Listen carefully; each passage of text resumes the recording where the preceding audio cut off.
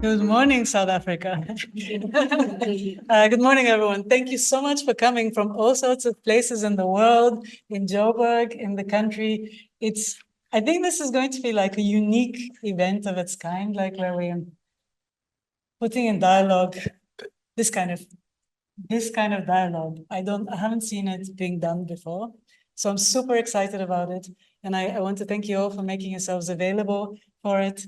I want to thank Jennifer and Cameron, who actually put us together on all of this 2 years ago. So we had our first event of this kind in November in Joburg at Constitution Hill, November 2022. And it was because of Jennifer and Cameron plotting and scheming that this happened. I'd like to thank our funders, the Buffett Institute for Global Affairs at Northwestern University, who have very generously sponsored this event. I would like to thank Antoinette, hi, for putting this incredible bunch of people together. Wow, thank you so much for doing this and for driving it. Date Serote for organizing the panels when he does organize them. Yeah. And so the sessions that you're going to run on reflection, and then the concluding panel. And of course, my dream team, Shanae and Dimple. Where's Dimple? Without whom I seriously could not have done this with another team. So thank you guys. A huge shout out. Thank you, everyone. So without further ado, this is Jennifer Lackey, one of the goddesses in epistemology in my world, and also the architect of the notion of epistemic reparations. And today she's going to tell us about Misknowing, round stories, and unsympathetic perpetrators. Thank you. Thank you so much. Thank you so much for welcoming me back to Joburg, which is always such a gift to be here and conversation about topics that I think are important and close to my heart for reasons that I think will become apparent as I talk through this. So I'm going to give at the beginning just a little bit of a frame for the material that I want to try out. So I'm writing a book right now on this topic and want to try out some new questions. So going to contextualize this, especially given the conversations we're having, by looking at testimony that was given for the South African Truth and Reconciliation Commission, which I'm sure many people, maybe everybody here knows, that it was established in 1995 to investigate human rights violations that took place under apartheid. And one of the people who came to testify at the TRC, Lucas Baba Sikwapere, recounted having been shot multiple times by an apartheid-era police officer, which led to multiple bullets being lodged in his neck and face, causing blindness and severe headaches. And when the commissioner asked him, "How do you feel, Baba, about coming here to tell your story?" he responded, "I feel what has been making me sick all the time is the fact that I couldn't tell my story. But now it feels like I got my sight back by coming here and telling you the story." Now, of course, Sikwapere did not literally regain his sight by testifying to the Truth and Reconciliation Commission. Instead, he's communicating that something powerful or transformative occurred through the act of telling his story. But notice that telling is here being understood not only as something that's interpersonal taking place between two people, but also as a success term. It's clear that he would not have had the experience he had if he told his story with no listener or if the audience members ignored him. He didn't want to just utter words into the void. He needed to be listened to and heard by other people. Otherwise put, he needed to be known, which is a phrase that I'm going to be using, in order to get his sight back. Now, this isn't unique to paradigmatic cases of human rights violations. In my kind of other job, I work with incarcerated people in the United States. And so a lot of what I talk about today will draw on stories of people that I know who are incarcerated in Illinois. Not all of them. Louis Jim Fogel, he served 34 years for the 1976 murder and rape of a 15-year-old girl in Pennsylvania. And the conviction was based largely on the testimony of a jailhouse informant. DNA testing excluded him in 2014 as the contributor of the DNA that was found at the scene. And despite the fact that he was released from prison and he was exonerated the next year, there's something else that he said he wanted when the Innocence Project interviewed him. He says, "I want people to know the truth about my case. Knowing the truth about his case is to know the truth about him, that he did not take the life of this young woman and is thus not a murderer and rapist. In other words, even after the external injustices of incarceration and wrongful conviction have been reversed, there's a further desire that he has, and that is to be known. Now, we don't see this just in intrapersonal cases where someone wants this about themselves. We also see it in interpersonal cases. So say their names is a common cry among those who are protesting America's pernicious investment in policing, criminalization, and incarceration. But this call to say the names of victims is not a call to simply utter words or to shout a refrain. It's rather to do something epistemic, which has to do with knowledge. It's to know the victims, to remember them, and to bear witness to them. And so being listened to in this sense is not purely instrumental. It's not just playing a role for another end. Rather, it's seen as an end in itself. Now, of course, reporting gross violations and injustices is often a means to the end of preventing these same abuses from happening in the future. But in the cases that I'm going to be looking at, the victims or survivors in question are highlighting the need or wish to be known as independent from these other instrumental ends. Now, in a 2005 update to a 1997 report addressing the impunity of perpetrators of civil and political human rights violations, the UN's Commission on Human Rights maintained that victims and their families have the imprescriptible right to know the truth about the circumstances in which violations took place, and in the event of death or disappearance, the victim's fate. And they said that it's an inalienable right of every people to know about the perpetration and circumstances surrounding heinous crimes. Now, these two aspects of the report concern right bearers and the nature of rights, but there's also the corresponding duties that the UN talks about. So they said that the state or the government has the duty to make knowable, so to preserve memory, for instance, through the preservation of archives or other evidence concerning violations of human rights and humanitarian law, and the facilitation of knowledge of these violations, including protecting the collective memory from extinction and guarding against the development of revisionist and negationist views. And so there are four features that we see from this UN framework that I want to kind of use to contextualize this. Possessing certain kinds of knowledge is a right that belongs to individuals and communities. There can be a right to something distinctively epistemic, knowledge. The right is an inalienable natural right that is not dependent on law, culture, or government and can't be repealed. And it's connected to gross violations and injustices, often perpetrated by states, governments, or groups. But one thing I've argued in some of my work and in my current book is that the framework that from the UN is powerful not only for what it includes, but also for what it leaves out. And so that's what I've been calling the right to be known. And I think that's what we see in a lot of the testimony of people who have survived gross violations or injustices. So the right to be known would also have the corresponding duty to know or to bear witness. So the right to know involves a knower and something that's being known, and it can be fulfilled in an impersonal way. So one of the examples I often think about is in the United States, there's a lot of police violence. And oftentimes the right to know something is made available by just releasing body cam footage, right? So there's no acknowledgement from anyone like the state. It's just the release of this body cam footage. And that satisfies the right to know. But the right to be known is distinctively interpersonal. It involves a knower and the one being known. So there is an interpersonal connection. And the right to know has the corresponding duty to tell.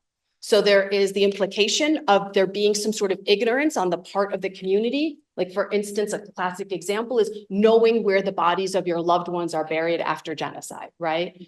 But in the case of the right to be known, there's no sense in which there's ignorance on the part of those who have been harmed or wronged. Instead, the duty is for people to listen to their stories and to have them be the ones who are, contributing or leading the narrative of the wrongs that have been committed. So I've argued in some of my work that the UN's framework for understanding the right to know can be expanded to include the right to be known. And I connect this up with reparations and distinctively epistemic, what I call epistemic reparations. So a very standard definition of reparations is that they're intentionally reparative actions in the form of some kind of goods that are given to those who have been wronged by parties who acknowledge responsibility for those wrongs and whose actions are intended to redress them.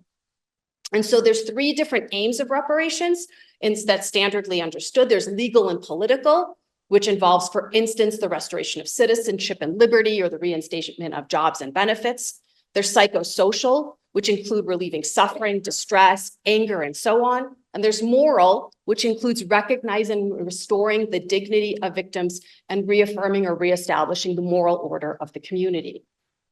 But I've argued that there's a crucial dimension missing, and that's the epistemic. So we can be wronged as knowers and as givers of knowledge, which is something that I think we see with the right to know and the right to be known. And so this is absent from the current picture of reparations. So I look at two different ways in which we can be known, we can fail to be known in ways that wrong us. This is not exhaustive, there's all sorts of ways, but just to kind of focus the discussion, we can look at invisibility and vilification and demonization. Sometimes these are looked at as sort of like opposite. So invisibility is like, for instance, if I don't have any relevant beliefs about you because you are invisible to me, then I don't know you. And this is something that's discussed widely in literature. But also vilification and demonization is where we replace the image of a person with one that is vilified or demonized. So one of the examples that I often use, especially given my work, is that in America, there are certain spaces where Black men, for instance, would be invisible, but then they would be hypervisible when they're vilified or demonized in criminal contexts, for instance.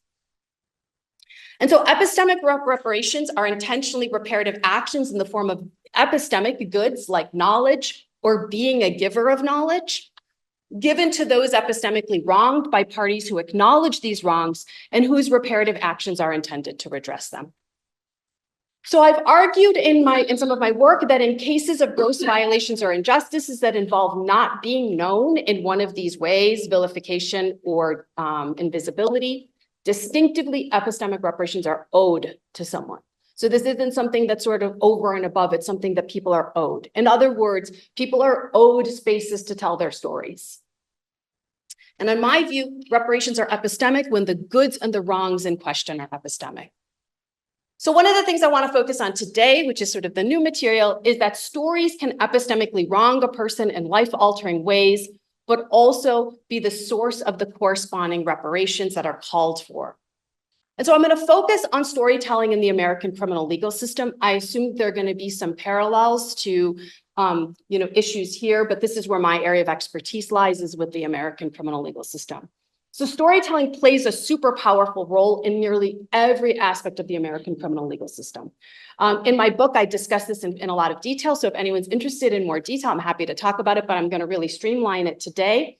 And so, it takes place. Trials are oftentimes looked at as storytelling. Lawyers are looked at as storytelling. There's empirical work that shows that jurors actually come to decisions and verdicts on the basis of how compelling the story is, rather than on the probative force of the evidence. So this is well documented in the American criminal legal system.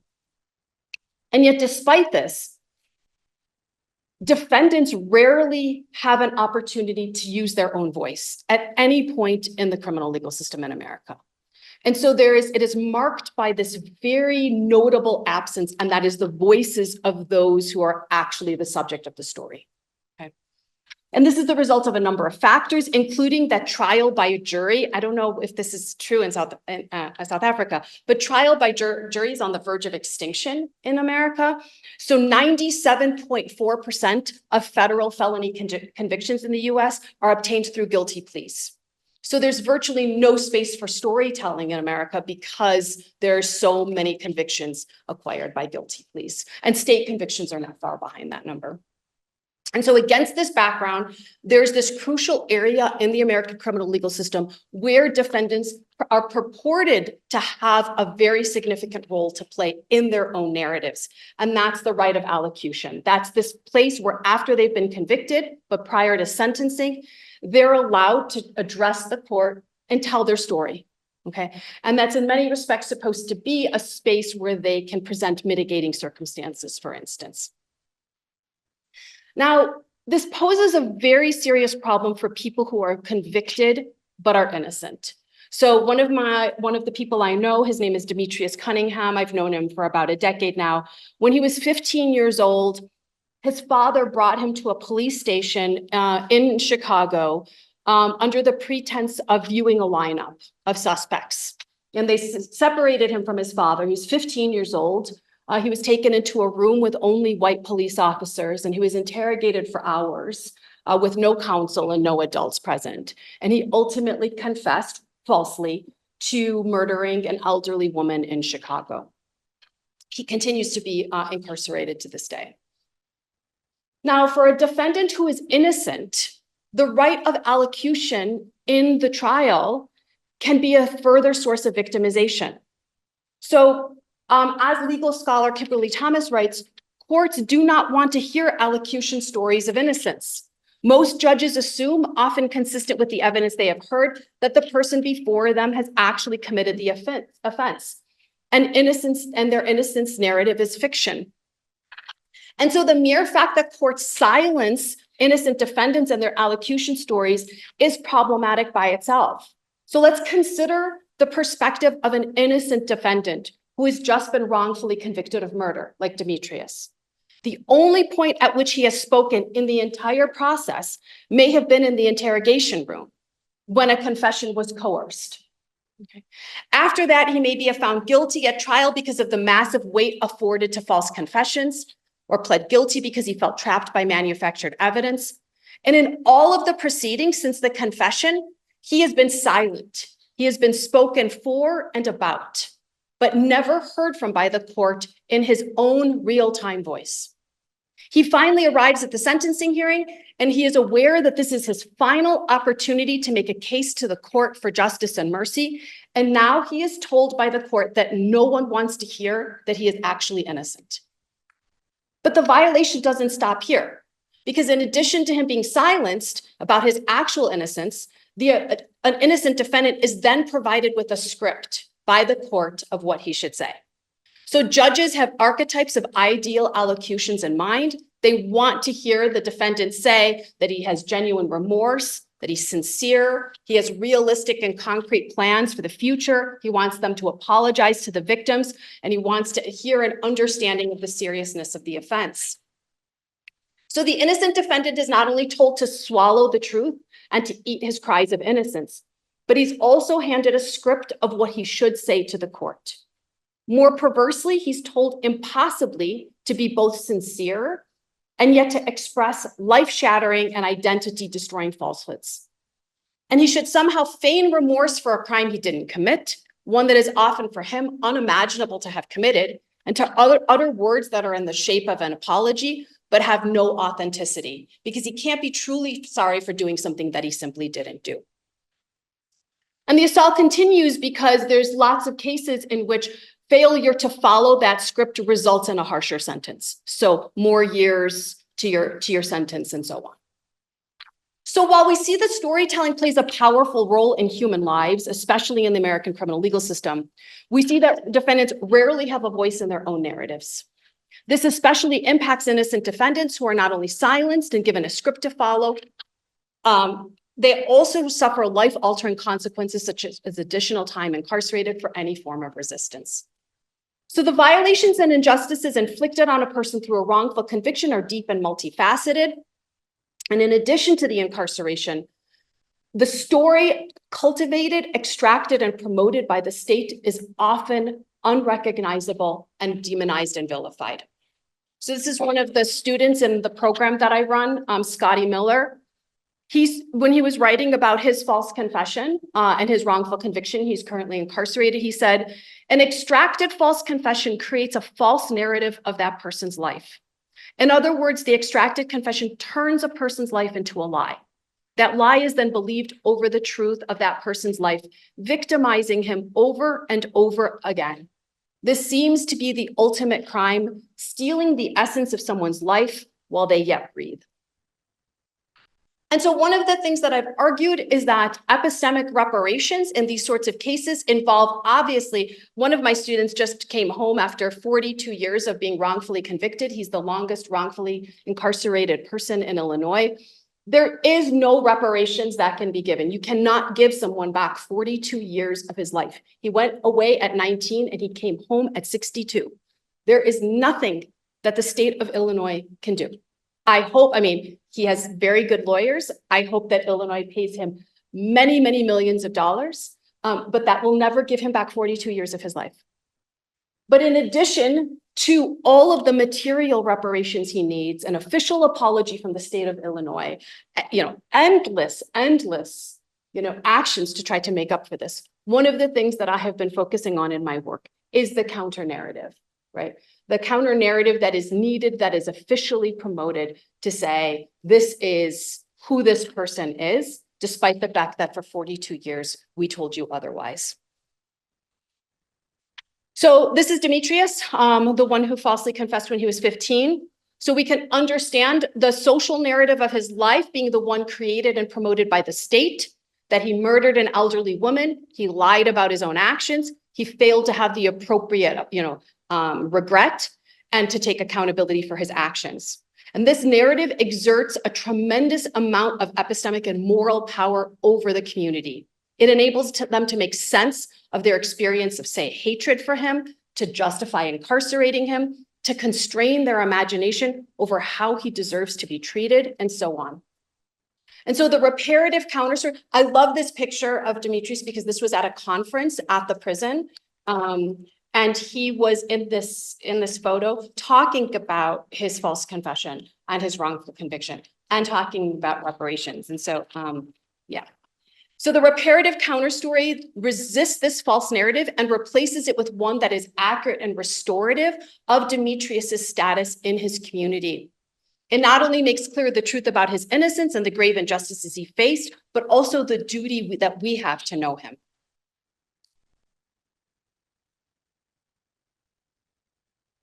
But one of the things that I've been arguing in the recent chapter I'm writing is that harming or wronging another person in a way that demands epistemic reparations in terms of storytelling does not necessarily involve having false or even unwarranted beliefs. So consider a phenomenon that I've been calling misknowing, where only a narrow, one-dimensional set of facts are known about a person, often centering on those that are most injurious. So misknowing is a form of knowing because it involves true beliefs, but it obscures as much as it reveals. So there are many versions of misknowing, but perhaps unsurprisingly, I'm going to focus on cases where someone is in fact guilty of a crime, but we reduce his entire identity to this one action and regard him as nothing more than that one day. So I want you to meet William Peoples. William admits that he murdered his neighbor in a burglary that went terribly awry in May of 1988. Today, well over 3 decades later, he's a deeply valued member of the Northwestern community. He mentors those in need. He lifts up those around him. He lives an exemplary life of love and service, and he made history in November as one of the first incarcerated students in the United States to receive a bachelor's degree from a top 10 university.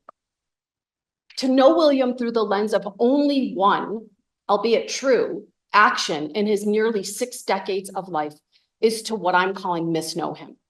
It is to center one moment in his full, rich life and to relegate features that are now crucial to his identity, such as student, friend, published author, mentor, and visionary, to the margins.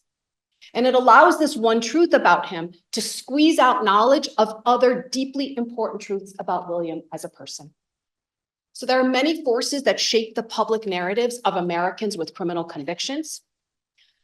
Like we saw with Demetrius and innocent defendants, guilty defendants also are likely to be silenced or coerced into following a script provided by the court during sentencing hearings.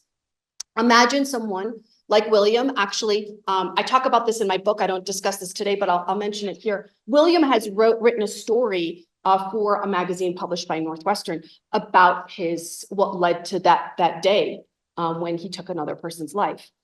And when he was young, his mother moved him out of Chicago to try to get him away from a lot of violence that he was experiencing. And he was picked up by some white police officers. They used a lot of, kind of very hostile and racist language. And they ended up saying, accusing him of attempting to rape a white woman. And his public defender told him, if you take this to trial, you're looking at 30 years to life. So take a plea deal. So he pled guilty to something that he didn't do. He was sent to an adult prison as a teenager, and he said he came out a very different person, being kind of, growing up in that environment. And so even someone like William, who is expected to follow this script at the sentencing hearing, might feel that it is inappropriate and inauthentic to simply admit guilt, express remorse, and apologize. There might be all sorts of reasons why he ended up in front of the judge, including, being, profiled by police, or a victim of abuse or neglect, or addicted to drugs. And he may feel that he has been victimized himself by many people and systems in a multitude of ways. So one of the defendants interviewed in research by a study of these allocution stories expresses this point powerfully. He said, it's tough, right? Because, it's a desperate ass time, and people are probably going to say anything that they can. It's like somebody has a gun to your head and, tell me what you want me to say. So this is the defendant talking about the sentencing hearing and saying, look, at this point, I'll just say what you want me to say. Just make this, as good as possible given the circumstances. And so these scripted and coerced allocutions not only contribute false and distorted content to the public narratives of criminal defendants in America, but they also lend legitimacy to them. Because even if the defendant himself admits guilt and shows this much remorse, the state can say, we are clearly getting things right. So the media also contributes to the distorted images, labeling, and stories of many criminal suspects. So there's all sorts of empirical work on this. But in a recent report, the media regarding coverage of people prosecuted in the criminal court system, one result showed that mugshots were used in coverage of 45% of cases involving Black Americans accused of crime, compared to only 8% of cases involving white Americans. At the same time, white victims were nearly 4 times more likely to be presented in photos with friends and family than Black people victimized by crime. This is pretty widespread. I'm gonna kind of skip some of this. But in addition, many aspects of the United States result in people who have been convicted of a crime having their identities largely reduced to this one act in their lives.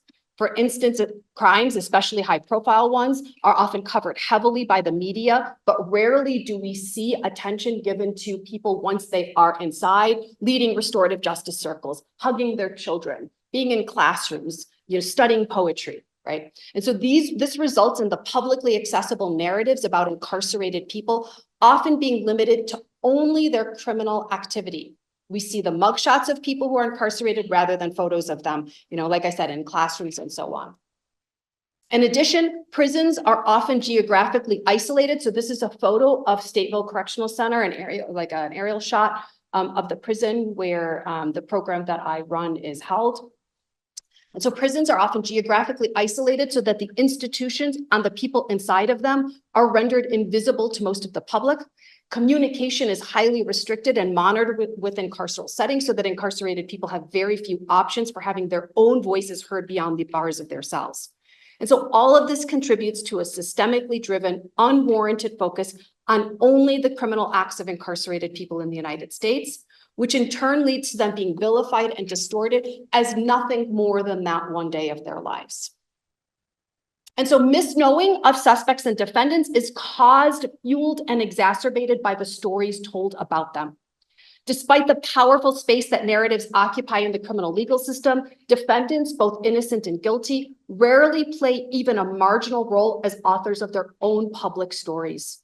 They are silenced, they're handed a script to follow, and they're punished severely for failing to do so. They are then vilified and distorted by the media.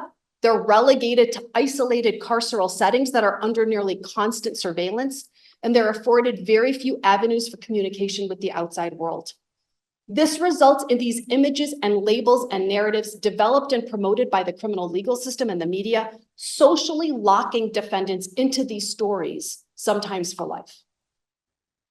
And so just as a wrongful conviction requires a counter story as a form of epistemic reparations, So too, misknowing in the criminal legal system, I'm arguing, requires what I've been calling a rounder story as a kind of epistemic reparations. So E.M. Forrester's famous distinction between flat and round characters is a foundational lesson of many writing courses. So flat characters are static. They're constructed around a single idea or quality with none of the psychological desires and aches that complicate even the most consistent human lives. Flat characters are also defined as endowed with one or very few traits. They're highly predictable in behavior. They're one-dimensional. They're often cast on stage to express a single idea or to serve a specific function. Round characters are dynamic, complex, and multi-dimensional, with sufficient information conveyed about their internal tensions, contradictions, and complications, so that their actions are understood as the product of several different drives or conflicts derived from more than one level of the personality. So in addition to the psychological complexity, round characters are not static and evolve or change internally. So I extend this distinction between flat and round characters to apply to stories themselves.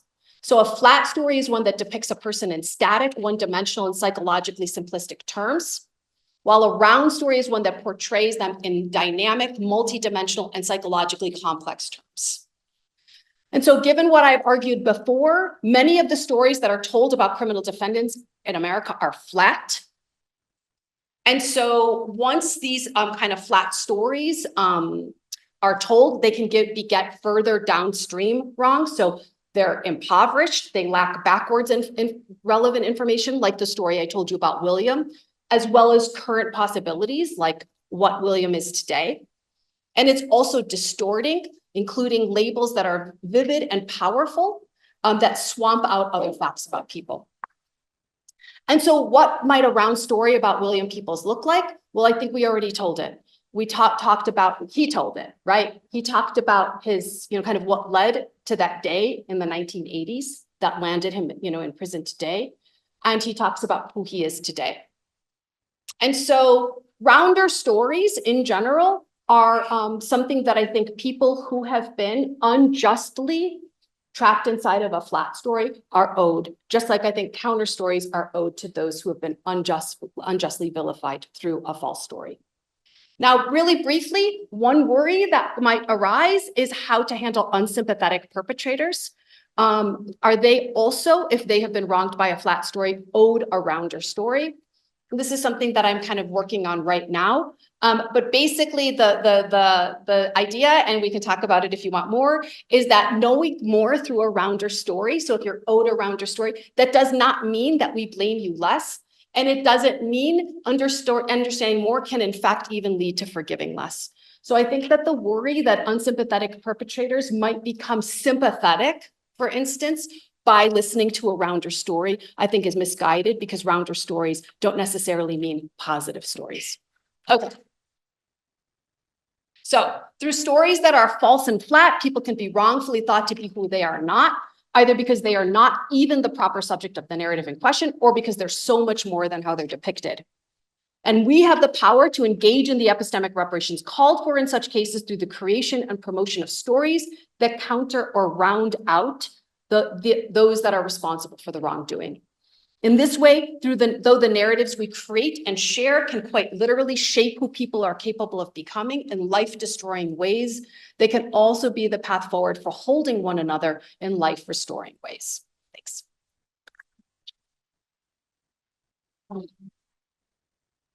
Thank you so much, Jennifer. Yeah.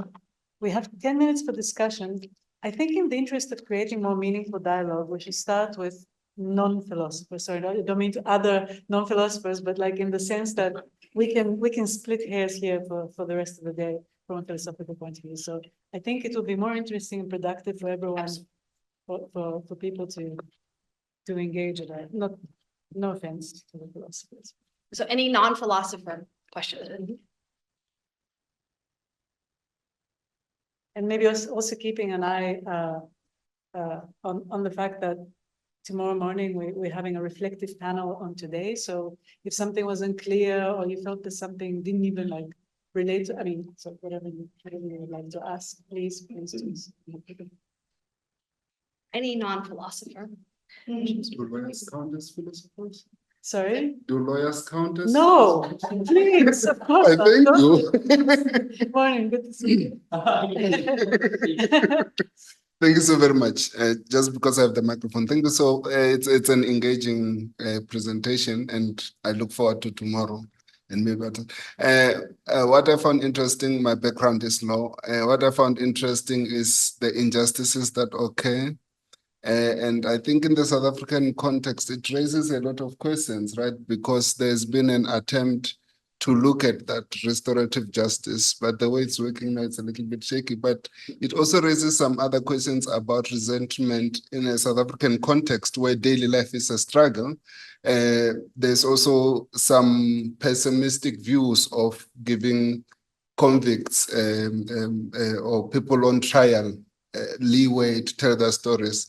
There's resentment that then people who are accused of crimes get treated better, in addition to perceptions that people who are in jail because they're fed by the state, then they have a better life. But it's interesting how the role of stories is similar. In the South African context, the jury system has become obsolete. But now it actually just occurred to me as you're presenting how then that meant we fell back to formulae from Roman laws where you have to say a thing in the right way. But thank you so very much. Yeah, thank you. I mean, I struggle with those kinds of questions, especially about, you know, the resentment that people might have about giving platforms to people to tell stories, where this is why, in a way, I'm working more on the unsympathetic perpetrator part, because I think that this is a genuine worry. And just given the work that I do in Illinois, I get a lot of emails from family members of people who I work very closely with, because I work with them in a fairly high profile way. And so it's very easy to find this online. And I have to struggle on a regular basis with responding to people who are upset that people who harmed them or harmed their family members are finding space to have their stories told. And I think it is a complicated question. I mean, we can talk more about it, but I appreciate you raising that.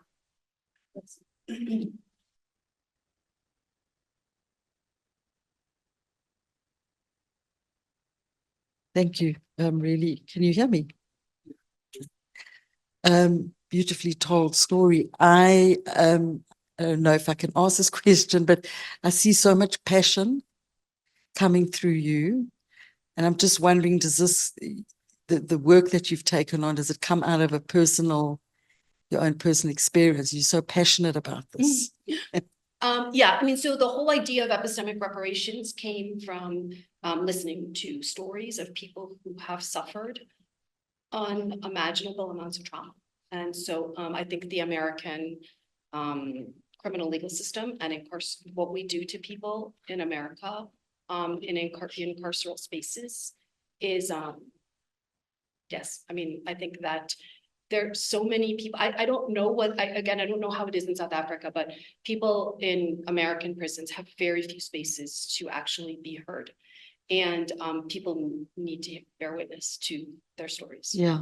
And I'm wondering, everywhere in the world, in prisons, I wonder, how different it may be. So I think it's a world problem. I think it's a global problem that people's stories are not being heard. Yep. From everyone. Yeah, agree with it.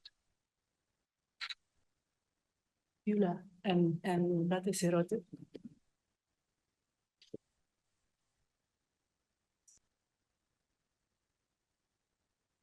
So I mean, I think you're in this middle. Or should I go first? If you're there. Then you don't get a hands up. Oh, okay. Ladies first. You can close it up. We don't speak before leadership. Mm-hmm. We don't speak after leadership. Thank you. Thank you. Listening to your presentation actually, got me thinking about the current situation here in South Africa when it comes to telling the stories of apartheid, of colonization. And South Africa is unique in that you talk of the impacts of colonization and apartheid, and those are not the same things. That the one had more violence in it. There are economic losses. There's a whole lot of things that have happened. But the most important thing that happened some years ago was the Truth and Reconciliation Commission. And one of the elements, or one of the objectives of that, was to bring about some healing so that we could move forward as a nation. But you find that the stories, the truth we seem not to be comfortable with the truth of what has happened. And we find ourselves now in a situation where often people are then told to get over it. At what point, do we start to look at the importance of the right to know the truth, the whole truth, as part of rehumanization? One of the things we talk about in terms of what the legacy of apartheid was is the dehumanization of people of color. And until the truth is told, accepted, there's not much moving on that people are able to do. There's no get over it that happens. And it means the dehumanization of people of color continues every single day. The truth is not told. So in your work, do you look at the relationship between knowing the truth and extending the narrative in a way that people accept also what the truth means in liberating other people? And it's in such a way you then basically move people from being dehumanized to being rehumanized. Absolutely. I think that, thank you for that question. I, in fact, use exactly the example that you use, where I look at people who talk about the Truth and Reconciliation Commission in South Africa and talking about pressure to forgive and pressure to express forgiveness, and that they felt that there was like a script, particularly for women. There's like, I like appeal to quotes and, from people who have expressed concern about this, and look at how that is not reparative. That's not epistemically reparative. It's very similar to giving a script to other people. It's a script that is supposed to be followed, that the state wants to kind of move past the harm and the wrongdoing and the trauma. You can't move past that by giving someone a script to follow. That's not the story. That's not their story. That's not an authentic story. And that's not epistemic reparations. And so I think that that's a really important part of thinking through reparations, that the truth can be really uncomfortable. Belly came to an event that I hosted in Chicago a few weeks ago, where we had just a small little space where people could talk about just things. And one of my colleagues came up to me and was like, that was so inappropriate to be in that space. I mean, people were crying. And it was like, yeah, like it can be really uncomfortable to bear witness to people's pain. Like that's what the whole experience was about, right? One of the days of the conference was being inside of a prison. It's horrible to be in those spaces, but that's what it is to bear witness to people's true stories. They can be really uncomfortable, and they might not fit the narrative that the state wants, or that, the governor's office wants, or something about, the way that these stories are going to be told. So stories that are extracted or dictated or scripted, that's not epistemic reparations, and in fact, it can inflict additional harm and violence on people. Because I mean, a lot of the women who were speaking about feeling like they had to forgive, they had to tell this narrative of forgiveness. You murdered my husband. I have to now get up and say that I forgive you. And when I don't, you tell me, move on. It's time to move on. That inflicts further wrong on people. Professor Serote.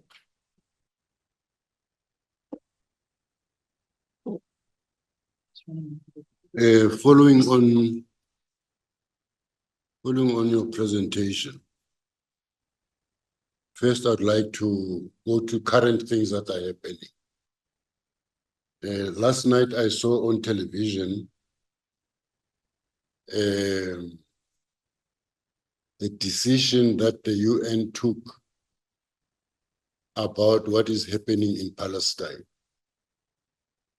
And the UN said that Hamas and IDF have committed crimes which are tantamount to genocide on both sides.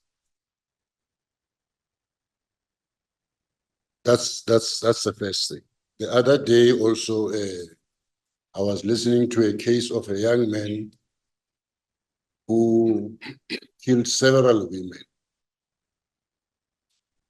And sitting in court, he said he does not understand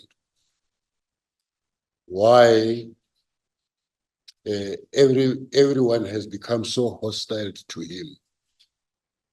Because initially his intention was not to kill the victims of his rape.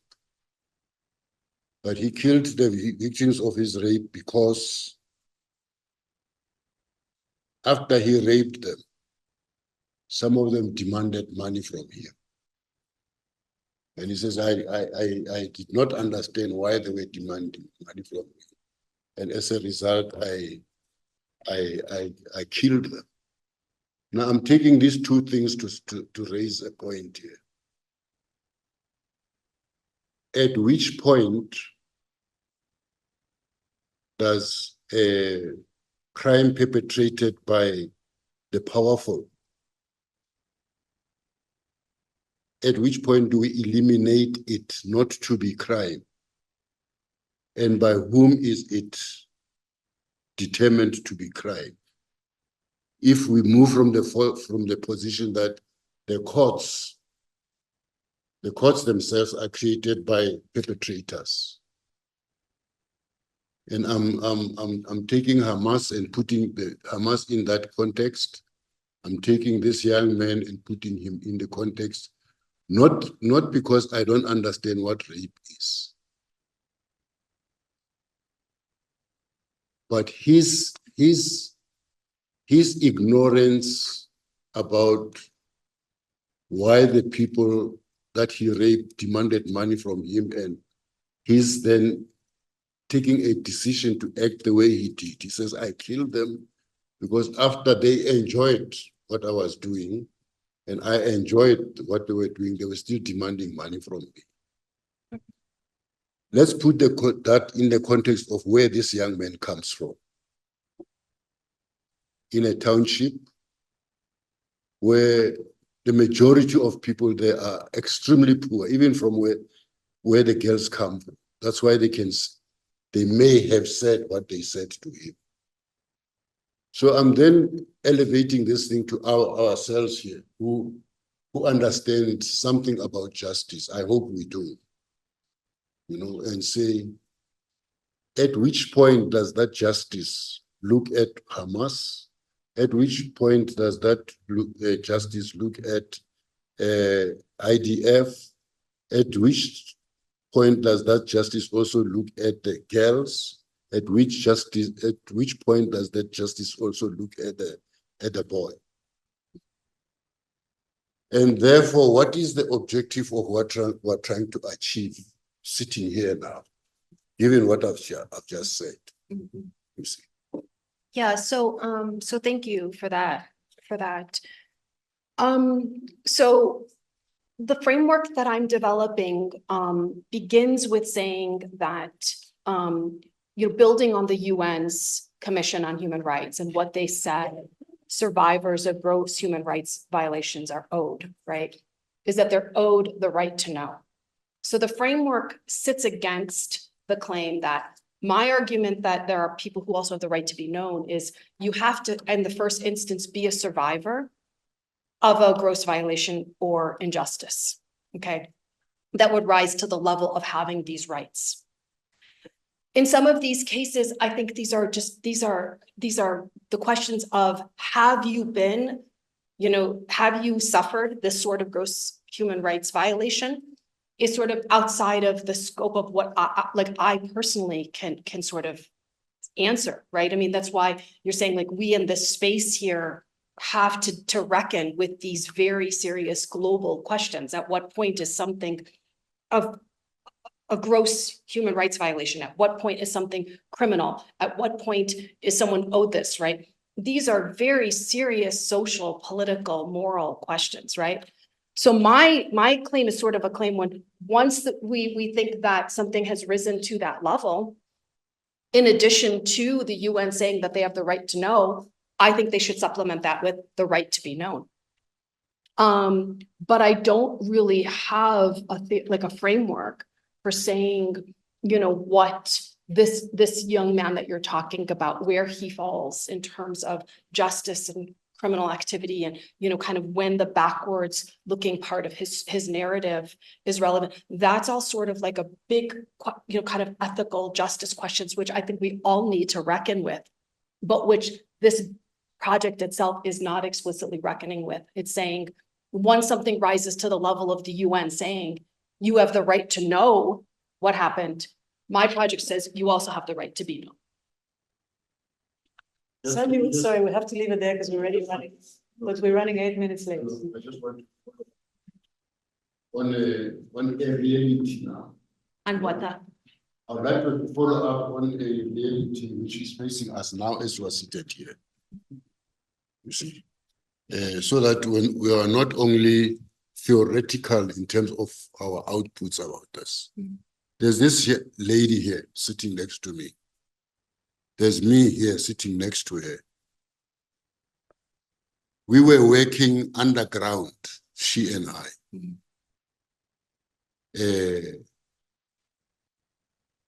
She has been tortured to the point of reaching disablement.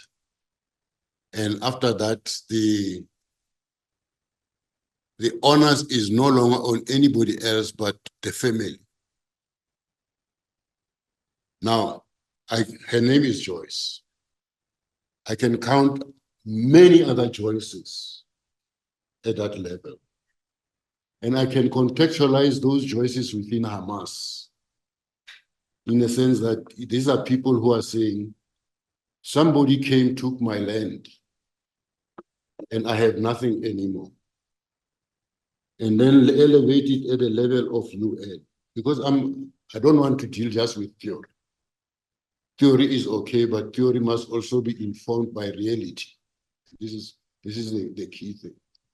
At which point do we then take the reality of what has happened and make sure that it informs the decisions that then inform what is called justice? Absolutely. I mean, I hope that I made it clear by my presentation that I work with people every single day who inform everything I do. This is the furthest thing from a project grounded in just theoretical armchair philosophizing. This is grounded in the real living people sitting in cages in the United States who inform work. So when you talk about what you have experienced, absolutely, I would think that you have the right to be known and to have your stories be told and that sort of thing. The question is, when we get to something as divisive right now as what is happening in Palestine, I just don't want to I don't want to make any substantive claims about that in the space, because I think that it just lies outside of the scope of the project. I have all sorts of thoughts about it that I'd be happy to share. But I just think that when we're talking about the kinds of cases that you raised, those are exactly the sorts of cases where there's just going to be a lot of content-driven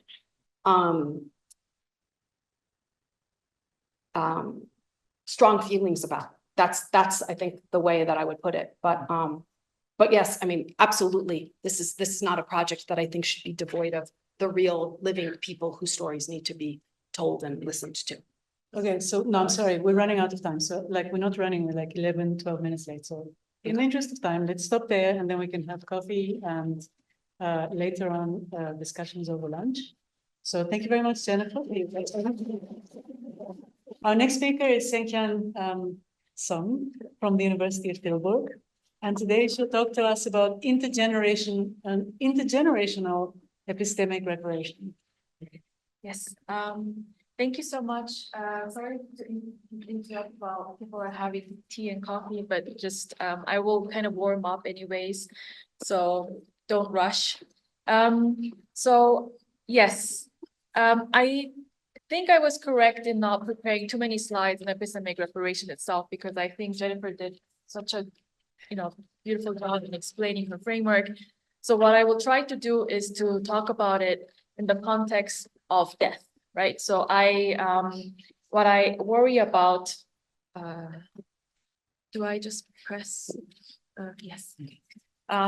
What I worry about in the context of epistemic reparation, where certain harms and wrongs and injuries have occurred in terms of how certain people are known, or how certain injustices, how certain occurrences, historical injustices are known by public, what happened after generations change. And in order to deal with the issues that arise with the deaths of direct victims, I will try to articulate something that I call intergenerational epistemic reparation. I want to start with a preliminary remark. This is just to share my assumptions, which are part of my framework that I operate in. Just to share a little bit, my field of expertise is intergenerational justice, and I rely on two fields within theories of justice. So intergenerational justice within philosophy is a specific subfield within theories of justice. Through the intergenerational framework, what I discuss is usually harms and wrongs that are done at on the basis of your linguistic background. And the second one is on the basis of how you are known. In particular, I handle a case called the Comfort Women case that happened in East Asia, where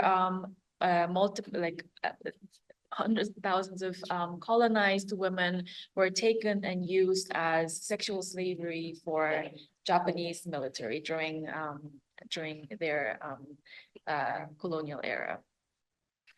So my framework, as you will later see, is hybrid.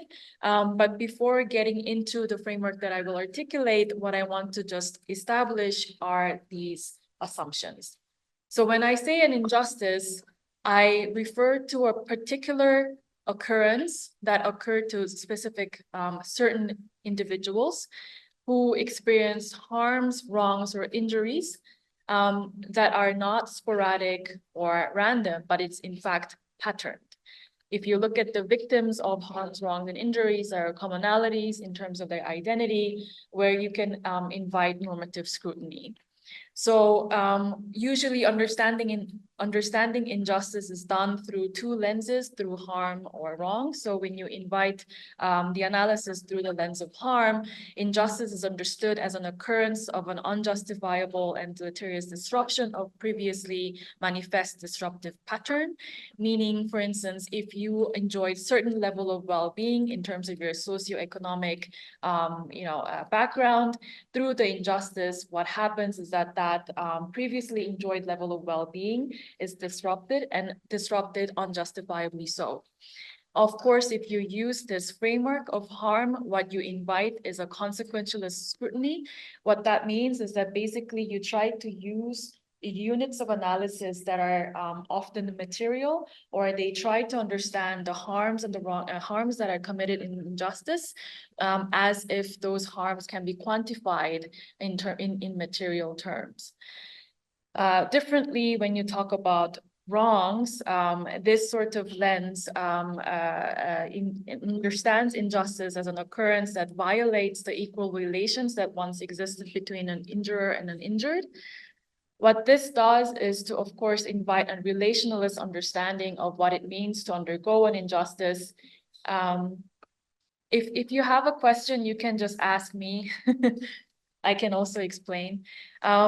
So that usually when we think of ways to amend the broken relationship after injustice, the analysis relies on symbolic terms of amending or repairing or providing remedies such as apology, acknowledgement, etc. After injustices have occurred, what I also assume here is that there are corrections due, and this is part of corrective justice. And the reason why people have adopted the term reparation or remedy is because corrective justice have been prolonged throughout generations. Corrective justice often comes with three conditions. First one is that the injustice itself have occurred. Injustices have occurred through human agency, that it was a volitional act in which there were moral agents who are responsible. Second, after there has been either harms or wrongs or injuries, justice calls that these consequences are to be annulled, so that the previous state before the injustice is recreated as much as possible, although it is often impossible. Third one is that often this duties of correction falls on those who have indeed injured the injurers. The injured. So the injurers must pay the dues of correction. So to ensure that those who have not participated in the injustice do not unfairly bear the burdens of correction. So those are just preliminary remarks. Now I will jump into epistemic reparation. What I want to just start is by sharing a quote that I really like. So she's Hwang Bum-ju, who is one of the victim survivors of the injustice that I mentioned, the comfort woman case. She herself did not utter this term, but this quote. But I also want to say that one of the victim survivors have actively worried before she passed that her stories will not be told again once she passes. So this is the crux that I am that I'm standing. And also personally, when I started to engage with this topic philosophically, I have been active as like people who go to walks and so on the streets. But as a philosophy person, I started this project as a PhD student. When I started to engage with it, there were 33 victim survivors who were active. Now we have less than 5 remaining. And they are also, of course, retired from the activism that they have held for the 4 decades. So the reason why I wanted to talk about repairing epistemic harms or wrongs was because there is an incredible amount of denialism that have been involved in such injustices, and many more. I started off by relying on Almasi, who provide a very specific definition of epistemic amends, which is relationalist, where he argues that epistemic amends constitutes a relational reparation, which consists of restoring damaged relationship among moral agents due to epistemic wrongdoing. Of course, Jennifer develops a bit more comprehensive framework that I will not read out here because she has explained before. What I do want to zoom in on in dialogue with Jennifer is these 2 epistemic rights and duties, the rights to be known and the duties to know, which I understand to be relational, authoritative, and both having potential for both individual as much as group rights and duties. But I could not come up with the question that I had while reading and listening to your talk, which is basically what are the bases of these epistemic rights and duties? And I think this is important in terms of intergenerational, in order to articulate intergenerational epistemic injustice. Often what has been understood is if an individual has rights with the person's death, that right disappears because there cannot be free-floating rights. There cannot be free-floating will or interest or whatever. So what I introduce here very briefly, I will just mention these 3 frameworks, not to go into it because this is not a philosophically oriented conversation. There are 3 theories: rule-based, interest-based, and role-based theories of rights. Role-based theories of rights and interest-based theories of rights is something that I'm interested. Rule-based is autonomy tradition that I will not engage with. So interest-based theory of rights here say that if a person has a significant enough interest to justify holding another under duties, then this person, it has rights, which means that if I have an interest in, say, subsistence or dignity or to be known in a certain way, this interest needs to be significant enough to hold other people under duty. In other ways of putting this is that if your interest is not fundamental enough, that right may be recognized, but it may be overridden with other rights and duties. I think that interest-based right will play a role, an important role in epistemic rights and duties, as much as role-based theory of rights. And Bayer here famously argues that rights and obligations are generated by virtue of roles moral actors fill. And she applies this to generational changes or generational context, but the very idea of role-based rights, theories of rights and duties basically say that if you have a certain role that you have to fulfill, doesn't matter who these people are who are participating in the similar relationship of roles, even if these individuals who are participating in that role is indiscriminate and not individually identifiable, you are still obliged to uphold certain obligations, thereby conferring you with certain duties. So she uses her obligation as a teacher, which also provides her with certain duties, which means that conversely, certain students, even though this the role in itself does not necessarily allows you to be intimate, allows you to place a teacher under certain duties by exercising students' rights.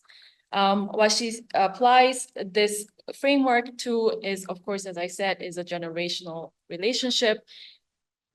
Past generations are considered to participate in a certain relationship with the present generation as much as with the future generations, where you have a certain role in temporal community that you basically uphold as a community.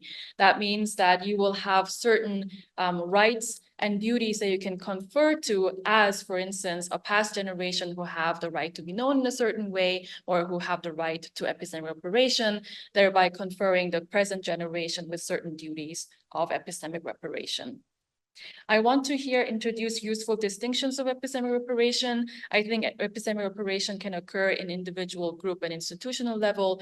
And I think the conversation that Jennifer was having with the doctor here, I think we were oscillating between institutional level of epistemic reparation and individual group level of epistemic reparation. Once we distinguish that, then we can understand how you navigate and negotiate the different burdens that people can bear. So I have worked on institutional level approach in my past work where I articulated acknowledgement as a possible form of epistemic amends. And I also discussed legal and social sanction in relations in dialogue with Jennifer Page. But of course, today we are focusing more on individual and group level where epistemic rights and duties are articulated. So let's talk about the complication that I wanted to address, which is generational change. So here's the timeline. So first at T1, an occurrence of injustice is identified, and then afterwards, a bit later, death of the direct victims occur, thereby intergenerational change occurring. Of course, we're looking at way later at T3, where reparative claims are provided, which means that basically after the death, we are trying to provide reparation for certain people, such as the victim survivors of sex and military sexual slavery who have passed, where I want to say, have the duty to remember as those who were very active in, women's rights instead of quote, whores, unquote, which is the counter narrative that is pushed by the Japanese government. What occurs with the death of the direct victims, injustice itself becomes a historical event. So past moral harms and wrongs committed by previous living moral actors to other previously living moral actors are affecting the future generations, sorry for the typo, which means that the historical injustice itself becomes relevant because it has a lasting impact on the well-being of currently living people. I don't necessarily want to go into the detail of this specific framework. That's because I want to talk about the other framework, which is something that I borrow from corrective justice. Again, I talked about the 3 conditions of corrective justice. The last one was moral correlation. Another term of this condition is called condition of correlativity. With the death of direct victims, so the victim survivors of the Comfort Women case, what happens is that there's this a problem called the absence of subject of justice, meaning that even if you want to provide corrective justice, even if you want to serve and see justice done, there is nobody who will actually enjoy it, right? So what I try to argue with my hybrid understanding of rights and duties is to articulate intergenerational epistemic reparation. So here, what I have been actively working with is a debate on surviving rights and duties. Simply put, after you have passed, if you had certain rights that you wanted to defend, the idea is that these rights that you have held will survive your death. And how can we argue this? Because basically a lot of people will immediately argue, if we were to say that rights may survive, then obviously we will be overburdened with duties that we would have to provide, right? So there will be countless numbers of people who have been wrongly remembered, wrongly understood, wrongly narrated, and all of these people, thousands of them, if all of their rights are to be survived, are to survive their deaths, obviously our epistemic duties will be too heavy, right? And we will simply not have the resources to write, for instance, educational texts, which will have all the names of the victim survivors who have underwent myriad types of injustices. So that is the problem that we face. However, surviving rights in turn is very intuitive, and it's also morally engaging, because obviously, as we might, I mean, sometimes people do not agree, but once you die, if you say that I do not want my body to be subject to certain, I don't know, investigations, or you want to say I don't want my organs harvested, obviously you would think, morally speaking, that you would want to accommodate that person's wishes, right? So there are cases in which surviving rights have been successfully implemented in our moral fabric, and I just want to push those limits a little bit more. So in order to allow this, what I try to articulate is something called proxy right holders. And what I try to do is to identify 2 aspects of what allows you to exercise, or sorry, what allows you to hold certain rights and exercise the rights, so to place other people under duties. The first one is, of course, interest-based. Second one will be role-based. Now let's focus on the first one. I want to articulate the possibility of past generations' interests transcending their mortality. Sorry that there's another typo. I was fixing it until the very last minute. I think it's intuitive to also hold that we often have lifetime transcending interests, especially when these interests are epistemic in nature. I think we also agree to it quite easily. For instance, if you face a certain scandal and your name is tainted, I think if you have an interest in correcting that and wiping that taint in order to enjoy the name that you deserve, of course, that interest wouldn't be just limited to your lifetime. It will be hopefully also prolonged to your children and your grandchildren, thereby constituting a generational life transcending interest. Afterwards, after identifying an interest that may survive your death, what I articulate is a shared moral role. So past and present generation, as I mentioned before, share specific roles as temporal beings of a cross-generational community. If we were born into a community, those communities often have history, and you are bestowed upon with this history, where you have to work as active and free authors, and in order to pass down what you have inherited to your descendants. So that means that if you are a member of a community, you're not only sharing, for instance, citizenry or friendship with the current generation, you actually also have an obligation for the future generation as well.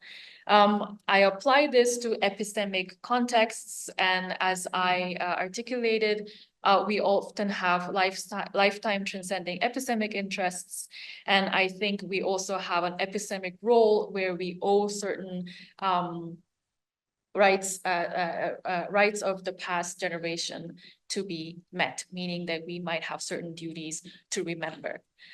So that's the extent of my presentation. I didn't necessarily make it too long so that I could engage with you as much as possible. I do admit that this is quite theoretical, but I just want to have a conversation.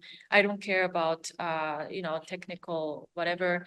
If you would like to share your views, I would be very happy, because it will be beneficial for me anyway, in any case. Thank you. Cool. So we have 3 minutes to refresh ourselves with coffee, and then and I'll load up the next presentation. You'll be pleased to hear that Gerpha Gerlin, our next speaker, is not a philosopher.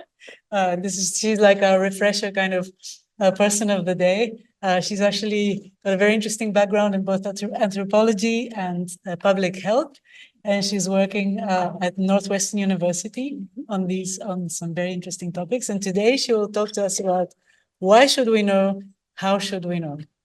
Good to hear you. Thank you so much. So thank you all for having me and just being willing to engage in conversation and thought with my work. I am a storyteller in two big interdisciplinary fields. So I'm a cross-cultural anthropologist, and I love telling stories that help uplift the voices of people who have been and continue to be historically minoritized. And I also love adding texture and nuance to the stories that we talk about when we think about larger scale public health issues. But also in this spirit and vein and appreciation of storytelling, I want to take a moment and tell a quick story about someone very near and dear to me that I've recently lost. I volunteer with the Northwestern Prison Education Program. And yesterday we received the news that one of our very first cohort 1 graduates with the bachelor's degree from Northwestern recently passed. His name was Micol Broadway. And I want to tell you a little bit about Micol because he deserves to be known. Micol was an incredible student, a diligent reader, and a very, very, very sharp thinker and writer in particular. He would have loved something like this. He loved all of those things combined, so much so that during his own recovery from stage 4 prostate cancer, he wrote and published his own book, all while behind bars. The fortitude that he had to carry on this work, in spite of the insurmountable challenges that he was facing via incarceration, via challenges with his own health, and fight for literally the preservation of his own life, continues to inspire the work that I do with people who are navigating recovery from, albeit different, but also very similarly situations and conditions of distress. This morning, when I was preparing myself to come here, a little cat seemed to knock its little paw, if you will, on my door, or the door of the guest house that I'm in. It's not my door necessarily, right? And I let it in part because the cat reminded me of Micol. He was a big animal lover. The last we spoke, he was actually showing me a few pictures that he was drawing because he was thinking of actually putting his drawing skills to the test and illustrating the cover of his next book, right? I mean, very sharp, and in love with the craft of writing that, I mean, it just, I think, saved him in ways that he didn't imagine it would. But when I saw the cat this morning as I'm getting ready, and I saw it kind of perched outside my door, kind of tapping the window with its paw, I decided to let it in. Because I felt like that was a way of honoring Michael's memory and letting him into the space. And so I hope that he's here now. And I hope that even though you don't necessarily know him in the way that we do, that the work that I'm doing, the wisdom that he's imparted upon me just by volunteering in the prison education program will continue to do right by his work, right by his legacy, and honor the work of him and the many Michaels that exist both within our program and outside of them. So I just wanted to share a little story about Michael first. So I'm going to tell you a couple of stories because that's what I do, as I said, right? But I'm going to first kind of set the stage in terms of thinking about why I want to tell this particular type of story, illness narratives, and why it matters, particularly for the context of people who live with severe and persistent mental illness. So people who live with chronic mental illness must often navigate rhythms of recovery. With respect to subjectivity, these rhythms, I call them nonlinear movements through time, space, and connection, can greatly impact one's sense of self. In this case, I ask how people experiencing chronic mental illness come to similarly move through various subject positions as people in distress, as people who experience a custody beyond their own, as people who seek formative social connections, and as people who have the ability to transform their living experience into a kind of expertise. Before getting into today's talk, I want to kind of name that what I'm primarily concerned with is how the experience of what I call mental health patients as peers, right, offers a salient way of thinking about the continuum of mental illness. So it's not necessarily one thing, right? It's a kind of continuum or spectrum of symptoms or traits that somebody can kind of experience or display. And along the lines of thinking about mental illness as a continuum, also thinking too about the nonlinearity involved in recovery and what that looks like from a chronic condition. And you'll learn a little bit more that the particular condition I'm interested in is schizophrenia.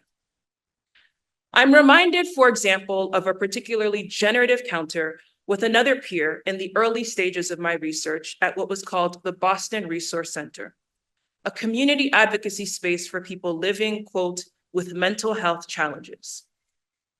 It occupied the ground floor of the Solomon Carter Fuller Mental Health Center, a state-operated psychiatric facility, which itself occupied in part a portion of the Boston University medical campus. I'd begun my research by attending what was called the Dual Recovery Anonymous Meeting from 12 to 12:45 on Tuesdays. So group had just ended, and I was walking to the main elevator, headed to my afternoon class. He met me there. We noticed each other curiously, me with my book bag haphazardly strung over a hunched shoulder, and my university and visitor IDs clutched tightly, and him with a laminated white bracelet, familiar, and laceless shoes, also familiar to me. "You think you coming back?" he wondered aloud. Me? I remember feeling foolish, knowing that we had been among the last few participants of the support group. Whom else could he have been referring to? Yeah, me too, I guess. I don't know, but I didn't, but I said right as if I did. After shuffling into the elevator, which I somehow remember not being much emptier than it felt almost 5 years ago, I couldn't help but curse myself for not being more conversational. How could I do this kind of work, let alone progress in my own recovery, if I couldn't even communicate with my peers? What kind of a person was I? "So you a student or a doctor or something?" Me? No, I'm just, but you feel like a doctor or something. I mean, I guess this is a medical school. I could have been a doctor too, because I was also good in school. I mean, I could have been, but I really couldn't do it, but I could have. But anyway, it just seems like you're different and we're different, and maybe there's something we have to share with one another. It felt like an admission and an invitation, and I took it for both. I'm a graduate student. I study mental illness. Yeah, there's so many damn schools out here. And I felt it would be interesting to study something I have felt a part of. I work on the anthropology of schizophrenia, long characterized in the US, which is also where I work, psychiatric rehabilitation literature as severe, persistent, and highly dangerous. And so my anthropological perspective is informed by living and working in a country that incarcerates more people than any other nation, and whose primary mode of behavioral healthcare service delivery is within its Department of Corrections. So I'm thinking about carcerality in both perhaps its most literal sense, like physical incarceration, and a more philosophical one, like thinking about unaddressed mental health challenges or illness as another kind of carceral form. Now, at the conference that we attended back in the Evanston campus, philosopher Jose Medina and I discussed parallels between two populations that have been both historically subject to a kind of invisibility, what I describe as a social disavowal, and a hypervisibility, right, hypersurveillance. Medina explored this tension in the context of LGBTQ people, for example, as well as people of color. Anthropologically, myself, I'm thinking about chronic illnesses like schizophrenia as what anthropologists here in these different monographs have described as extraordinary conditions. And so within these extraordinary conditions, I wonder, how do people form a sense of self? Now, I want to think here about how illness narratives as just one form of storying offers patients, peers, the opportunity to create rounder stories, stories that shape their identity formation and move them through time, distress, and space. I'm conceiving illness narratives counter to fixed flat stories as a way to guard against what Jennifer Lackey calls the possibility of misknowing and what I think of as underknowing.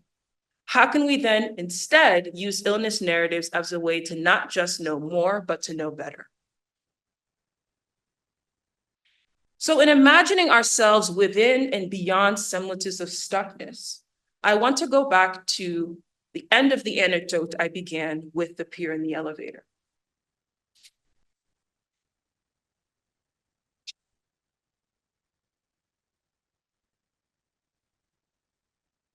So you're a student here and you study mental illness, but you're not a doctor. No, but you're not messed up. Look at you. Okay, what about me? You're here, but you're not messed up. You can't be. How can you tell? I mean, anybody can be messed up, but you're different. You look different. You walk different. What you said in there in group sounds different, but not different like a doctor, but just different nonetheless. Yeah, but we're all different. Yeah, we're all different, but you're not like us. You're different than us. You're not stuck here like me. You can really leave. The exchange within this elevator ride symbolizes an experience where I began reckoning with my own positionality and the liminality behind recovery altogether. So on the one hand, I can be seen as an other within these peer support networks. So seen as an other within these peer-led spaces, because I present with these very visible signs of privilege that can both mask my own experiences of distress and offer me a fluidity that others thought to be less advanced in their recovery might not have. So I can access these spaces in ways that seem more comfortable to peers because I'm not their psychiatrist, right? That allows them to maybe open up to me in ways that they maybe don't with their particular clinicians. But it's also in interactions like this that I've started to problematize how we think about time and how we think about the time spent in recovery. And so when pursuing recovery, many peers cross experiences of custody, that is pre, post, or in between voluntary and involuntary hospitalization, teeter about this very porous, precarious border between illness as one thing and health as another. And so I'm wondering how might studying this transitional space help us know more and to know better about mental illness? What might we learn about perceptions of vulnerability, relapse, crisis, or even cure? Okay. So at the heart of my research, at the heart of really the last 6 months of what I've been kind of working on at the clinic that I work in is a really, I think, philosophical question. And I think those in the room might enjoy this. So if we are thinking in the United States context that something like schizophrenia has no cure, it has no end, and it is typified as being maybe the worst mental illness that you could suffer, the ultimate form of madness, right? What are we talking about when we talk about recovery? What does remission from that look like, right? And so I have in other papers talked about my definition of recovery and how it is, for example, distinct from cure. Here, I want to kind of stick on this sticking point, which is stuckness, right? Because that seems to be a theme that's recurring with many of the patients I work with. They talk about this feeling of time stopping and not being able to move. And in many ways, I'm tying relationships that with what I've learned from working with people who are incarcerated, who demonstrate feelings of a similar sense of immobility. And so in imagining ourselves within and beyond stuckness, I ask how peers might traverse these experiences through narrative. And in doing so, I question the presumed linearity of recovery. Now, by this, I mean, I'm examining the tension around viewing recovery as being synonymous with being cured. And instead, through storytelling, I move towards thinking about the work of healing from chronic mental illness as a set of processes that possesses no clearly discernible endpoint. And so to continually reckon with recovery involves continually reckoning with rewriting your story, reconstructing experiences of time, personhood, and how we ultimately reframe differences in mind. So rather than see an impermeable division between the sick self and the healthy self, exchanges like these for some peers reflect a call for more complex thinking around time. So as both concept and action, the contextual definition of recovery or recovering from mental illness, I think, is problematic. And this is something I've argued in previous papers. So a model of healing, I think, where recovery is seen as a singular clinical outcome, as opposed to as a continuous unfolding of everyday life processes, shrouds the nuance behind experiences of distress, illness, and well-being. So I think recovery as something one does rather than idly observes involves active and agential participation across all dimensions of that person's personal and public life. So this is even exclusive to the work that I'm doing in schizophrenia. There are thinkers, for example, who work in other areas of mental distress who also talk about the importance of being able to speak for yourself as being key to the therapeutic process. And I'll just read one example. An Instagram post as one kind of platform for storytelling, the psychologist and eating disorder specialist, Jenny Wang Hall, describes her own personal discomfort with representing recovery as a static and distinct metric. While acknowledging the deeply personal process of communicating sense-making, Wang Hall also explains why she does not use the term recovered in past tense in her own self-description as a therapist who's in recovery from anorexia herself. In part, she writes, I experience my ED thoughts, feelings, and behaviors as fluid, morphing with me over time. So not acknowledging, she argues, the potential for the reintroduction of symptoms can seem too prescriptive and punitive for people who may be in different phases of their healing. And so someone on the same Instagram post says, thank you for this. I've been in ED recovery for 5 years now, and I've never called myself recovered. Even though I haven't used behaviors in years, still describing myself as recovered, past tense, implies that my recovery has ended and it is no longer a part of my life, which couldn't be further from the truth. My recovery is and always will be present in my life.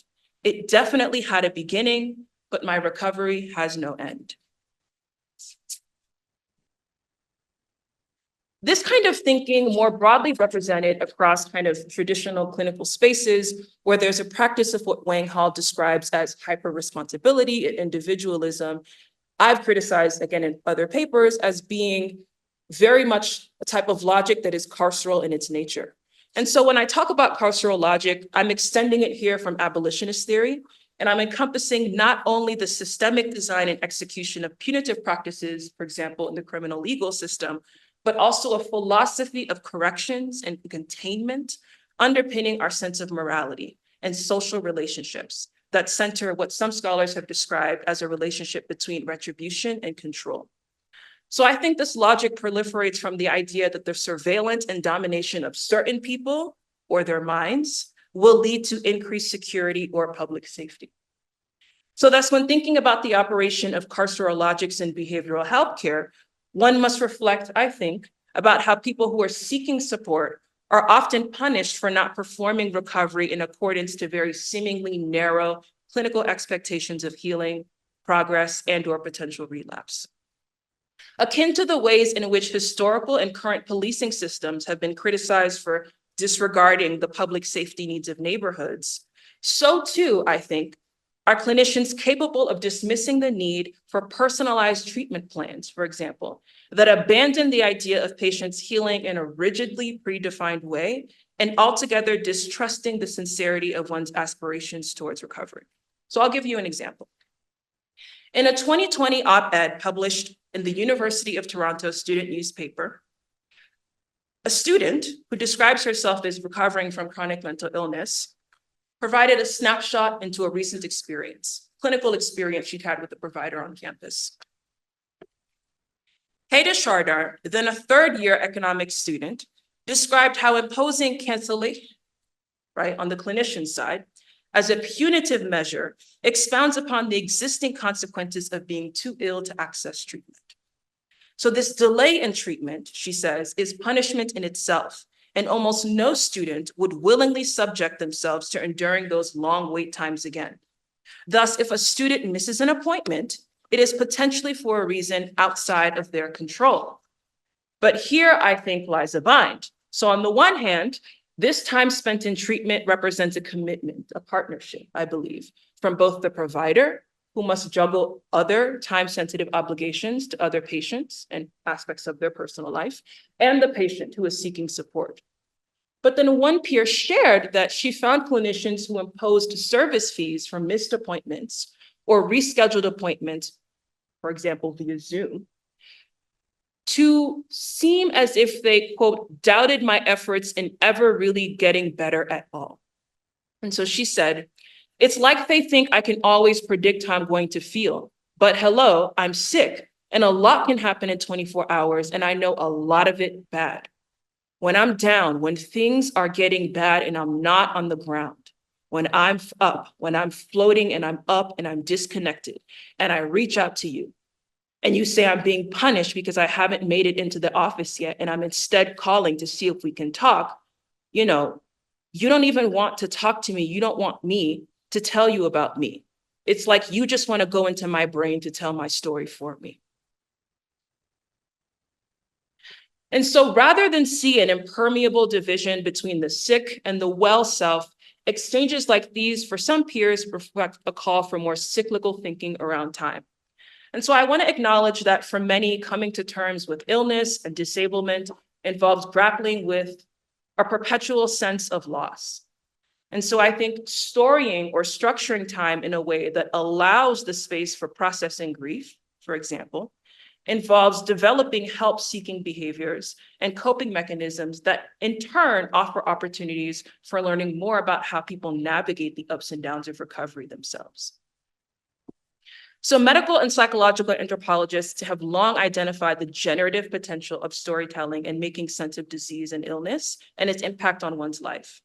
Narratives of various forms, but particularly illness narratives, offer a means of integrating aspects of one's identity across past, present, and potentially future experiences of the illness, especially if that illness has no discernible cure. And so having ownership of one's illness narrative rescripts time that is spent as still or stuck in a way that can be formative in the patient or peer's personal development, their outlook on life, and I think their will to live. So recovery, it seems, becomes not an outcome, but instead a continuous and relational practice of reorientation to stuckness, right? These shifted understandings of what it means to be well and what it might mean to be on the opposite side. So to be in recovery as opposed to recovered, to me, signals the need to secure the possibility for the patient peer of living a self-determined, fulfilling life, even in the face of ongoing adversity. So the utility of peer support in these efforts offers a vehicle through which reconnection of self and community reintegration can take place. Let's revisit peer support. Okay. During one storytelling session at a peer support group intended to support people who, quote, heard voices, were not schizophrenic, heard voices, a peer moderator expressed disappointment over the trend, she said, in healthcare agencies now requiring training and specialization as certified peer specialists. It's getting so hard, too hard to do what we said we were gonna do in the first place, she said. When asked to elaborate, she continued, it's like I'm in school again. You can't school me on my life. The whole reason why I applied for this job is because I didn't think I needed to go to school myself on my own life or my own mental health. I live it, okay? What am I supposed to do? Take classes on my own life? Who knows it better than me anyway? What counts as experience, certainly experience worthy enough to render one certified, I think, speaks to a larger issue of passing and compulsory neurotypicality or able-bodiedness. While most who enter the organization may be welcomed as peers, those who can demonstrate enough advancement or progress in their recovery are seen and treasured for being truer peers, better peers, peers whose impairments have been rationalized as positive attributes.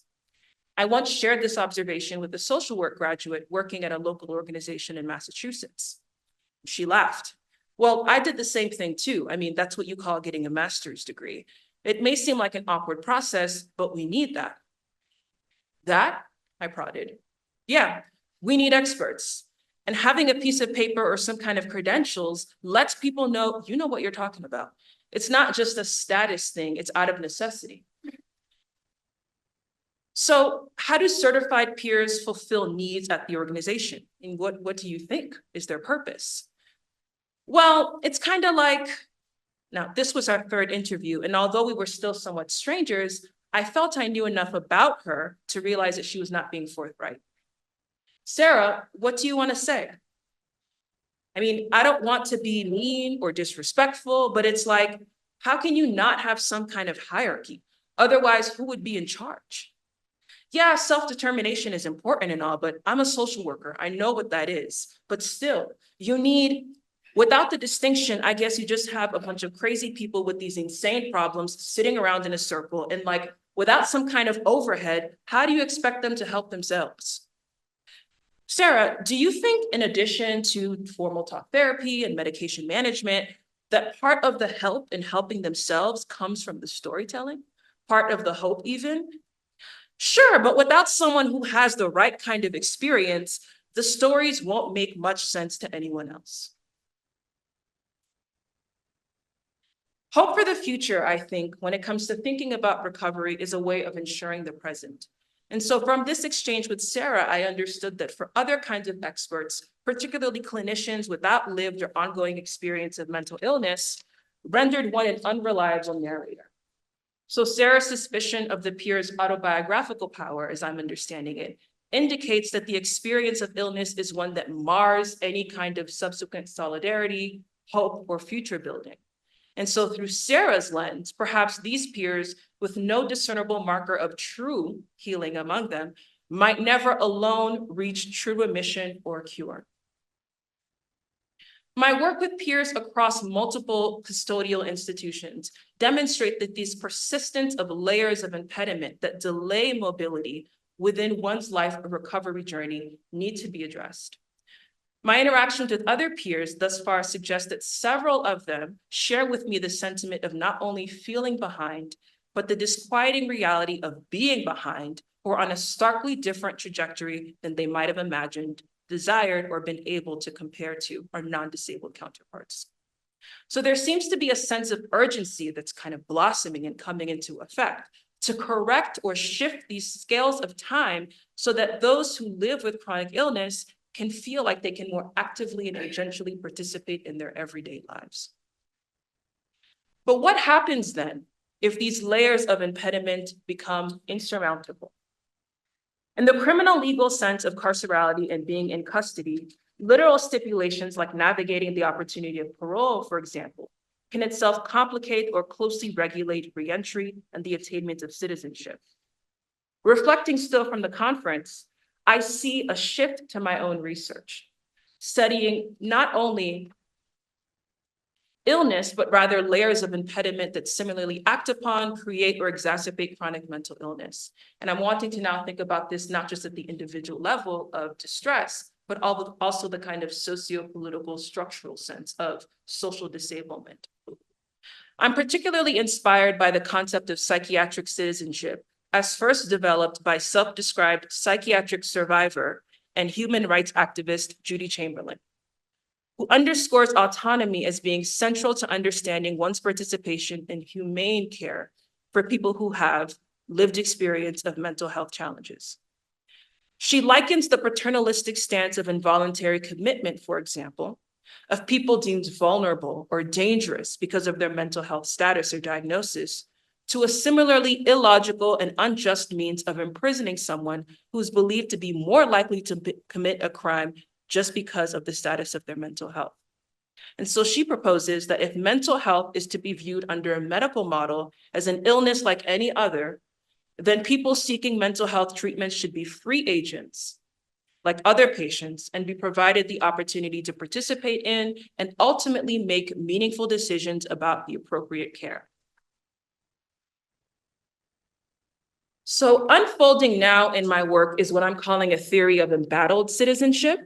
And so by this, I'm referring to the kinds of lives forged by people for whom precarity is a constant state of being. For some peers, for example, there seems to be a problem of what to do with now, the time that we have here. Becoming seems to be a waiting game for those embedded within these particularly intensive outpatient settings, like the clinic that I work in. And it's not uncommon to leave group and hear patients ending conversations with statements of hope. You know, Gigi, when I'm out, I want to help other people who grew up like me. I want to help myself by helping them, and then we can all be better. Gee, maybe by the time I see you next week, I'll have more updates on what's going on. I'll know what's going to happen to me. These possibilities represent aspirations around expectations of one's personal development and social life course, but they also, I think, depict friction between one's experience of the self that they are now and the self that they would like to have actualized in the future. And so in the elevator, and since I have become more interested in the question of what makes a life worth living, in spite of living within these extraordinary conditions.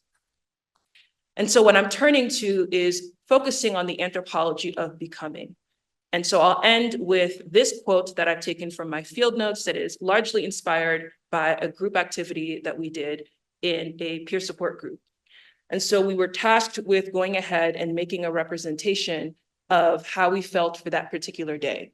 And my representation was this collage. And on the collage, I have the words onward still as kind of encapsulating my philosophy and sense of being for the day and the way that I was kind of showing up to group in that particular space. And then the caption for that I put in my notebook at the end of the group session was, illness narratives are important.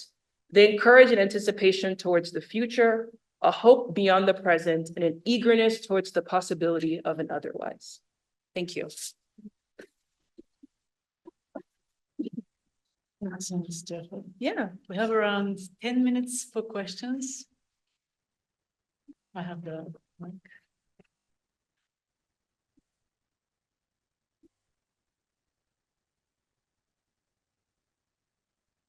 Are there any of the speakers who want to ask a question? We're giving priority to those, if you don't mind.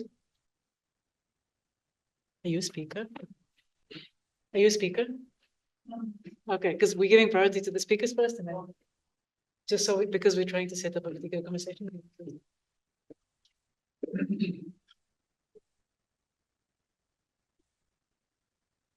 The different states described,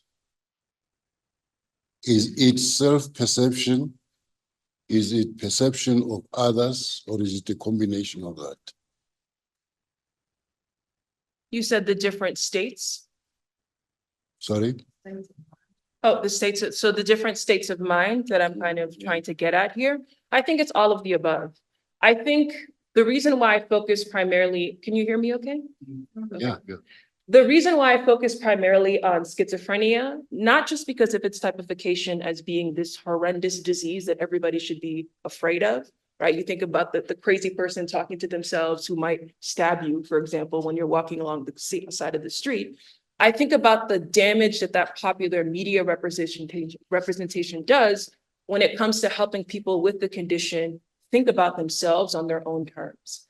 And so for many people, especially after acute periods of psychosis, what's called first episode psychosis, who don't necessarily get treatment, which I'm putting in quotation marks kind of to suggest that I think treatment can take various forms, earlier on, before the next episode of psychosis, they tend to develop more treatment-resistant symptomology.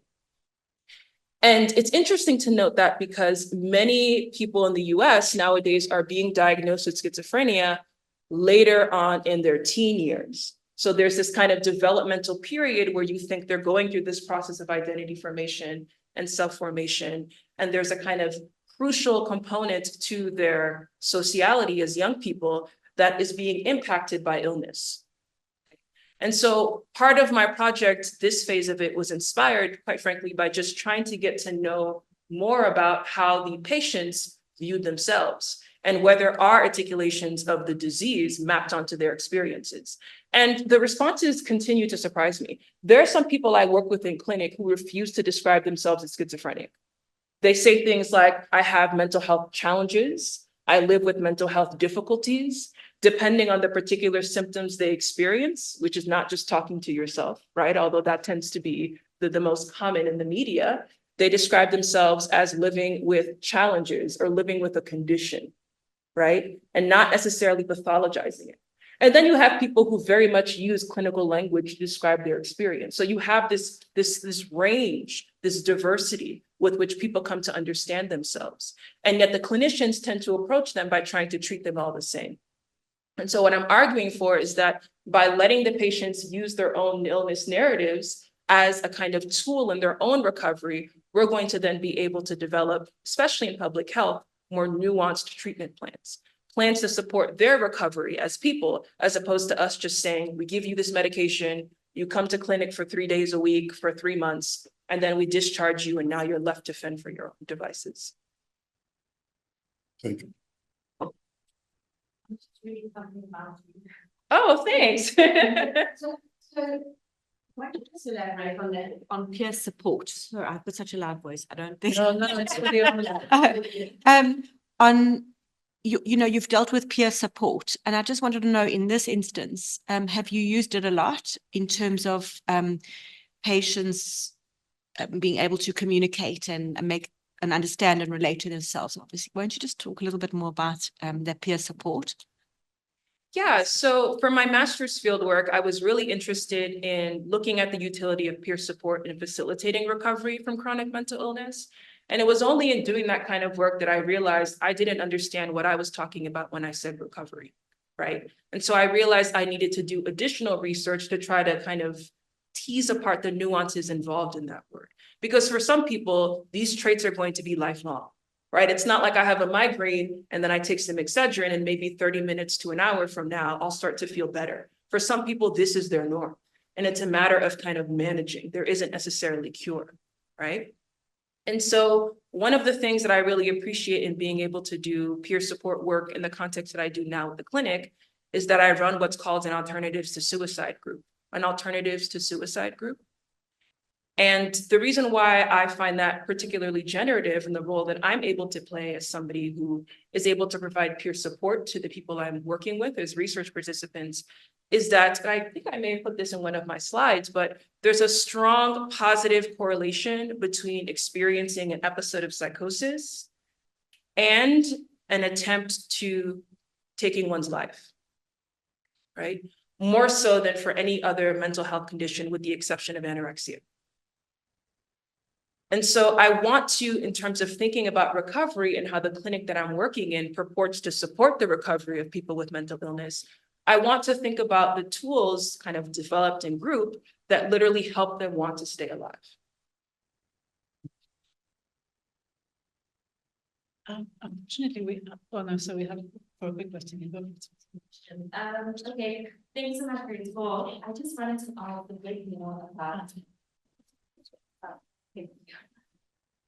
bit more about how the dynamic between looking at recovery as not an endpoint.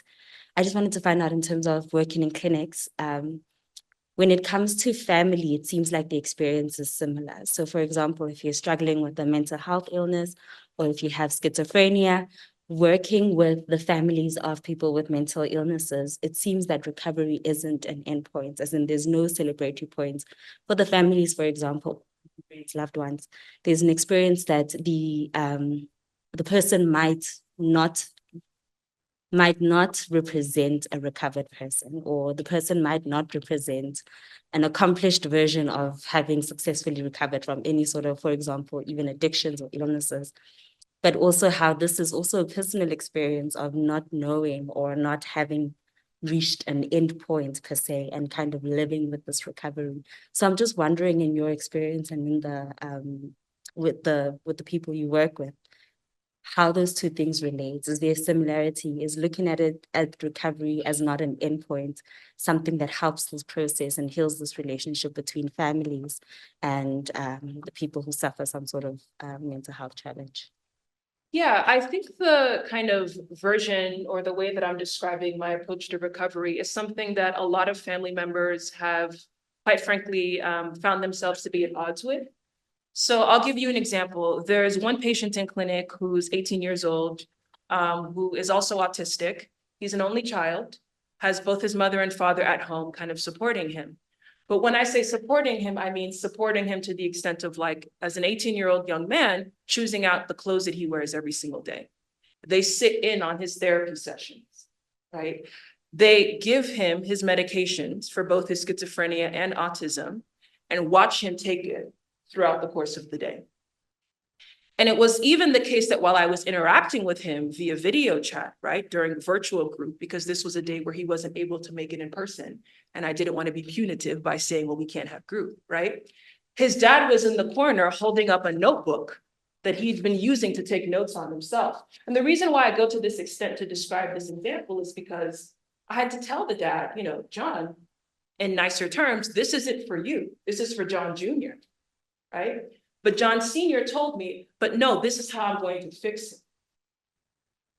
But in terms of talking about this with John Jr., he didn't necessarily see this as, oh, my dad took these notes and we're going to follow step 1, 2, 3. And after the hour with Gigi and group, I'm going to be fixed and I won't need it anymore. Part of the work of healing and fixing is continuing to engage with these kind of resources, right? And I think John Sr., the way that he's approaching his son's care is that I'm going to play such a central role that by the end of this, you won't have been able to even tell that John Jr. was this sick. Like, I have the answers right here. And what I'm trying to suggest that in participating in this kind of peer support space, the answers are community driven, right? The values are those that are generated by the community and by the patients themselves, as opposed to what the family wants for them, right? It's really centering what the patient idealizes for themselves and what they find fulfilling as far as living a life worth living looks like for them. Okay. Our next speaker is Tobi from the Centre de Recherche en Éthique in Montreal, and also one of our old ACEPS family. So he's just gone for a postdoc there. And he's going to be talking about epistemic reparation and hermeneutical resistance. I thank you very much, Felia, and thanks to all the members of your team for organizing this event, and also thanks for lunch. It's important in this sort of philosophy gathering. Now, for my talk today, I'll be talking about epistemic reparation and hermeneutical resistance. We should just ignore that hermeneutical part there. Just think epistemic reparation and resistance that occurs amongst people who are in need of this reparation.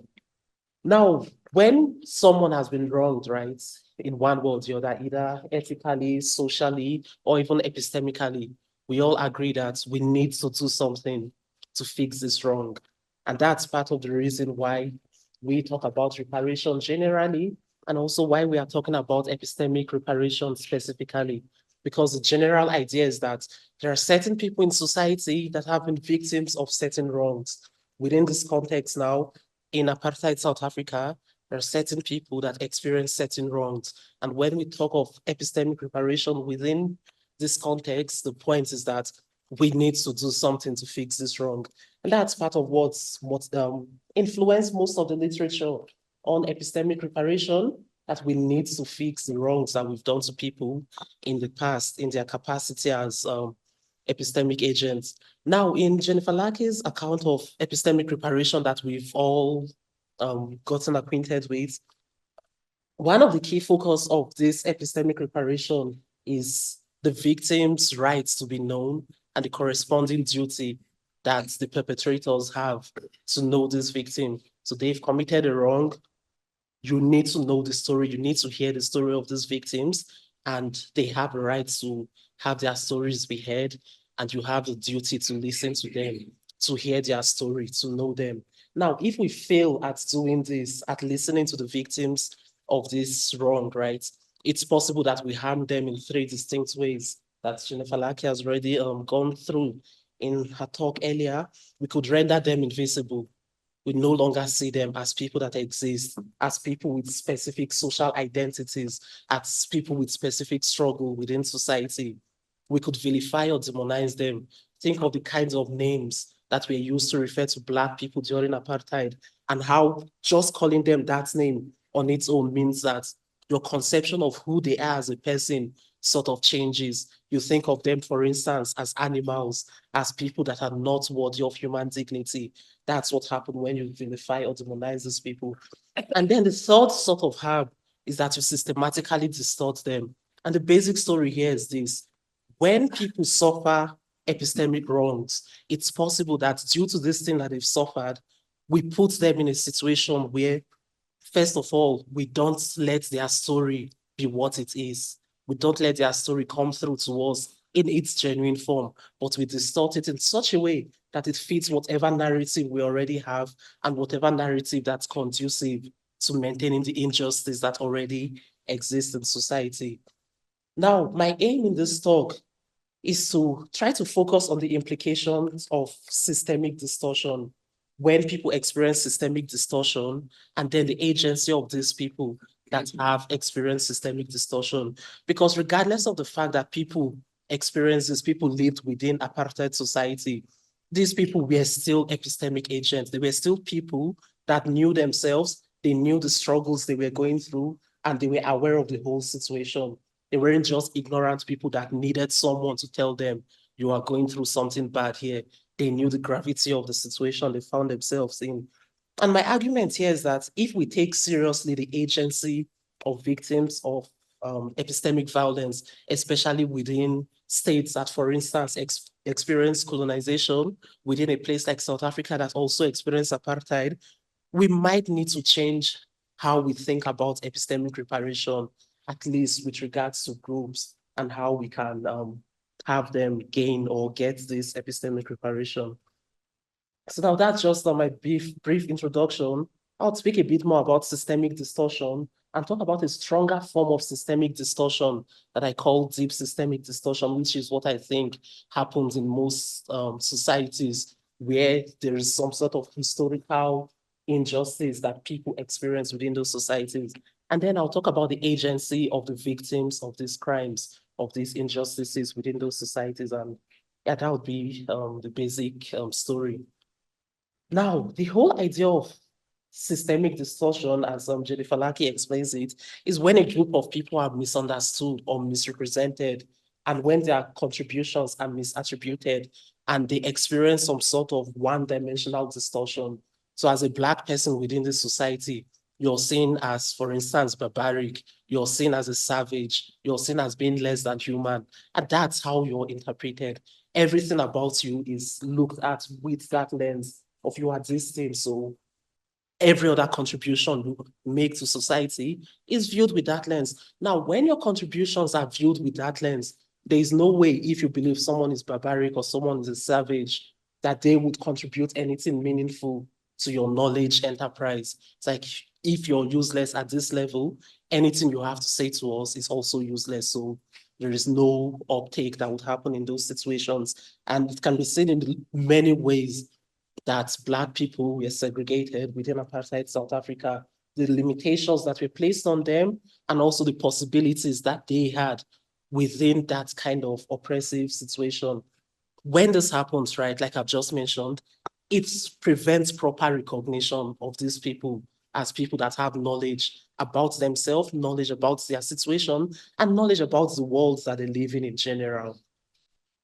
Now, in cases of systemic distortion, one thing that it sounds like in the literature that on epistemic injustice that I'll just explain briefly is the whole idea of epistemic oppression, which basically refers to the persistent exclusion of someone that hinders their ability to participate in knowledge production. So why I'm using this idea of epistemic oppression is that when we think of oppression, it immediately puts us in a non-ideal society where justice is not the norm. Some people are living in constantly oppressed states. So it's not as if they are living in a just society and maybe once in a while they experience injustice. No, they are living in an oppressive society. And if injustice happens within this society, it's just to be expected within those kind of spaces. And it's important we think of it like that because victims of colonization, victims of apartheid, were not living in a just society. The society was inherently unjust to them.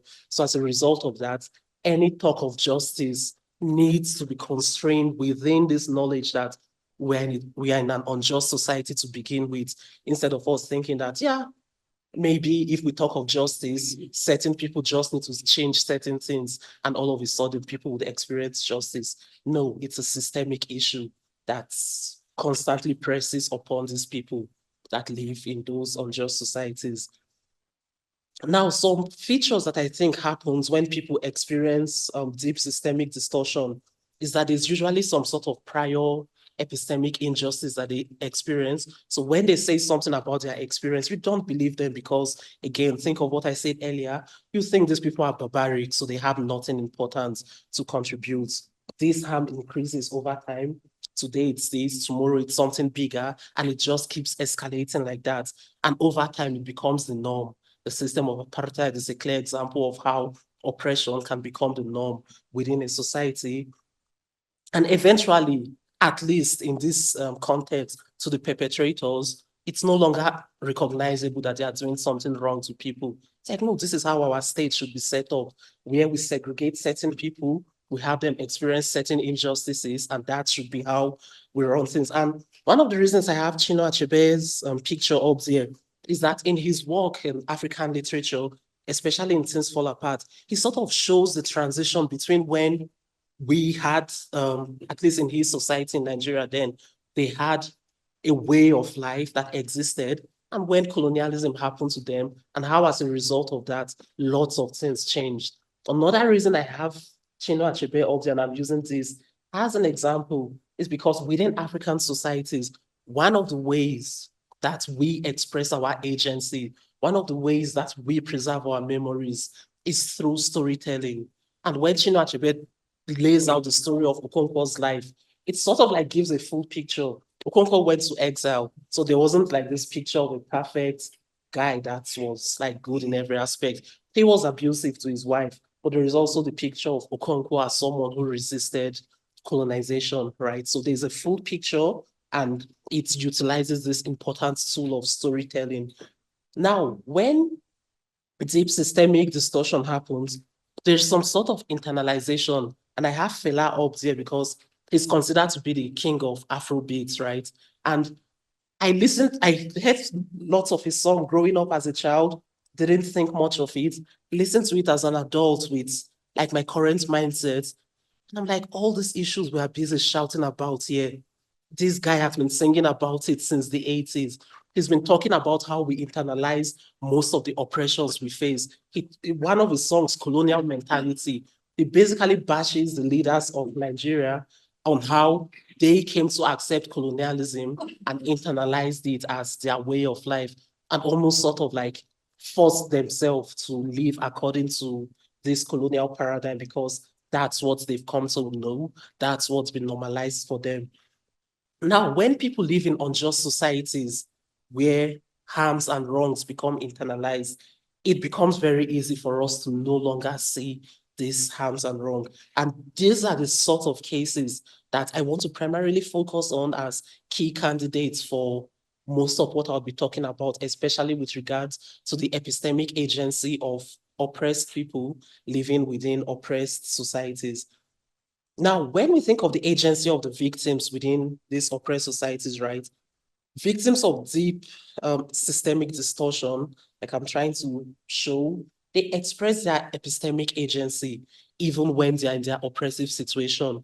Think of someone like Bantu Steve Biko, right? There was apartheid, there was everything happening, but he was still able to write what he liked. He was still able to say things about his situation.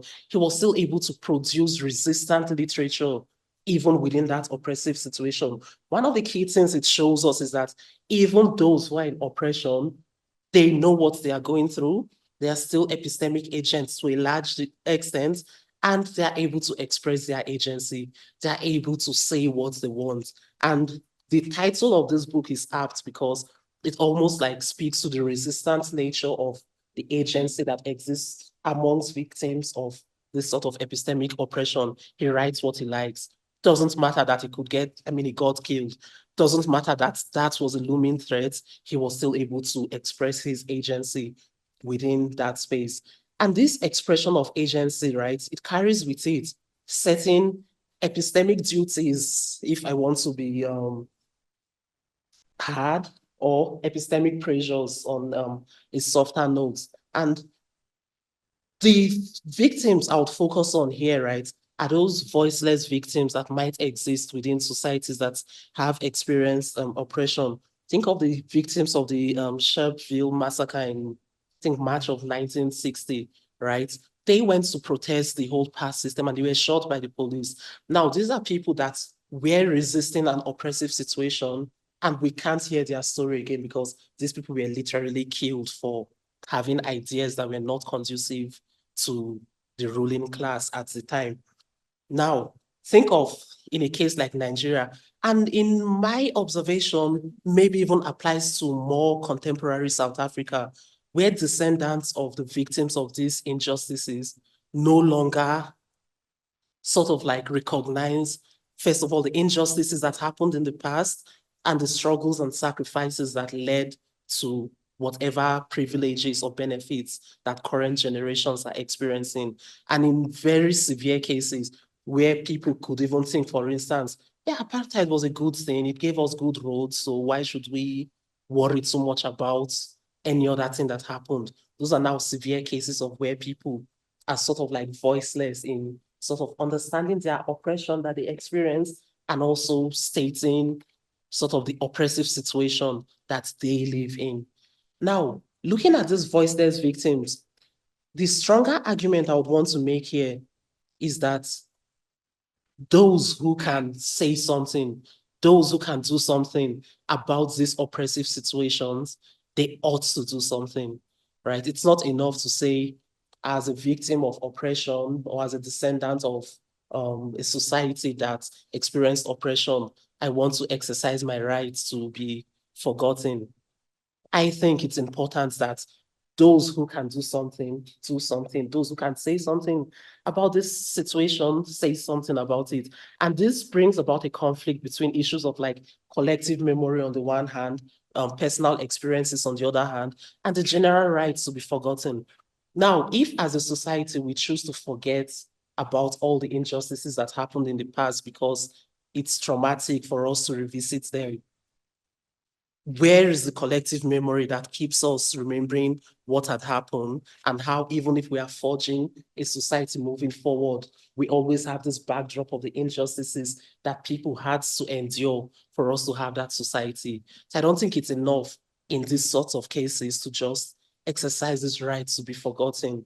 And when I talk about this right to be forgotten and how it's not enough to just exercise it, I'm not thinking of like just generally requiring people to come forward and say their story, like in the case of the Truth and Reconciliation commission, where it almost seemed like people were asked, hey, come here, tell your story, forgive people, and then we move on from it. Those are not the people that I'm primarily focused on. I'll get to the people that I think should be the listeners or the primary focus of this story later in the presentation. But part of the reason why I think it's important that we remember and that we ensure that we tell these stories whenever we can is because people who live in oppressive situations, they have what Gil Paul calls epistemic pressures that presses on them. So think of like the anti-pass march of was it 1956, right? That the women march of 1956 against the pass law in South Africa. For most of these people, the reason why they felt like I need to march is because you live in a society where certain rules in the society presses on you in such a way that you can't express your freedom within that society. So it's not just enough to be like, yeah, I'll ignore the oppression. If you can't move around in your society, there is almost like a very strong physical constraint that these oppressive laws have on you. And bringing it to the epistemic space, that sort of correlates with this whole idea of epistemic pressures, where the idea is that for certain people, being in a society that is oppressive presses on you in such a way that you have to react, you have to live in such a way that either counters this oppression or very subtly accepts this oppression, but choose to live within it, almost like as a form of defiance. And all those ideas inspired by Tommy Shelby's article on the ethics of Uncle Tom's children. And just two quotes that I think are important from that article to help drive home the point I'm trying to make here. The first is that there is an ethic of resistance aimed at liberating the oppressed from injustice, and an ethic of resistance aimed at living with dignity despite insurmountable injustice. It's not just about fighting all the time when people resist. Another form of resistance is also choosing to be defiant in the face of this resistance. Think of Steve Biko's book, I Write What I Like. That's a form of defiance, speaking about human flourishing, about what Black flourishing would look like, even within a society that's actively trying to stifle this sort of flourishing. So resistance to injustice is not just about changing the system. In some cases, it's about living in that system and living defiantly, even when the system doesn't want you to survive within it. So one of the things this shows us is that within this oppressive system, people have their agency and they express their agency. It's not lost to them that they are going through this, and it's not lost to them that they have the power to do something about their situation. Now, the second point here is when an institution or institutional arrangement is seriously unjust, the duty of justice still has a claim on us. Perhaps its strongest demand is that we contribute to establishing just social arrangements to reforming unjust ones. And this is part of where I think there remains a duty on us to ensure that even though you're a victim of these injustices, and I'm thinking here specifically of descendants of victims of injustices, like you spoke about in your talk earlier, the intergenerational aspect of it. I didn't experience colonialism in Nigeria, but I can't wake up today and choose to forget like all the people who fought for what I might be enjoying now did it for themselves. I am enjoying those benefits to certain degrees. I can't just choose to forget it because it's inconvenient for me to remember. There's almost a duty, especially since remembering and saying this story is a struggle, it's a fight to attaining a more just society. Now, this background duty or pressure, right, is placed almost like more heavily on people with scarce skills within their society. You think of, again, Steve Biko and the work he did with his writing during the apartheid movement. He had the ability to do that, and that's why he did it. And lots of other people fought for freedom in different ways, in the ways that they had the ability to do. And in all these cases, what remains is almost like an expression of agency. These people are expressing their agency either in resisting or in carving out a form of flourishing for themselves within this unjust society. And I would like to just state that this sort of pressure to resist, it's not generated by being owed epistemic reparation. So the reason why I resist, it's not because you need to give me an epistemic reparation. The reason I resist is because as an epistemic agent within this society, I have my agency and I will express it regardless of what's owed to me, first of all, or what's allowed within that society. And that's at the heart of most of what these struggle veterans sort of like fought for. Now, 4 reasons why I think it's important for us to ground this duty. One of them is that it avoids the possibility of history repeating itself. If we choose to forget, to collectively forget about the injustices of the past because of the traumas associated with it, chances are it would happen again and we'll be like, we didn't know, or whatever excuse we might want to have in that situation. The second is that in expressing our epistemic agency, there is also like an inherent resistance to the oppressive situation. And I've mentioned earlier 2 ways that this resistance sort of like shows itself. It's either by flourishing within this unjust society or by actively resisting it and trying to form a just society. The third is the whole idea of self-actualization. So, right, when Biko talks about the mind of the Black folk and how it's important for that to be the first thing that you sort of like protect to avoid influence from the oppressors, it's almost like a sense of like our humanity persists, and regardless of this oppressive situation, we still need to embrace our humanity. And the fourth is just a simple respect for the victims of whatever injustice we are thinking of.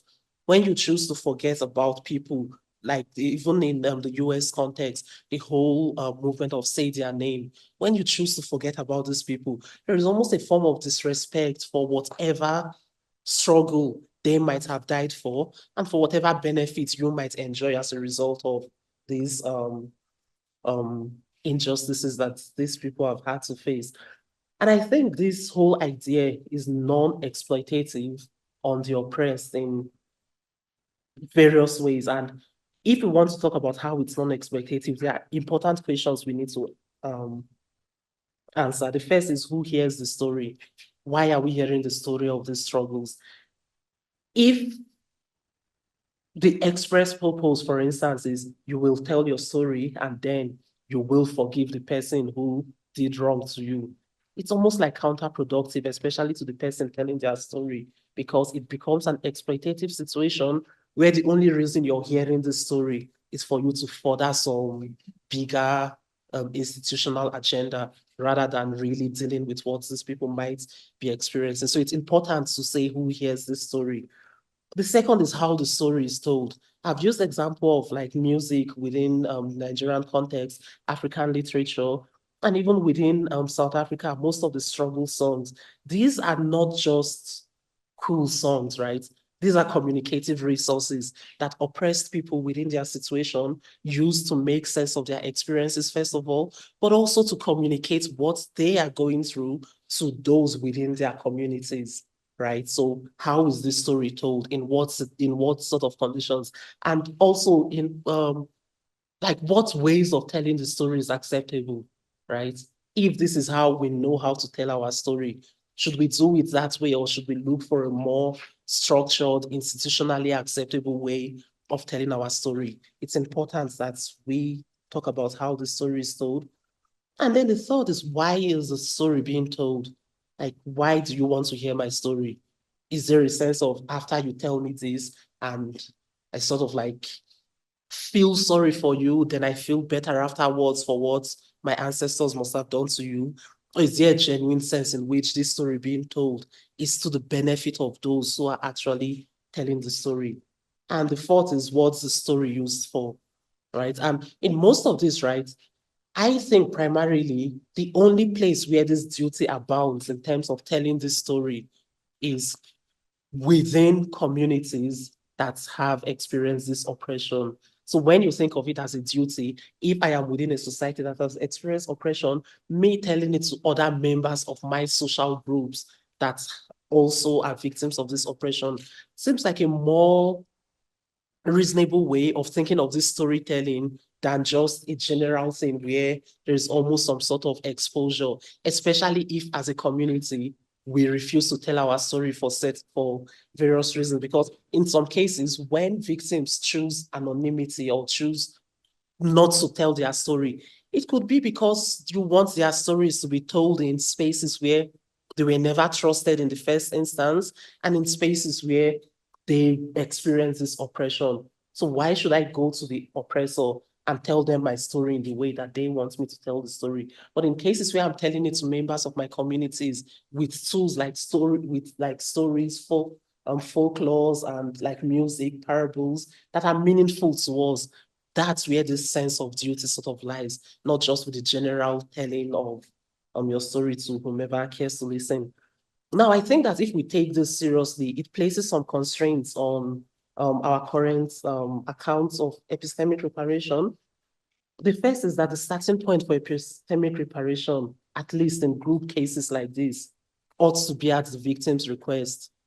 If I don't ask you for epistemic reparation, you can't offer me epistemic reparation, because if the whole idea is having my story out there, if I'm not asking for it, chances are I don't want my story out there.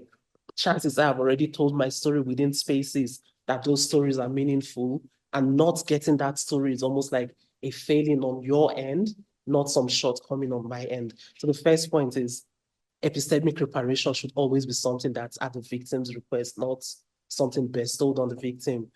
And the focus should be more on the failings of the perpetrators and sort of like their duty to rebuild trust rather than the right to be known. And it sort of pushes our focus right from goods given, because the definition of epistemic reparation as goods given to those who had these goods taken from them, there is almost an implication that these people didn't express their epistemic agency in whatever situation they were in.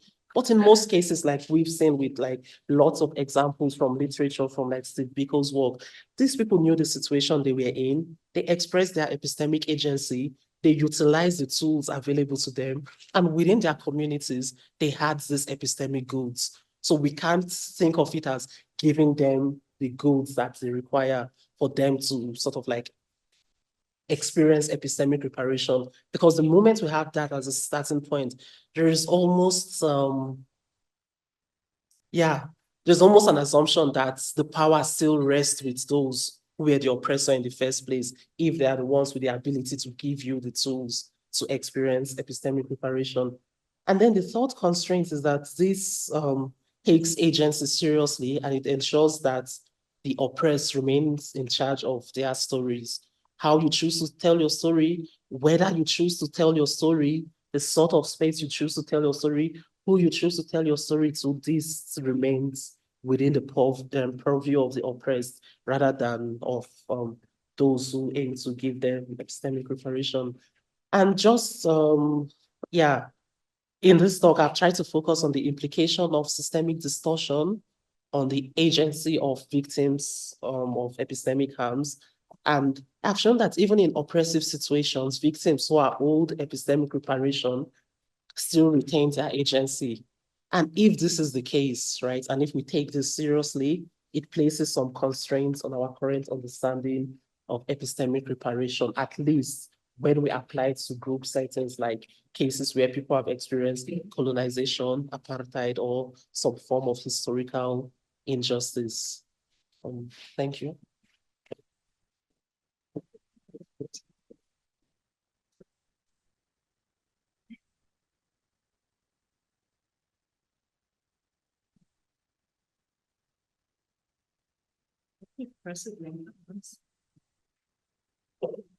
Thank you so much, Abe. Questions and comments? I have this feeling that there's like a burning wall of resistance over here. Mongane.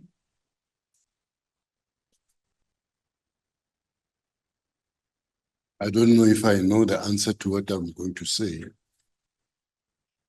but I'm curious to know, is it the degree of oppression only, which then influences rebellion against oppression?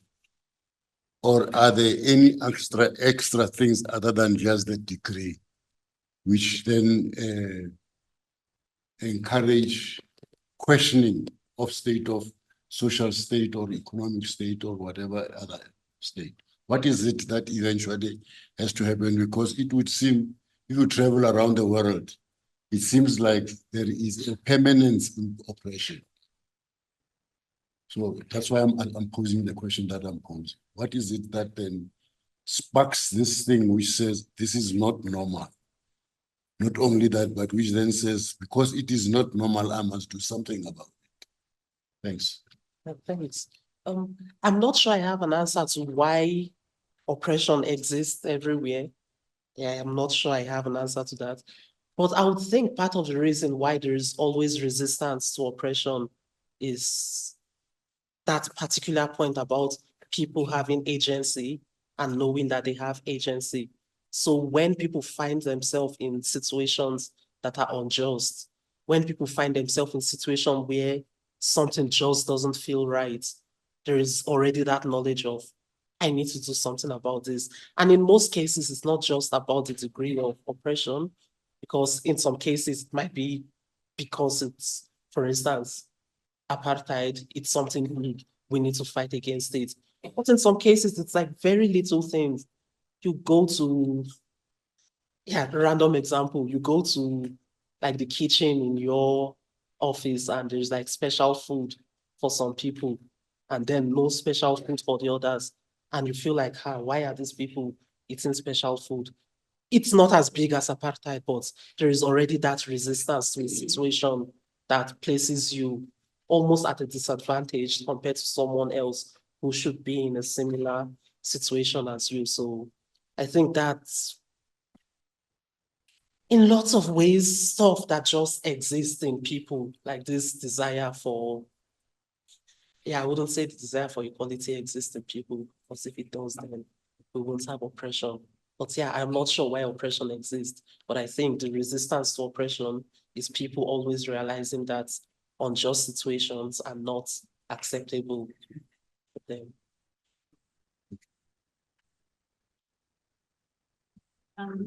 Sorry. Yeah.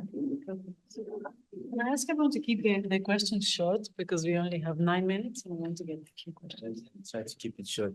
Thank you for the presentation. I enjoyed it very much. My interest is as it was a judicial process that happened in this country to try to facilitate that moving away from victimhood and so on. Yeah. And the biggest critiques or the shortcomings of the Truth Commission was that a lot of the victims were asked to come and present and speak because giving a voice, the voiceless story. But not enough is looked at the silences of the perpetrator. I mean, the condition of the victim is always being celebrated as the true juridical function. But the perpetrator, some did not even show up, where a lot of them were not prosecuted for those kind of things. So what are the implications of that to your sense of reparative epistemology? Thanks. Thanks for that question. I mean, so I do agree with the point on how forcing victims to tell their story is just not the way to go about it.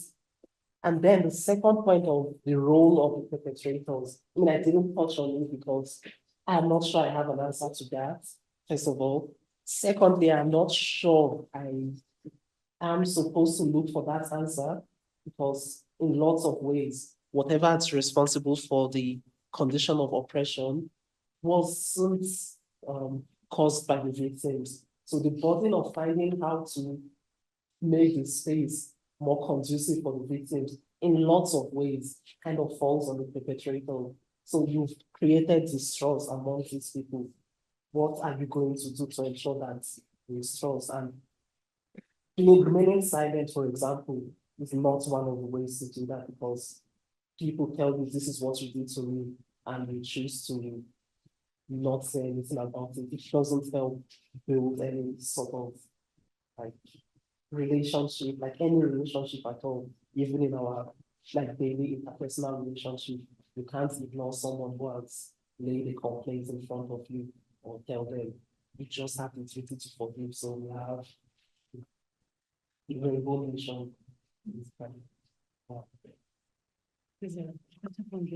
All right. Thank you, Abe. I really appreciate your epistemic duties of the oppressed. It's similar to my case for the duty to inform. But where I want to challenge you a little bit is your starting point being the victim's request. Especially, is there no possibility for initiative from the perpetrators? And I'm speaking, giving attention to what we are doing for the next couple of days, which is a project almost like spearheaded by two white women, one of which identifies as the oppressor. So what space is there for the oppressors to create spaces or any kind of what you're speaking about, beginning with at least some contribution or initiative from perpetrators? Or is it always going to be sullied if it does not come from the victim's request? Thanks for that question. So, like I said, right, the perpetrators in lots of ways are supposed to figure out how to repair the relationship they've broken, right? I don't think that burden can be placed on the victim. Now, when I talk about the starting point of the victim's request, it's especially to do with telling your stories and having your story be known by people. Within your societies, people know these stories. People are not ignorant of the sort of like gross injustices that they experienced during apartheid. So people know. So if I want to tell the story, I can say to you, if I feel like there's a space conducive for it, I want to tell you what happened to me and my people during apartheid, not you saying, hey, I've created a space, how about you come tell us what's happened to you during apartheid? There's almost a sense in which you place the burden on the victims to sort of like educate you on what is wrong with the situation. And to a large extent, the victims are already educated on this. If you want to be educated on it, there are lots of resources that you could use as a starting point to educate yourself. So that's like the point I'm trying to make, especially to do with the stories. The victims need to spearhead any sort of discussion that has to do with telling their stories. I just have a super quick kind of follow-up on that. So when I think about epistemic reparations, I mean, there's a lot of different kinds, but two that come to mind with respect to the right to be known. One is the sort of personal sense of being seen, being rendered visible, thinking about people whose stories have been relegated to corners of the world and, you know, they haven't been heard.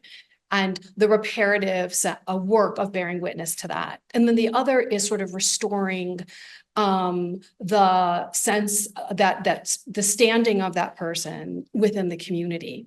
And I can think, just following up on the previous question, that there might be different ways in which perpetrators play roles in those sorts of spaces, right? So telling your story is something that that should empower you if it's supposed to be reparative. This is not something that should be instrumental to, like, you know, help other people or to educate. Really, if it's reparative, it has to be something that's empowering. But I think about cases where like victims have reached out to some incarcerated people and have said, I'm open to having a conversation about what happened. And that is that can be a space in which people who are initiating things in different sorts of ways and creating different kinds of spaces in a kind of collaborative way, because some people might say, I'm not comfortable reaching out, or I'm not really sure you're open to that conversation. And when we think about restoring standing in a community, the creation of those spaces can come from a lot of different directions, I would think. So just pulling those two things apart in terms of who's initiating. Yeah, I mean, I do agree with, I do agree with your point, especially if you look at the, reparation as something that's epistemic reparation as something that can be understood in different ways. In the one sense, the one where I think the victims need to spare, the one that restores their dignity, and with restoring, persons standing within the community. Yeah, with regards to restoring the person standing within the community, I do think the perpetrators, they do have an important role to play. I am not sure of how to articulate that role, and that's why I sort of like avoided that part of the discussion. The key thing for me, I think, overall, is in these sorts of historical cases, one of the main reasons why victims might be reluctant to tell their story, it's because the sort of trust relationship that ought to exist within epistemic agents has been ruptured by all these past injustices. And if the perpetrator is willing to fix that relationship in one way or the other, I'm not saying it's intuitive, but there's almost an intuitive sense in which the victim might know that this is a space where I can tell my story, and they'll be more willing to do it rather than coerced to tell their stories when they are not, when they don't feel like the space would foster the sort of trust relationship that's necessary for the exchange. Thank you. I think we're gonna hear more about relationships later on. For the moment, let's thank Abe.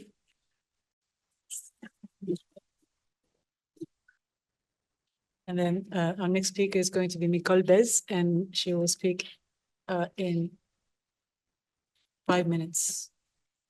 Our next speaker is Micol Bez from Northwestern University. Do we identify from? Northwestern and the Sorbonne and other places all over the place. Northwestern. And she will tell us about the story model of adjudication, epistemically rich narratives, and the right to be known. Thank you, Micol. Thank you, Melly. And thank you, everybody, for this wonderful 3 days that I'm so excited about. Just to give, I wanted to situate myself for a second and discuss a little bit of what I work on. I work on accusations and reparations for sexual harms, and in particular, epistemic reparations for sexual harms. So a lot of the literature that I engage with has to do with these cases.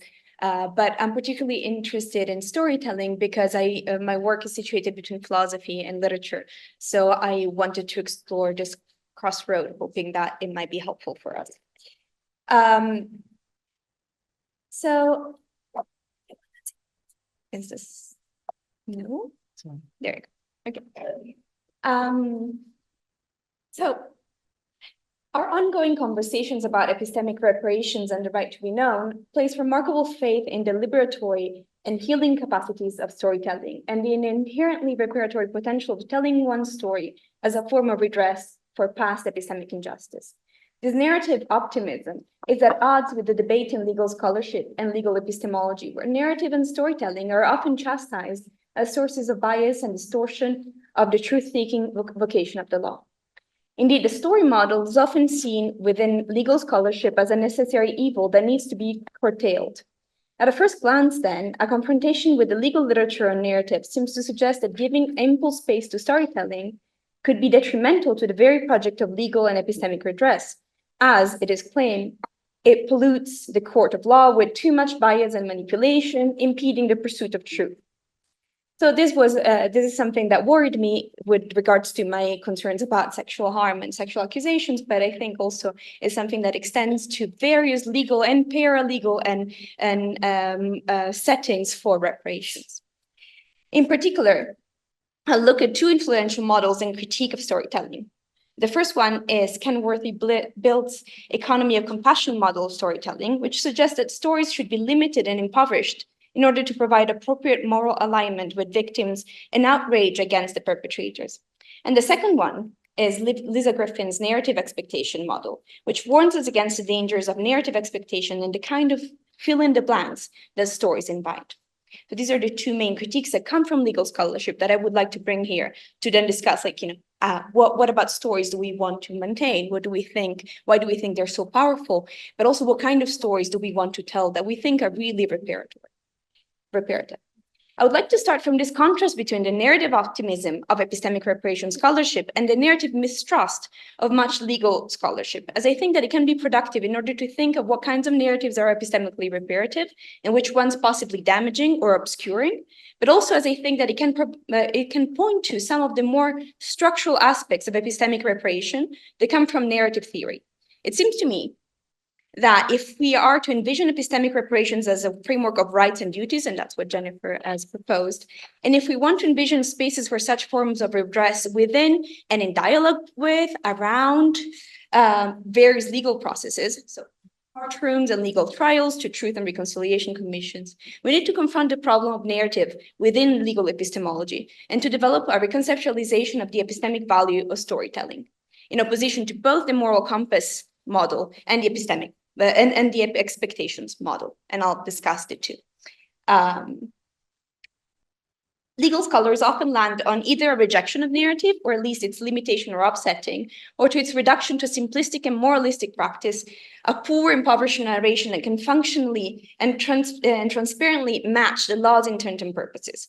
Such impoverished narrations would be stories that are limited in their effective complexities, descriptive richness, and rich portrayal of context. I would like to avoid both of these options, as they evidently pose debilitating problems for the right to be known. We want to be known fully. We want to be known in all of our aspects. We don't want to be disciplined in the way in which we want to tell our stories. And to explore an alternative, that of distinguishing between more and less epistemically harmful narratives, thus opening up the possibility of thinking about epistemically rich stories as places of epistemic questioning and ethical training, and as loci of emergence of distinctly epistemic narrative virtues. I'll propose a notion of these epistemically rich stories, and I'm really kind of throwing it here, and I want to discuss it with all of you and with Jennifer. As those that can cultivate healthy doxastic attitudes, for example, virtuous friction, epistemic abstemiousness, healthy self-doubt. And I employed the notion of rich literature that borrows from Posner as a non-economical, rich portrayal, a narrative fullness that essentially defines what we mean when we call something literature, as opposed to something that is mere description of our argument, right? What makes literature literature, if we could put the finger on it? This is the course, it is also a course in dialogue with Jennifer's notion of round stories, but I think that there might be something different that I'm looking at, because I'm looking at the way in which stories can not only provide a full and round account of a person's life, but also elicit empathy for them, but also deliberately set out to challenge epistemically vicious phenomena, such as narrative bias and expectations, illegitimate character evidence, and vicious epistemic partiality. So, for example, with regards to what the question of Palestine was raised this morning, this question about epistemically rich stories has come up for me quite a bit recently. Because I think I wondered if round stories manage to do the reparative work that is needed. It seemed to me that at times we do have a number of round stories around, but it seems that knowing more, contextualizing doesn't necessarily perform reparation, and that the roundness of the stories can be bounced back or can be just encounter a full wall. The question I'm trying to raise is if what I call epistemically rich stories, stories that explicitly disrupt and challenge our default narrative expectations and epistemic attitudes, could go any further. Are there narrative tools that we can turn for more militant epistemic resistance in the way in which we do our narrations? And are there structural ways in which we can foster their circulation and legitimacy? We can also then think of the structural conditions that allow for rich stories to be produced and recognized as legitimate. So this could open to a discussion of the positive epistemic externalities of epistemically rich narratives. So the fact that when you tell an epistemically rich narrative, you might be producing an epistemic good, in that you might be producing the kind of narrative that allows others to also participate in such narratives. But also of the structural aspects of epistemic reparation, the normative condition of the narrative spaces where reparations can take place. We mentioned it several times today, I think, but there is something unacceptable to the ways in which are the spaces where we can tell our stories can be preemptively policed, or where there's conditions that we cannot escape from, or that we have to respect when telling a story. This, of course, might mean that we should intervene in the legal frameworks, and that we should create spaces that escape the current legalistic understanding of narrative, right? So we might choose to say, okay, we want to change how stories are told in a court of law, or we might choose to say we actually want fully other spaces. We want to turn to literature, we want to turn to art, we want to turn to other spaces. Okay, so first I'll turn to the two legal critiques. The first one is Biltz's critique of narrative, and it's quite harsh and very interesting. Biltz evaluates that narrative model of legal judging, which she defines as the theory that stipulates that legal decision makers both do and should constitute judging by assembling sensible stories out of evidence. So the way in which we judge, the way in which we evaluate evidence is by telling a story.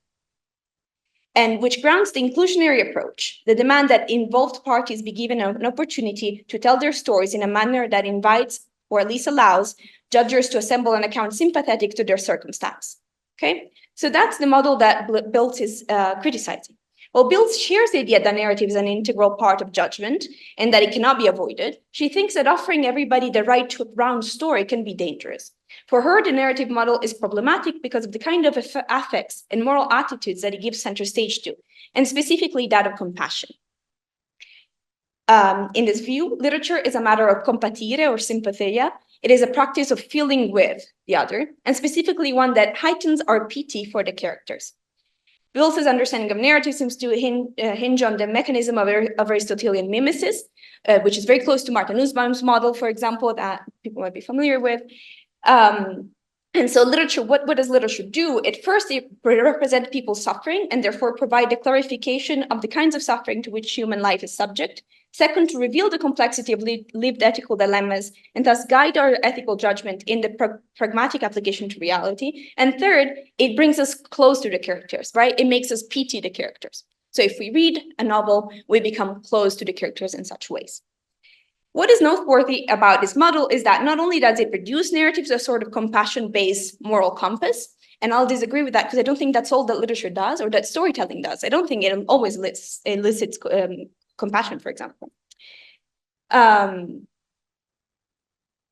Yeah, so, but also what is noteworthy is that it frames it as a negative, right? Because if we have compassion for everybody, then our judgment might go awry. It qualifies it as an untrustworthy tool of moral orientation, since compassion and even understanding are not necessarily positive conditions for judgment, for Biltz. In his view, narrative affects us, moves us, and even tricks us through its capacity to create a mimetic association to the characters. So if I read a story, then I will identify myself with the character. I will feel pity, and so I will be trumped in my moral judgment if the story is the wrong one, right? For example, if I'm reading the story of the perpetrator. And so the worry here is, for instance, a feeling sorry for Lolita's abuser in the book, or hearing a full story about a perpetrator in a Nazi camp might push us to empathetic impotence, to the impossibility of making a right moral judgment about that person. So Biltz understands literature as this filtering device for lies, whose task is precisely that of selecting what details to include and what framing to employ. So giving too few particulars risks losing more relevant ones. And it might fail to invite sympathy where sympathy is due.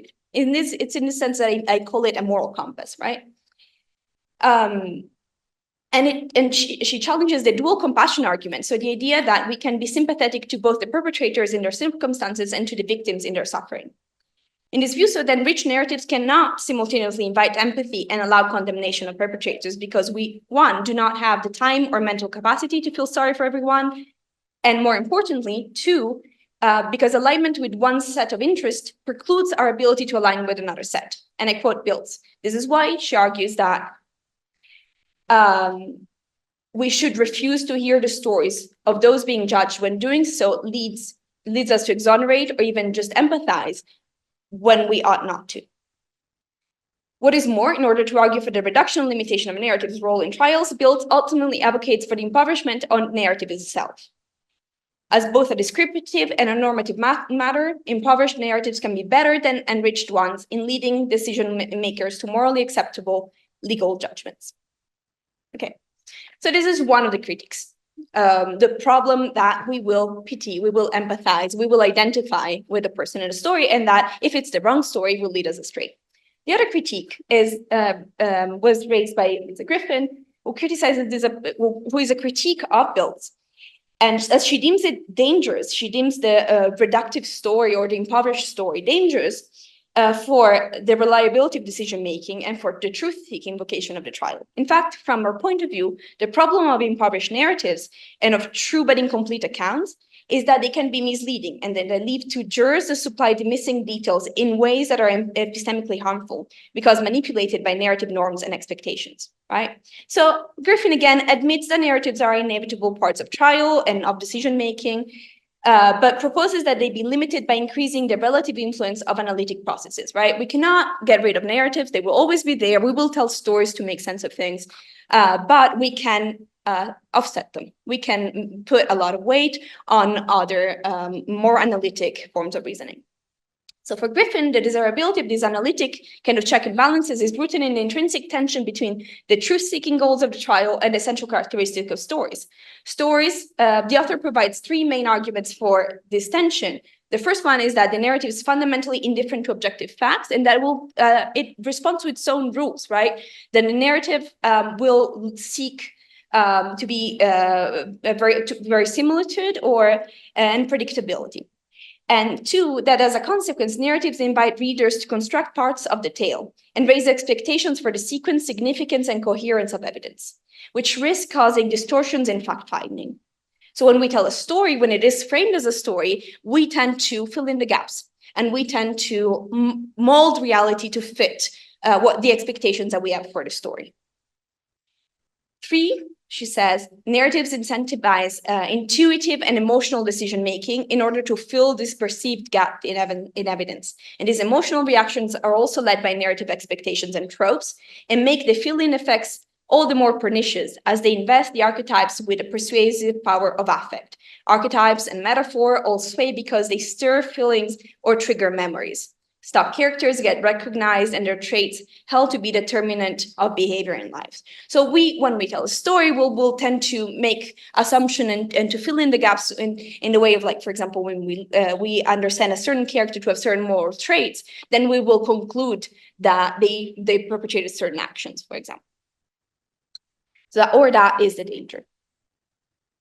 My argument, on the other hand, is based on a critique of both Bill's and Griffin's account of narrative, and develops in two main points. The first one is that the value of storytelling is not simply to direct empathy to the good characters and moral condemnation to bad characters, right? I think there's something else that stories do. They're not just a way to direct your PT in the right direction. Stories can do so much more. They can put you in contradictory moral positions. They can put you in different people's shoes at different times. And so they can cultivate more complex epistemic stances. The other part of my argument is narrative is that and not necessarily typological or teleological. So it doesn't necessarily correspond to types of characters, and it is not necessarily lead to a conclusion as a telos, right? And that reparative storytelling can address the problem of narrative expectations and the danger of filling the blanks that Griffin is talking about. So I will end on building narrative environments where storytelling is not so structurally overdetermined and disciplined in terms of narrative and effective expectations, I think is necessary for stories to be truly reparative. So that's where I'm adding. Okay. So first of all, going back to build and my response to that. So if we understand storytelling a bit differently, and we think that the value of storytelling is not simply to direct empathy or pity to the right characters or to identify with the right characters. That's not what we do when we read. That's not what we do when we hear a story. The sort of economy of compassion that Bills argues for, which maintains that compassion is finite and that we cannot fill with actors from all sides at the same time, as that impedes our possibility of considering one side blameworthy. I think that this model hinges on an overdetermination of the moral and epistemic consequences of compassion, but also on the idea that compassion is all that literature is about, or all that storytelling is about. One way to tackle this is then to say that being compassionate towards somebody and sensible to their conditions does not inevitably entail the full inability of blaming them or considering them blameworthy. Understanding the reasons that led somebody to wrongdoing and even feeling with them the affects, cognitive disposition, and material situation that led them to commit a crime does not necessarily lead to moral or legal absolution. Sometimes knowing more about a perpetrator might make me even more angry. Others, it might make me empathize with them while also considering their actions blameworthy. I think Jennifer touched on this in the keynote briefly and develops this in some chapters. More fundamentally, though, or for what regards how we understand storytelling, Biltz's claim relies on the idea that all that storytelling does is create compassion or pity, whilst narratology teaches us depending on how it is told, a story can make us intimate or foreign to a character's mindset. It can lead us to empathize, antagonize, or remain abstemious towards them. And most interestingly, it can make us change our point of view multiple times and occupy many characters' shoes. While compassion is an undeniably powerful aspect of the narrative experience, it is not a deterministic force. Indeed, its epistemic status and effects are constantly being renegotiated in relation to judgment. So I think the Biltz mimetic and compassionate model of narrative is reductive and does not account for the full potential of narrative experience. Mimesis and direct identification are not by far the only mechanism through which we relate to characters in literature or in stories, nor can the affective complexity of narration be reduced to the simple equations positive affect equals absolution and inversely negative affect equals condemnation. As Morris argues in his review of poetic justice, novels can also seduce us in illicit and unexpected ways, inviting us to identify with the rich and successful, not the disadvantaged, and that's a problem, manipulating our fantasies rather than enlarging our sympathies. And I add, on the other hand, stories can also challenge us to sympathize and condemn at the same time, or to despise the victim and still consider her to have suffered an injustice. Indeed, I contend that certain narrative models work to fully disrupt these linear equivalencies of affect and condemnation, and even foster the development of critical epistemic virtues. Arguably, stories can train us to hold complicated epistemic and moral position, and can teach us how to work through the tension between compassion and judgment, or sympathy and blame in our everyday lives. Indeed, these tensions are not intrinsic problems that emerge only in stories. We have these tensions in life, right? There are problems posed by human relationality in everyday life, and narratives can be extraordinary tools to think through them. What if we treated literature and storytelling as good training ground to develop epistemically responsible attitudes, capable of supporting both affective compassion and moral condemnation, or epistemic abstemiousness when warranted? Let us look at an example. This is the 2019 French Me Too novel or autofiction Les Choses Humaines, so which the human things, which was then turned into a movie that you see there. It draws inspiration from a 2016 Stanford University rape case, fictionally displacing the events in the French context. So what it does is that it takes a trial that happened in real life and rewrites it through narrative, right?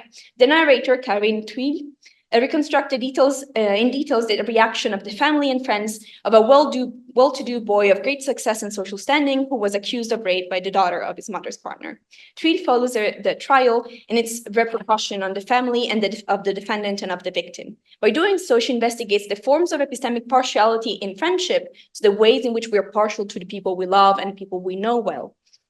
And familial love, as well as the biases of character evidence within French law. Throughout the narration, the reader is not told what side to take or who is this deserving that we should empathize with and who the despicable that we must despise.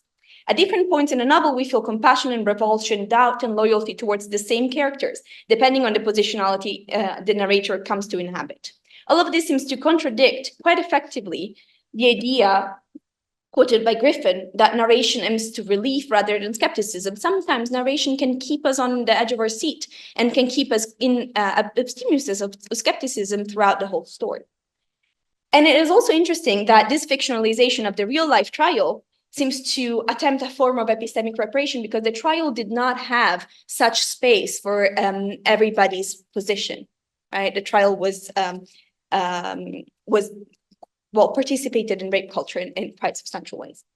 The narrator brings us, for example, through the journey that shapes the testimony of the defendant's mother, a journey that is constantly troubled by the questions of epistemic legitimacy. In order to avoid the risk of committing testimonial injustice against the alleged victims, should she doubt her own son? Can she maintain a loving relationship with her son, as well as abstemious position towards him? In other words, can she keep doubting her son's culpability while supporting him as a mother in such a situation? Right. So there you have a translation of the speech that she gives in the film. Such a narrative, I argue, has the potential of training the reader against his default vicious epistemic attitudes, such as in this case, the partiality that we have for our loved ones. Stories can teach us to doubt the characters that we have come to know, love, and feel for. They can teach us precisely not to always absolve those we sympathize with, and not to condemn only the characters who were vilified in the story. Read this way, stories can become places of habituation of the reader to different epistemic postures, and in some cases to the experiences of what we would like to call the virtues of epistemic humility, open-mindedness, and abstemiousness. On the other hand, the reader confronts herself with the various epistemic attitudes that the characters in the narrations take, encountering the different ethical possibilities by way of confronting the characters' examples and being exposed to their virtues and vices, right? You kind of try it out. In this narration, you try out different epistemic positions. You see what it feels to be like the mother, what it feels like to be the accused, what it feels like to be the victim. In this sense, then, reparative and epistemically rich stories would not be those that teach us to empathize with the deserving and despise the despicable. They are not moral compasses necessarily. On the contrary, they might push us out of our epistemic comfort zone and default attitudes so that we can question them. Furthermore, the ways in which such narrations are reparative might have structural spillover effects beyond the singular cases. Okay. The second argument that I had is going back to Gerlin, right? That narrative is not necessarily typological or teleological, and that reparative storytelling can address the problems of narrative expectations and the dangers of filling the blanks. First of all, Griffin's warning about the narrative expectation I find convincing. I think it's important to be aware of the danger of narrative expectations. The danger of flat narrations and filling the blanks is very real, as Jennifer has explained. Nevertheless, I'm wary of her proposal to counterweight the power of narrative with analytic reasoning in order to keep it in check. On the one hand, I worry that it would not be actually reparative. It's kind of just a system of check and balances, but there is no space for storytelling to intervene as a reparation. But more importantly, I also think it would not work. And then I think Griffin's proposal fights an uphill battle, given that when faced with a strict alternative, jurors, but also people in general, by large, will prioritize narrative reasoning over estimate probabilities. Narratives frequently override analytical reasoning as they appeal differently to the imagination, involving effective investments and world-making possibilities that logical reasoning does not afford us. For the same reason, they cause further epistemic harms that cannot be repaired by way of analytic checks and balances. So my proposal is instead that we turn to the potential of storytelling to defy and disrupt narrative expectations, typological and teleological structures. So we see that Griffin employs this Aristotelian understanding of literature as governed by the typical. Aristotle in the Poetics describes it, he explains that history relates actual events, right? Whereas poetry or literature relates the kind of things that might occur and the kinds of things which it suits a certain kind of person to say or do. In this sense, it's typological because depending on the kind of character you have, you'll understand the kind of actions that that he or she could perform. In this view, stories are modular and predictable, functionally based on genre, topos, and repertoire of commonly utilized images and associations. But stories, if they were so, they would be very boring. Not all literature functions this way. This is an extremely canonical and Western understanding of storytelling. Various avant-garde movements, indigenous literatures, and queer literatures have reframed their understanding of narrative as a form rife with affordances for figuring and sustaining the contingency and unpredictability of our messy attachments, right? What should be accounted for, though, is the way in which narrative is taken up and transformed by institutions and impose on them a set of normative requirements, which function as conditional possibility for each story to be recognized as legitimate within the normative constraint of the institution. A selection process can condition the entry of a narrative in the institutional space, with the result that only certain kinds of stories make the cut. A typical example is to look at the construction of certain expectations on the self-narratives of transitions of trans patients.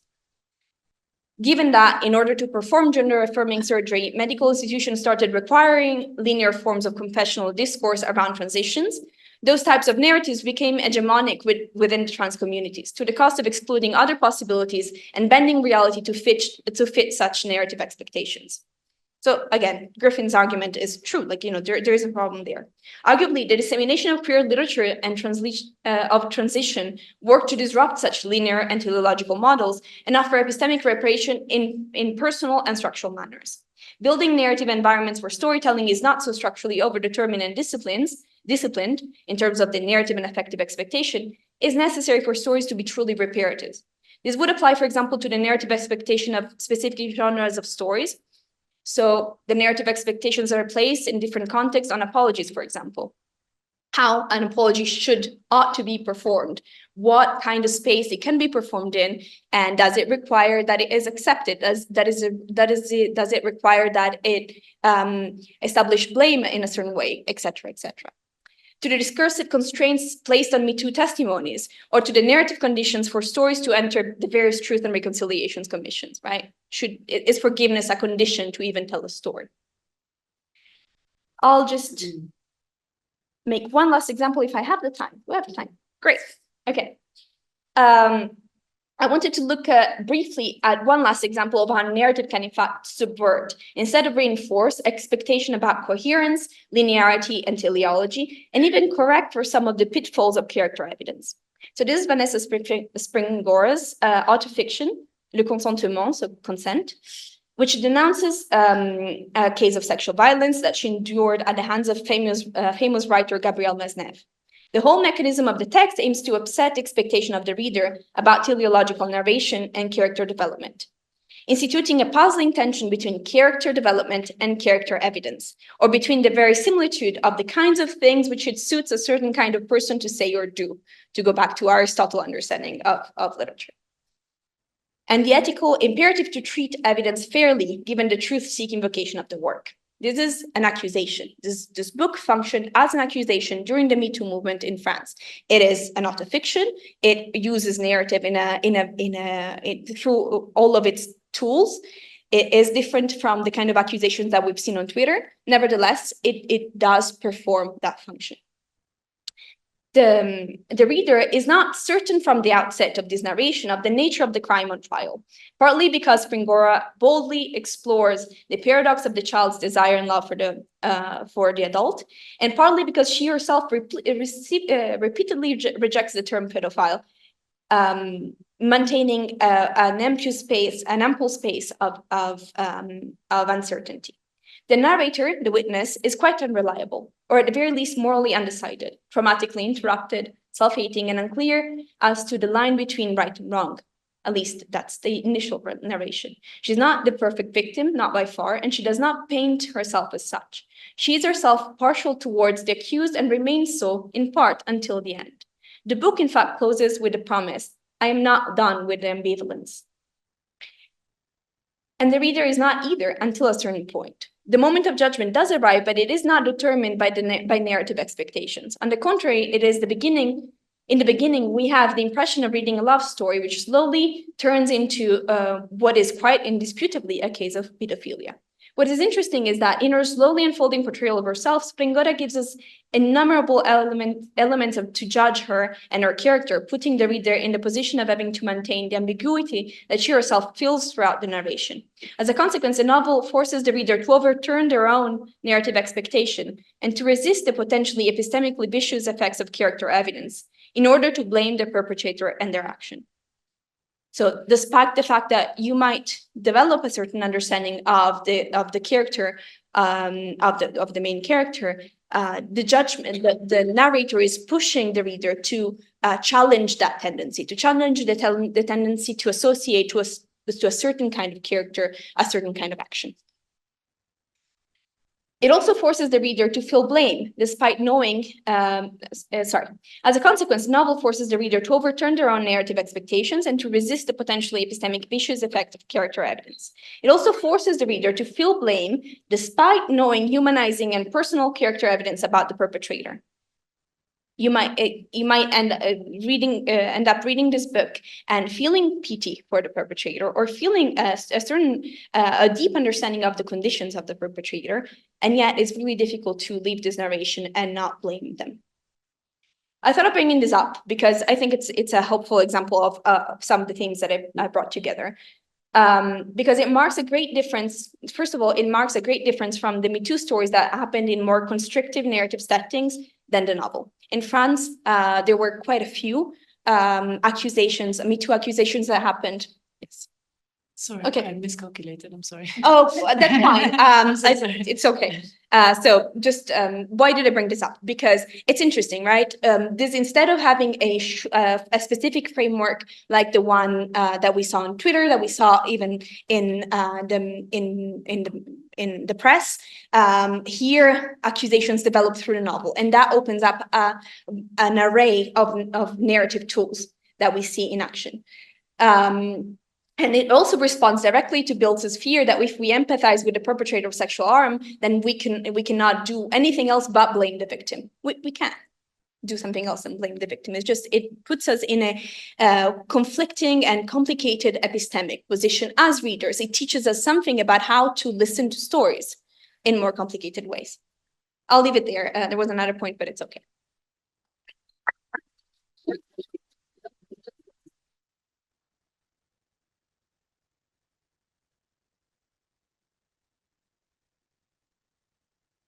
Thank you so much, Micol. I'm sorry for miscalculating. It's okay. So we actually have 10 minutes, I think, for discussion.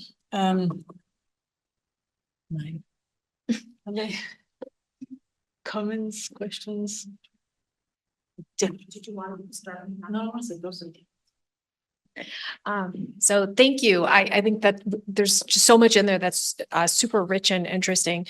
So just two things to think about. One is whether when we think about the difference between like a narrative and a story, and just the different kinds of stories that can be told, if there might be just some differences. So like, for instance, when I gave this talk last week, the Misknowing talk at Princeton, and someone asked me, can a label be a story? Just a simple label, like a one-word label. And I do think that there are some labels that can function as stories, just a one-word label. And so when we think about like narrative disruption, I think like it's you're coming at this from like a place of like literature and looking at like, novels. And I think that when we think about the kind of narrative disruption, that is much kind of more, it sits much better in the genre of thinking of like full novels or rich long form stories. But there are all sorts of stories that I think we want to counter or round out, right? Like when we think about like, I think some of the examples I use is like, media. Like the media is not going to kind of have this sort of narrative disruption in this sort of big sort of way, but we can ask them to stop using pictures of just mugshots, which could be part of the story. And we can ask them to stop saying serial killer instead of using the person's name. And so I just think that there's a way, thinking about the difference between narratives and stories could be potentially useful there. And also thinking about the difference between like full reparations, which I don't think anything that I ever talk about it will ever come close to full epistemic reparations, and partial reparations and things that we can do tomorrow, And so I do think that like encouraging the media, for instance, to use person first language and that sort of thing is something that we can actually like really have as a norm tomorrow. So those are just two different kinds of distinctions that I think could maybe bear on some of them. Oh, I don't need that. Okay. Yeah, no, that's extremely helpful, Jennifer. I think that there are some aspects of this that can also translate to some of those kind of pragmatic cases where we want like some immediate solutions. So, for example, challenging. So there's a way in which beyond kind of supplementing the story or rounding it up, we also can propose stories that are put us in extremist positions, or for example, when telling a story of a trial, the way in which it can be framed can use some of these tools. at least in the media, I think this could work. With regards to labels, on the other hand, I think that is a situation where we could have like round stories and epistemically rich stories as a second step, because it won't work for that kind of immediacy. I think that's true. Any other questions or comments from Micol?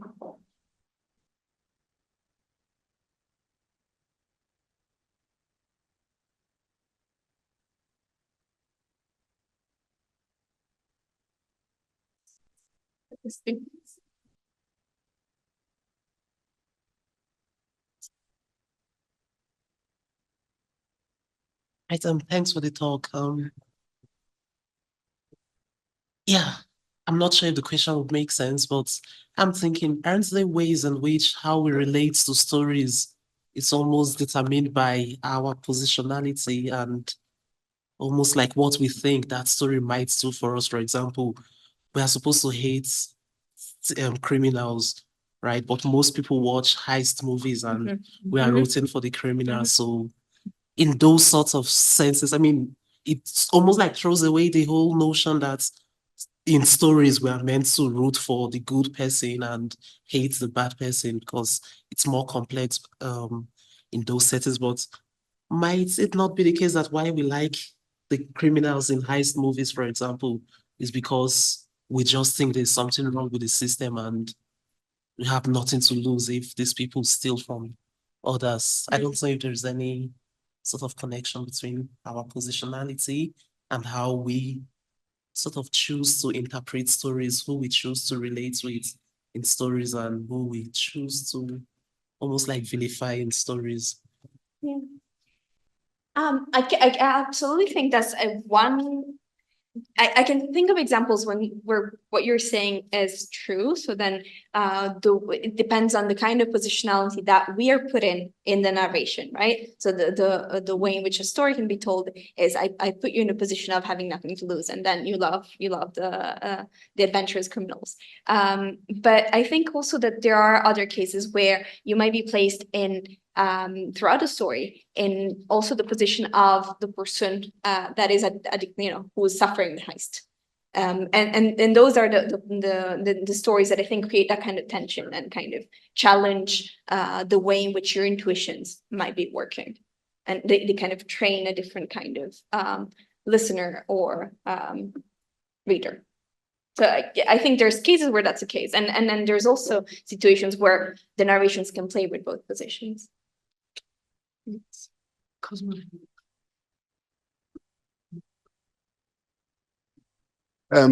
you so very much. That was very rich, and I must say, listening to you and having listened to Jennifer, now I don't know what I think about our laws, especially when it comes to the role of stories, and they almost is it a dichotomy of thinking of stories as things that happen in our minds and logic as something that's real, and as while logic itself is actually is a kind of story, seeking the truth, being a way of privileging certain perspectives actually over others.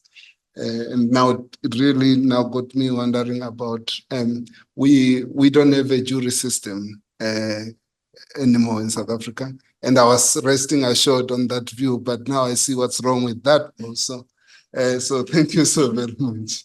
I think the rest we can discuss another time. Thank you so very much. Thank you. Very interesting. That's a great connection to make.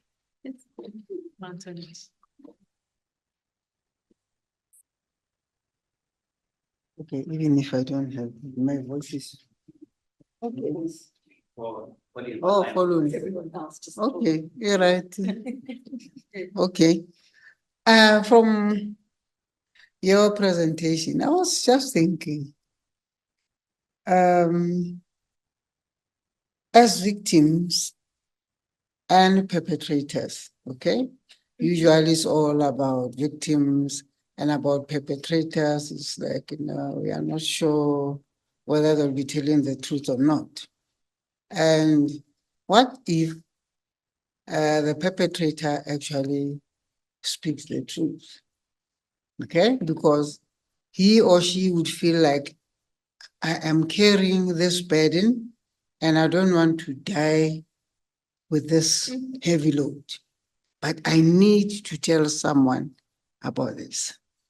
You know, for me, it's like the very same perpetrator also becomes a victim in a way, you know, because it's heavy loaded, wants to talk, they want to tell the truth, but oh yes, we are not going to trust that person, but how do you weigh on that? Let's say something, you know, truthful because it's very heavy. It's a burden. I think that that's precisely one of the cases in which that's the situation that I think the account that I was criticizing does not allow for, right? If you think that all that a story for like is either you empathize and absolve the person, or you cannot empathize and condemn. I think if that's the dichotomy that we're in front of, there's no space for that story to be told in such a way. And I think that's part of why I think it's so necessary to open up a different space. And also because I think that precisely that form of empathy really does not necessarily in any way lead to absolution. And also that that dichotomy fosters an understanding of, well, either one is not human like me, I don't understand them, we are so foreign and they're blameworthy, or I'm gonna open absolution as an option. But I think there's a very strong case to be made about the way in which somebody is blameworthy is precisely in that we are both, we both partake in the same humanity, and they have fallen so short with regards to it. So for example, I can think of my own, the cases that I've been concerned with, that are sort of like creating the dichotomy with like either I blame the sexual harasser or the sexual perpetrator fully and they're evil, or they must not be a sexual perpetrator. And that's so damaging to all of the survivors and all the people that experience every day that people who are absolutely human and absolutely they're all around us and we interact with them all the time also do perpetrate such crimes, right? And not to go into all the consequences for abolitionism and etc., but like it seems to create a dichotomy that is a disservice to everybody because there's no space precisely for what you were outlining, right? Okay. Thank you so much, Micol. We'll have a luxurious 18 minutes for coffee, so enjoy. It's our first. Hi everyone, I am Nomaswazi Kubeka. I am a PhD candidate at UJ and working in ACEPS. And this research forms part of my dissertation where I look at linguistic justice and epistemic redress, but it's actually following from a previous discussion from my master's where I was looking at African indigenous languages. The effects of a knowledge production, of knowledge participation, of knowledge sharing, and how all of those things suffer under an epistemic oppression. And today I'll be presenting on 30 years on a final call for linguistic justice in South Africa. And I've mentioned a few things at this point. I've mentioned linguistic justice. Thank you. And by linguistic justice, I'm referring to this broad field of academic research that is concerned with a wide range of theoretical and policy issues related to how people, states, and international organizations respond to linguistic diversity and differences. But I want to focus specifically on how this happens in South Africa. So I'm looking at how linguistic justice takes place in South Africa and how South Africans have experienced something else, linguistic injustice and other language-related issues after apartheid. When I'm talking about linguistic injustice, I'm focused on the language-related issues.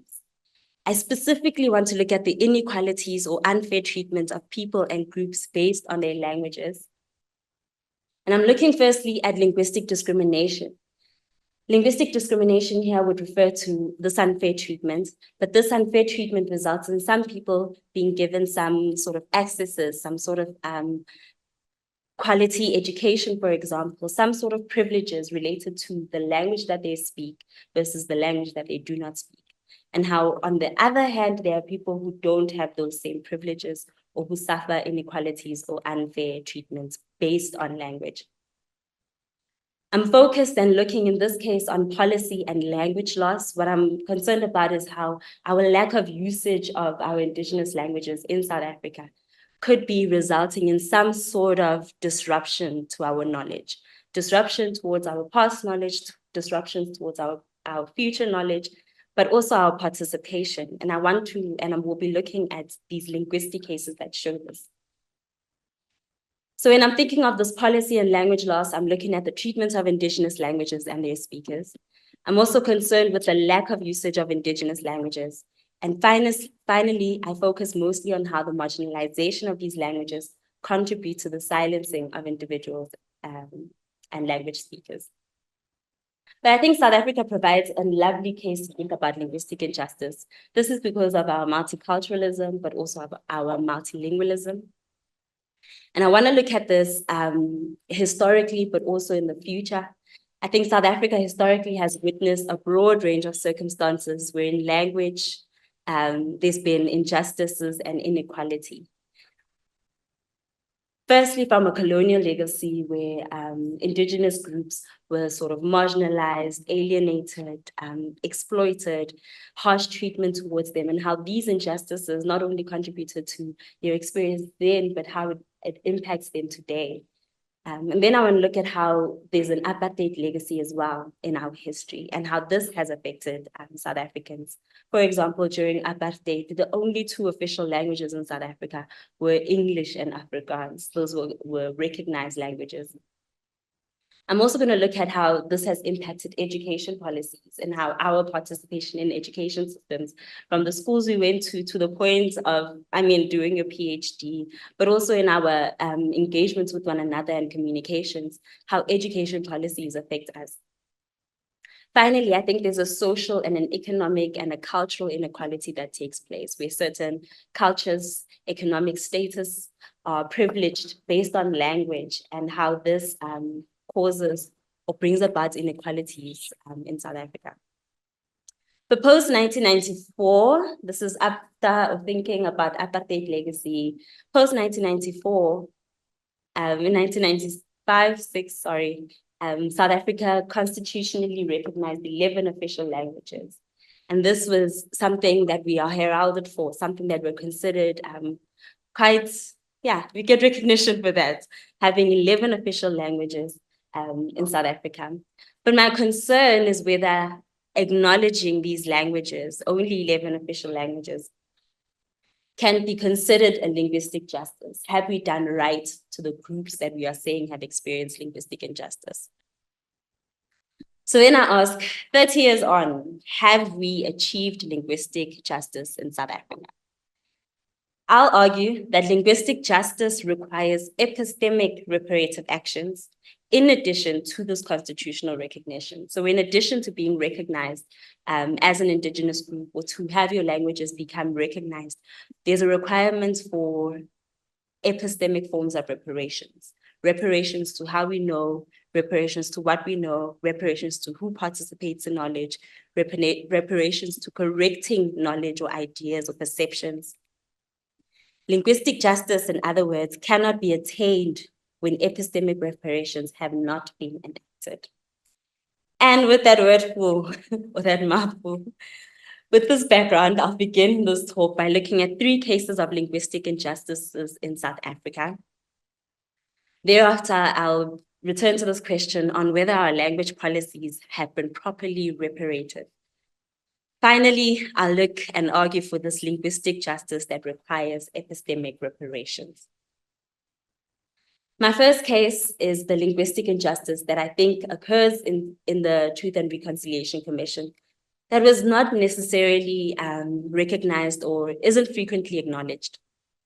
So the TRC, as we've understood and had this discussion, was mandated to address human rights abuses and crimes of the apartheid era through the process of truth and amnesty to push past the injustices and reconcile South Africans. It focused on how victims and perpetrators would come together, and victims would tell a story, narrate their experiences of these gross violations under the apartheid. So they would tell the stories, and perpetrators would also confirm this truth, confess to the violations, tell the truth about the crimes, and apply for amnesty for a full confession. But I feel it needs no explanation, just a little background before my discussion. But in these cases, when victims were narrating their stories or when they were accounting for their experiences due to apartheid violations or apartheid abuse, I think language posed a major challenge to the TRC. So firstly, there was the fact that victims were allowed and given all rights to speak their home languages. It wasn't a case where you were expected to speak English or to speak Afrikaans. The TRC accounted for that fact and provided interpreters, translators, transcribers in this process to, in all honesty, by great efforts to ensure that stories are told as they should. But there were challenges. I think the task of translating and interpretation and archiving was riddled with problems. The biggest problem is this missing of the experience. A lot of the translations and all of the transcribing tests miss out on the emotional, the harsh experience or the difficulties with the experience of apartheid or any sort of violations. And so some stories had bad interpreting practices. So they were bad interpreting practices that denied victims and families of victims this right to be known. And I want to look at this first case with Mrs. Notrose Lopomfu Onile's testimony. And I think this provides a nice starting point where we can think about how bad interpreting practices resulted in a victim's story not being known. So Mrs. Notrose Konile is mother to Libomvu Konile, and he's one of the victims of the Guguletu 7. So in narrating this story, she brings on her whole experience from her introduction, from talking about the night before, hearing about his murder. Her entire narrating of this experience was in the end described as incomprehensible and strange. And this was due to language. Mrs. Konile is a woman from rural Inendwe in Eastern Cape. And in her testimony, she brings on abstract concepts that we might be able to understand now because of an understanding of our indigenous knowledge systems or an understanding of previous experiences, but that was not translated or transcribed correctly and was in the end considered incomprehensible and strange. Nosi Simpolweni identified that there was linguistic and paralinguistic information and cultural meanings lost in the interpretation, translation, and transcribing of her testimony. In her testimony, one of the things she describes is how there was an appearance of a goat. She had a dream about a goat appearing the night before her son would be murdered. And in the translation, there's a sudden goat, not accounting for the difficult experience that she is saying, this anticipation for her loss that she had been experiencing and had in a dream, this misunderstanding caused these cultural meanings to get lost in that interpretation. But this lost information and the inadequate reflection of her pain, her desperation, her loss and distress at the time of her son's murder and years later, I think contributes to a linguistic injustice. But I think helps us understand why I would describe this testimony as distorted. There was something missing. There was something changed about this narrative. There was something changed about the story. Nosi Simpolweni describes this as some truth and knowledge is lost when speakers are not understood or perceived in the way that they wish to communicate. Mrs. Konoli was translating her life and was misunderstood in this communication because of a barrier on language. Well, interpretation too. And this may not seem directly like a linguistic injustice, but I think there are a number of cases where there's a distortion of testimony in the TRC. Rebecca Sanders, for one, critiques the switch from narrative storytelling to impersonal statements. So this is where we take just information about the process of the TRC. So usually in court systems or in trials, when they are trying to figure out the guilty party, the perpetrator versus the victim, there's a lot of fact checking. Were you at this place at this time? Yes, I was. Were you doing this at this time? Yes, I was. Were you protesting? Yes, I was. Were you participating in other group activities? Yes, I was. There's a fact-checking process that doesn't allow for a victim to narrate a story. It's about meeting the facts. Were you there? Were you not there? What do you know? What don't you know? What did you witness? What didn't you witness? And so Rebecca Sanders argues that there was a suffering that was turned into a language of human rights. So instead of narrating and storytelling and telling about an experience, the expectation is that you would only speak about how you were violated in some sort of human right, not that you would tell a story about your experience. She says that the expressions of human suffering were translated to a language of human rights that disfigured the testimony of victims in ways that alienated them from their own experience, re-traumatized them, and often proved more useful to perpetrators than to victims. If you could not prove that you had this experience, if you could not corroborate the story and say that, yes, I was at this location, yes, I witnessed this man with a firearm, yes, I witnessed this many shootings, yes, this person shot my son 3 times. If you were not there, if you could not corroborate the story, your entire experience was one alienating from what you are witnessing at that moment, which is this trauma, which is this emotional response to suffering, which is this distortion. But also that you are being re-traumatized and having to account for these events, but not necessarily tell the story. It's an impersonal way at looking on how to narrate an experience. So she says, Rebecca Sanders says, that people were no longer telling stories, but almost completing a short questionnaire for data processing. What was happening? Where were you? What can you tell us more? But when we look at linguistic injustice, and often when we speak about it, we're also concerned about the language and education aspect of it. What things have been done in terms of education policies that have made it difficult for people to participate in learning, or that has changed and caused inequalities or injustices in the way that we learn and how we participate in education. So South African languages, in terms of language and education, had become displaced during the apartheid period.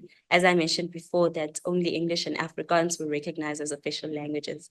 But there were also specific policies, such as the Bantu education policies, that attempted to push out indigenous languages from the education system, not only ensuring that there wasn't a quality of education available, but also ensuring that there wasn't a learning of languages or educational resources in indigenous languages. So with an education system like the Bantu education policy and the syllabus accorded to it, there was a divide in resources based on different racial groups. So the quality of education available differed in terms of different racial groups, as well as the facilities, the educational resources available. And then there was a push in terms of a syllabus where English and Afrikaans would become the primary medium of instruction, which accounts for this one event that we've gathered for today with the Soweto student uprising in 1976, where there was an intentional resistance against English and Afrikaans, or Afrikaans primarily, becoming a primary medium of instruction. Now, in looking at linguistic injustice in the language and education, after 1994, we have an interesting case where a lot of inequalities in education still persisted. The school remained where they were, the people remained where they were, and this resulted in a lot of inequalities in the education system and what people were opportune to learn and what resources were available for them. So these purely resourced and dysfunctional schools primarily cater to majority Black students, while the well-resourced schools were used by more privileged minority learners. And the requirement was that there would be an Afrikaans and English learning medium in these schools too. But South African parents at that point chose, many of them, to send their children to these former white or former Model C schools for their children's education. Well, they're better resourced, they're better opportune. And since English is a requirement and Afrikaans would be a requirement at some point, there wasn't a linguistic injustice that occurred as well, where Black South Africans grappled with firstly their own sort of experience of racial discrimination, but also their children's experience of racial and cultural discrimination in these schools. As the dominance of English and Afrikaans in our education system required South Africans to also let go of their culture, let go of their language, keep those out of the school, but participate in the culture and the language learning in these schools. So the experience of culture and language loss for some Black learners as Indigenous languages became undervalued and marginalized within the education system. Secondly, the exclusion was also based on your English and Afrikaans language competency. Not only that, your location or your proximity to the school, but you could not access these schools if your English or Afrikaans language competency wasn't good, which meant that South African school children were taken not only at a later age, but often from pre-primary and creche, I don't know what you would call that now, but were taken to Afrikaans pre-primary schools, then to English Afrikaans schools, later to high schools, where English and Afrikaans were also primary medium, and now universities, where there's still a similar case, where English and Afrikaans are more catered to than African Indigenous languages. At the moment in the education system, African Indigenous languages are used as a communicative effort.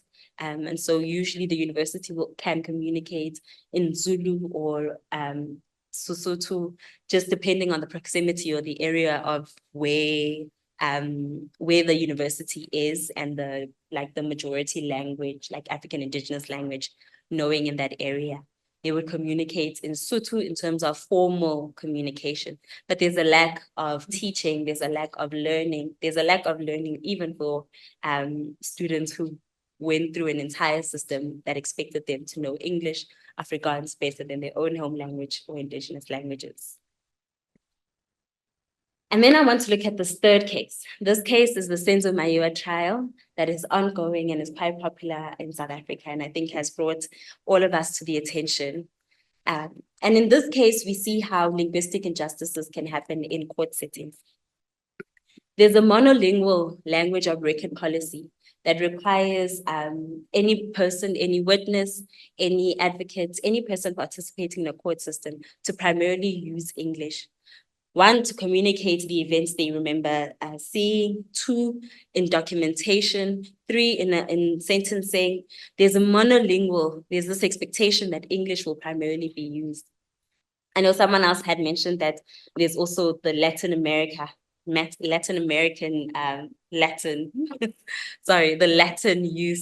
language use as well in this court case, where there's a lot of historical language use and how that also affects court cases as well.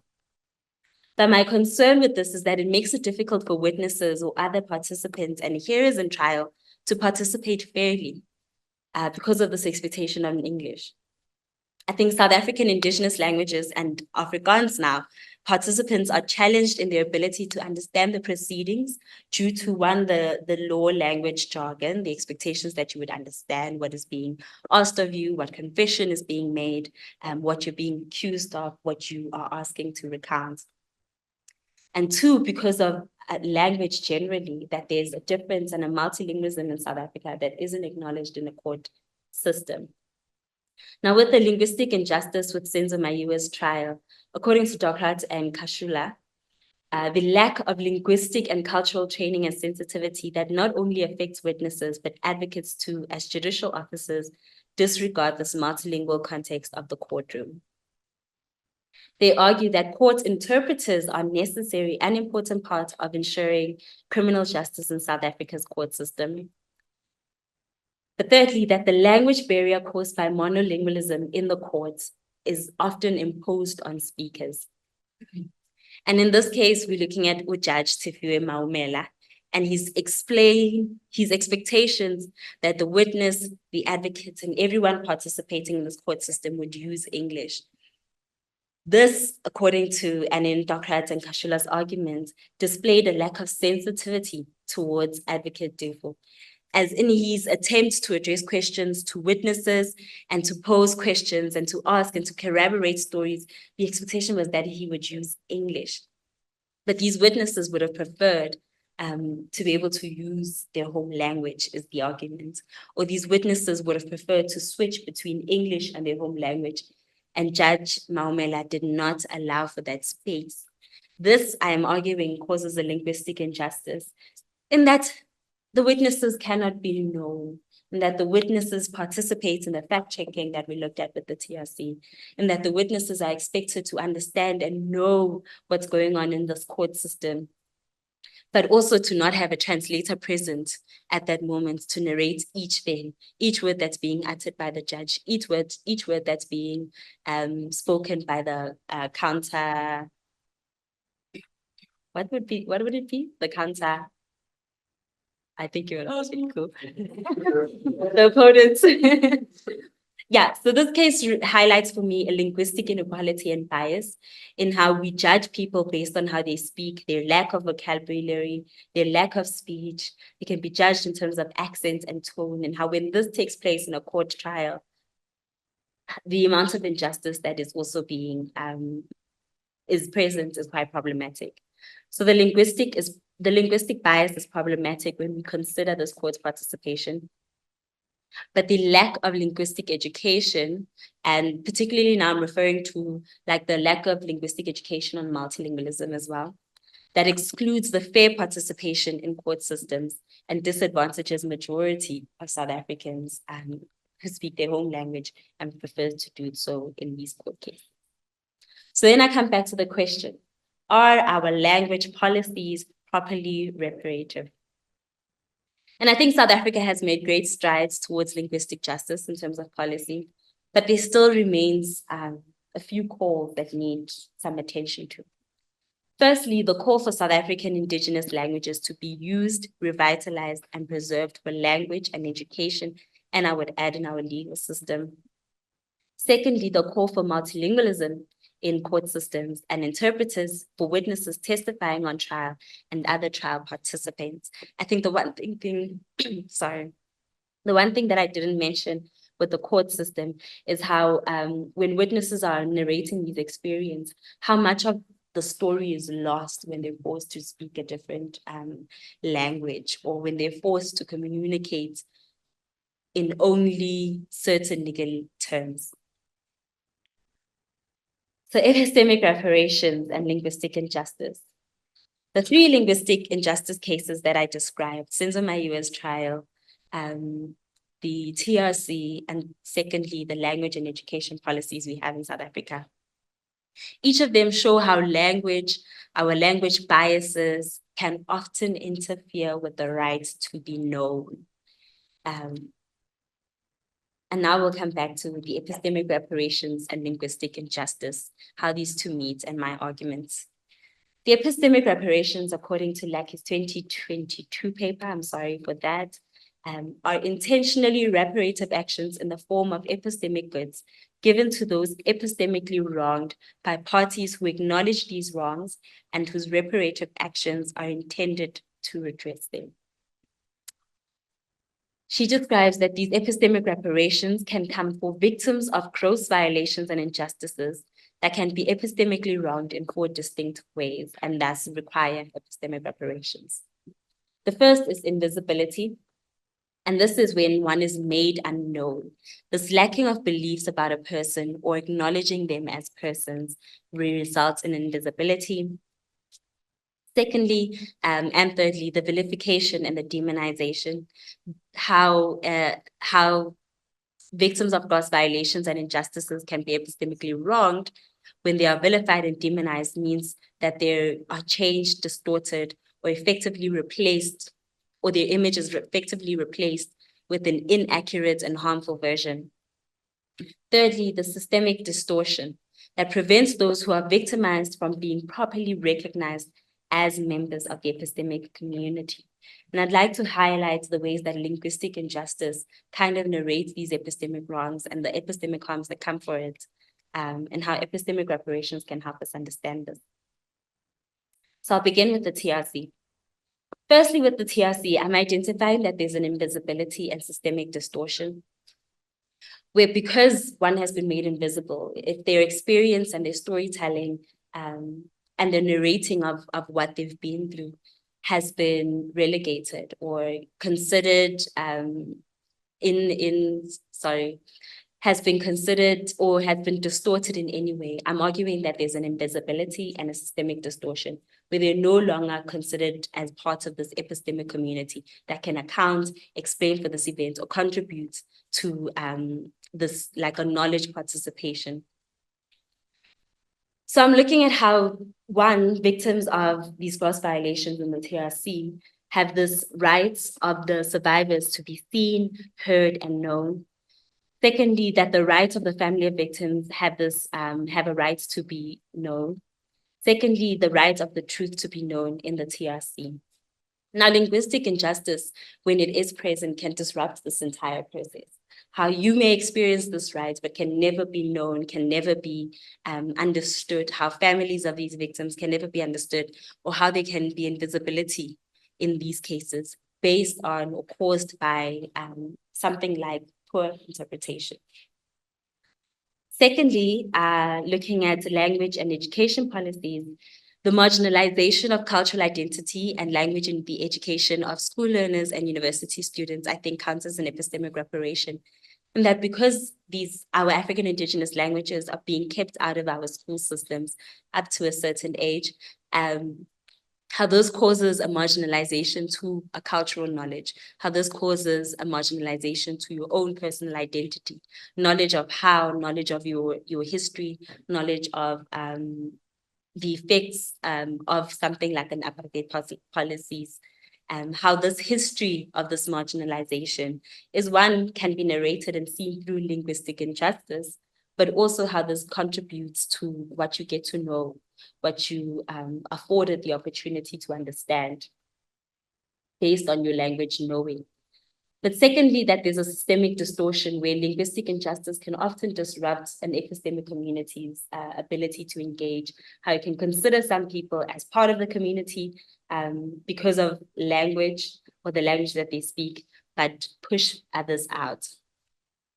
Secondly, I think there's a linguistic alienation, and I know Dr. Sung highlights this quite a bit in her dissertation research, that requires epistemic reparative responses and actions too. So when I'm looking at this marginalization of cultural identity and language, how not knowing a language or not being able to speak a language well, particularly when it appeals or is in reference to your own identity, results in an alienation from the language community, but also your indigenous group participation or your indigenous knowledge. There's an alienation that can maybe be described as something personal, but is also something I think is experienced in the community.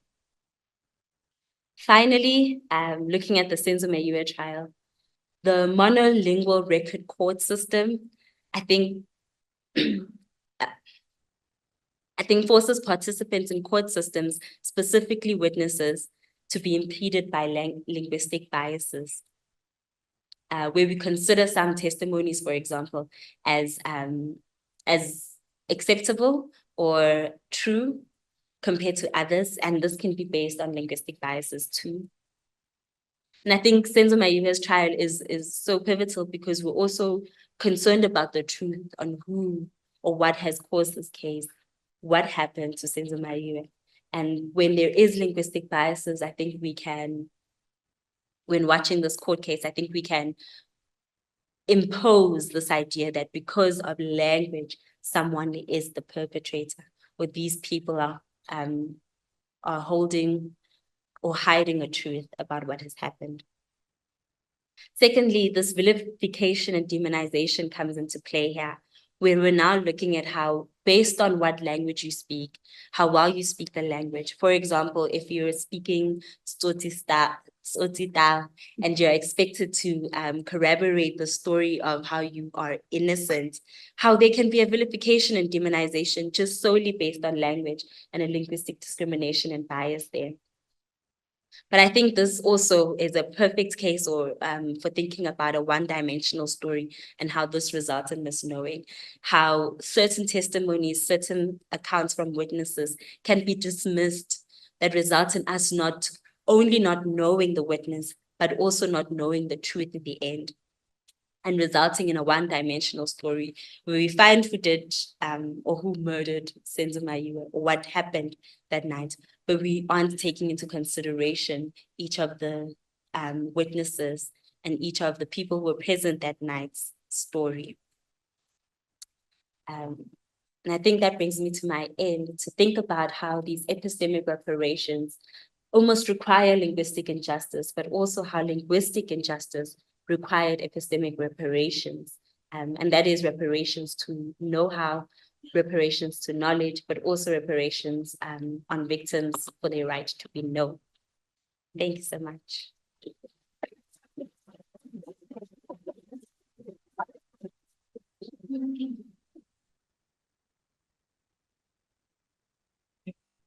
Thank you so much, Swazi. We have 12 minutes or so for discussion. Again, let's start with people who are not working from within these debates. Mongane first, the elder first, I'm afraid. Well, also, we don't like lawyers around here.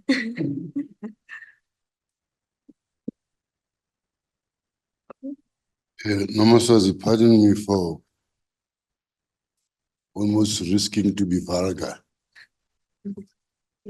Say it again, sorry, I didn't get that. Sorry. No, I was saying that Nomaswazi must pardon me for almost going to sound very vulgar. And I hope at the end you'll know why I'm putting it like that. Because somebody once said, why is it that every time when we talk about African languages, it is a motherfucker of a problem?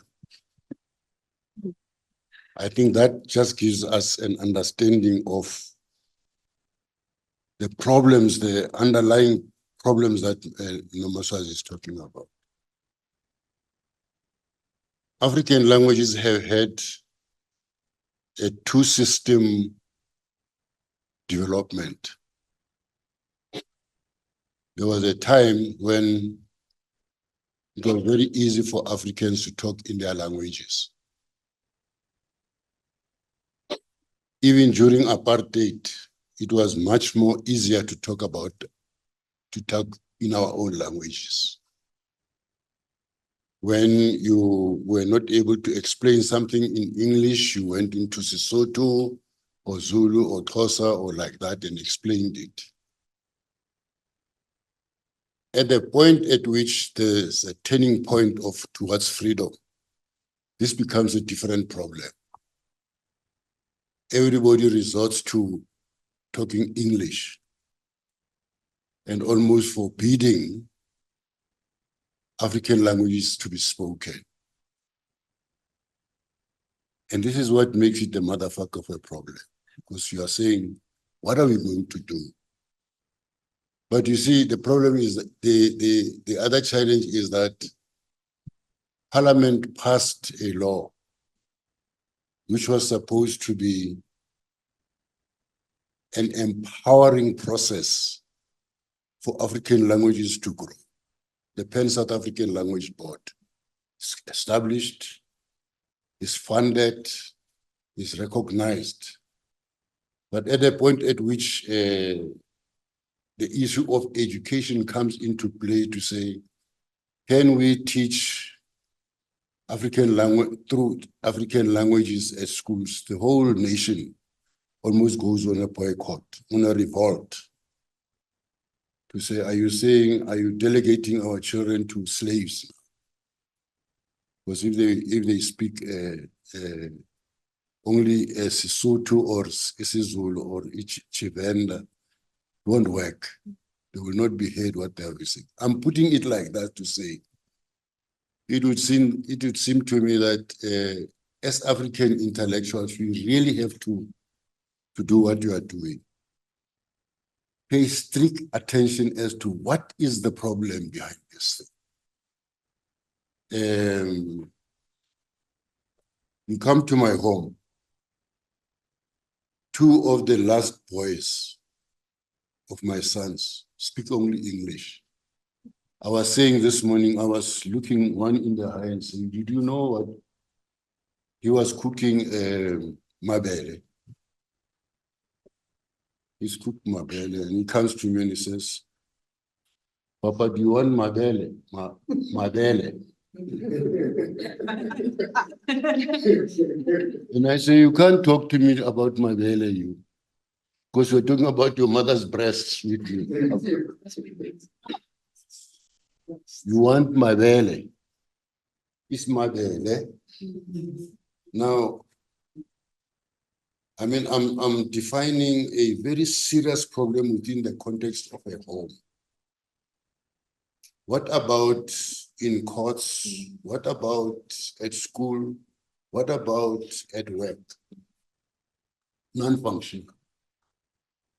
But I always say, until African intellectuals address it themselves, and African intellectuals have addressed it. If you go to Bamako, you'll find that, what do they call it? Akalan, the multilingual institution, which has said, colonialism said there are 2,000 languages on the continent. We've reduced them to 17. In South Africa, we say there are 9 African languages. We can reduce them to 2. But we can even go further. And I'm saying that to ask ourselves, why are we not doing it? We can even go further and say, reduce them to 2 and turn into Swahili. So the whole of South Africa speaks Kiswahili. So I'm saying, on the one hand, there was a point where, I don't know whether we were revolting at that time during apartheid, when we spoke to each other in our own languages, all over the country. And then when democracy comes, we change, we want to speak into English. But it is not as if there are no solutions to this problem. So why is it that African intellectuals are not engaging? I think this is where the problem is. Why is it that African intellectuals are not doing what you are doing? Engaging and saying government, eventually, when there was democracy, government took a decision of the following. What is it that we should be doing to resolve this problem? My child must not come to me and say, thank you very much. I'm putting it broadly like that to say, how do we engage? Yeah, so if I'm understanding, it's just about how do we engage. One, how our experiences with language so far have affected us. But 2, how do we engage our African indigenous languages today?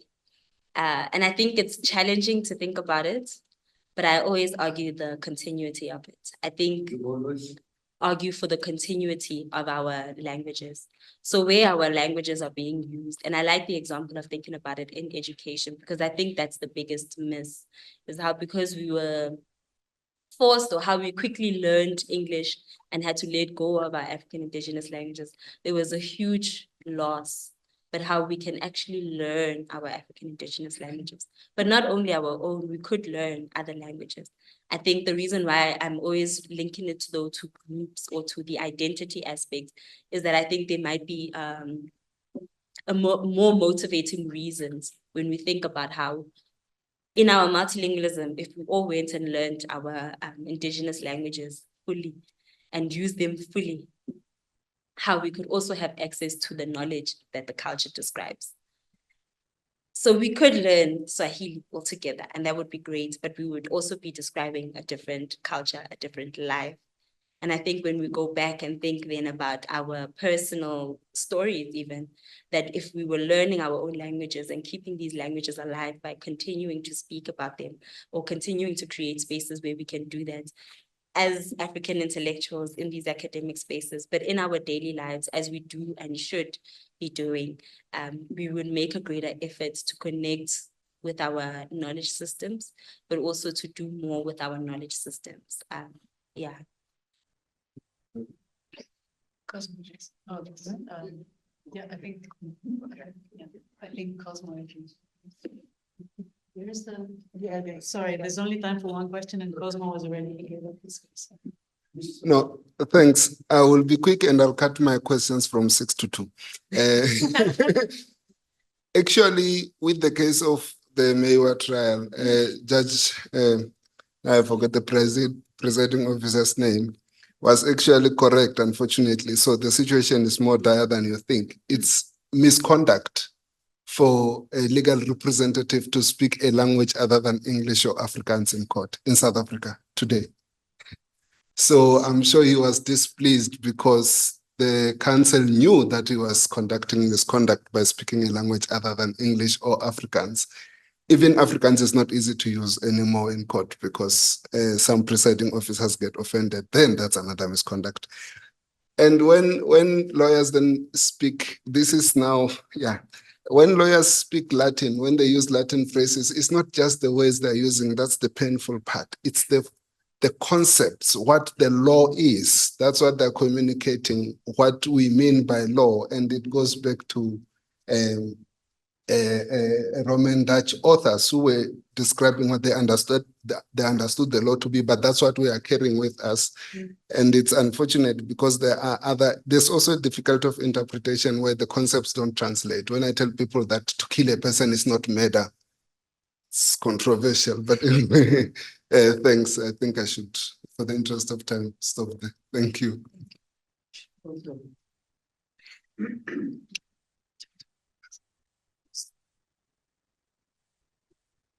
Do you want to? No. Thank you so much, Cosmo, for that. I remember pointing the problem, pointing that the problem is so much bigger than just the use of language, but actually the inability to change things like that, or the hold on how we can change and have it be a situation where using your own language in court isn't necessarily regarded as a misconduct or a space that allows for some form of multilingualism in a multilingual country. Sorry. But thank you for that point. I look forward to the other 4. Just a comment. I also realized that when statements are they written in South Zulu, Sotho, Tswana, or English? Statements in both. Yeah. English. No wonder we have a problem. I think when you go to court, or whenever you go and open a case, it should start there. You know, anyone can lay a charge with his, her own language. It starts there, because most of the judges are black judges, and even if the judge would be a white person, they can still do the things that we did, translate. Why not, you know? So, but I realize also that even in church, you find a church is not even Catholic church. Let's say Apostle or whatever. The sermon is in English. Why? Sometimes I ask myself, why there are so many black people there? Why do your sermon is in English now? What's going on? If not in I don't say I discriminate different churches, like even Christianity, but mostly in this church like Rebisa, it's always in English. Why? And who are the people who are dominating in the church? You know, so sometimes it seems as if, I don't know, we fought apartheid saying we don't want to be taught in Afrikaans, but now here comes a new one. Even though we know that English is a business and international language, you know, but why now we dwell on English so much as if we don't have a language? Maybe that's what makes things to be the way they are today. And instead, we've got more. Now we've got people who are speaking Swahili, French, you name them, Portuguese, in our country. So if you can't really hold on to our own languages, now that we've got added more languages, so how is it going to happen? How does it work? Yeah, because it doesn't make sense. It doesn't make sense. Yeah. And I think it contributes to why when we stop learning indigenous languages, why we let them, or we easily let them go to say, oh, it's no longer a business language, or it's no longer useful. And that's another way of looking at linguistic injustice, to think about how we're only choosing and picking languages based on their use or what we can do with them, as opposed to the meaningful connection behind knowing your language. Well, we'll see as time unfolds. Cool. Thank you so much, Swazi, for a great talk and for all your comments. So our next exciting talk is going to be by Martin Miragoli from not where you would expect, but Glasgow. And he's going to talk to us on structural epistemic reparations. Yes, thank you. Thank you for coming. Thank you. Yeah, I actually wanted to start with an apology because this is probably going to be the most philosophical of the philosophical talks that you've heard today. And I mean that not in a good way. It's going to be horrible. There's going to be like definitions and argument constructions and all the bad things you can imagine philosophy does. It's going to be in this talk. So if anyone would like to leave, now seems like a good time. Yeah, okay. So what I'm going to do today, I wanted to basically make the case for a particular kind of epistemic reparations that are structural in nature. And I want to do that by contrasting this particular type of epistemic reparations with the ones that Jennifer Lackey argues for in her paper, Epistemic Reparations and the Right to Be Known. And so I want to contrast this model with hers, but I don't mean that in a sort of like antagonistic way. What I have in mind, what I want to do is more expand maybe the taxonomy of what we can do with epistemic reparations to include also reparations that address in particular structural wrongs, which I don't think that easily fit, at least in Jennifer Lackey's transactional model. Okay, so this is what I'm going to argue for, and this is how I'm going to do it. This is hopefully going to be fairly straightforward. I'm going to start by giving a little bit of an introduction to Jennifer Lackey's model. Then I'm going to find some objections against it, and then I'm going to propose my own model. All right. So in recent years, there has been a growing concern to call Western powers to face up to the atrocities that have been perpetrated during the colonial era. And one of the best or most effective strategies that have been found or used so far has been that of formulating claims for reparations. And there have been in the last 20 or 30 years a bunch of commissions sprung up to address this issue, like for instance the CARICOM in the Caribbean, so the TRC here, the ERC, which I don't think exists anymore in Morocco, and a few others in the United States and in Canada and other countries. And the ways in which these commissions have understood this call for reparations is in terms of acts to undo wrongs. These acts are usually understood in terms of like either material acts, like for instance, giving back a sum of money or some goods that have been stolen, or have been intended as immaterial acts, like for instance, issuing public apologies or a building memorial site or things of this sort. And the idea with this act is to undo some wrongs. The wrongs have been typically understood in terms of either moral wrongs, like violations of human dignity, or legal wrongs in the sense of like violation of human rights, or psychological wrongs.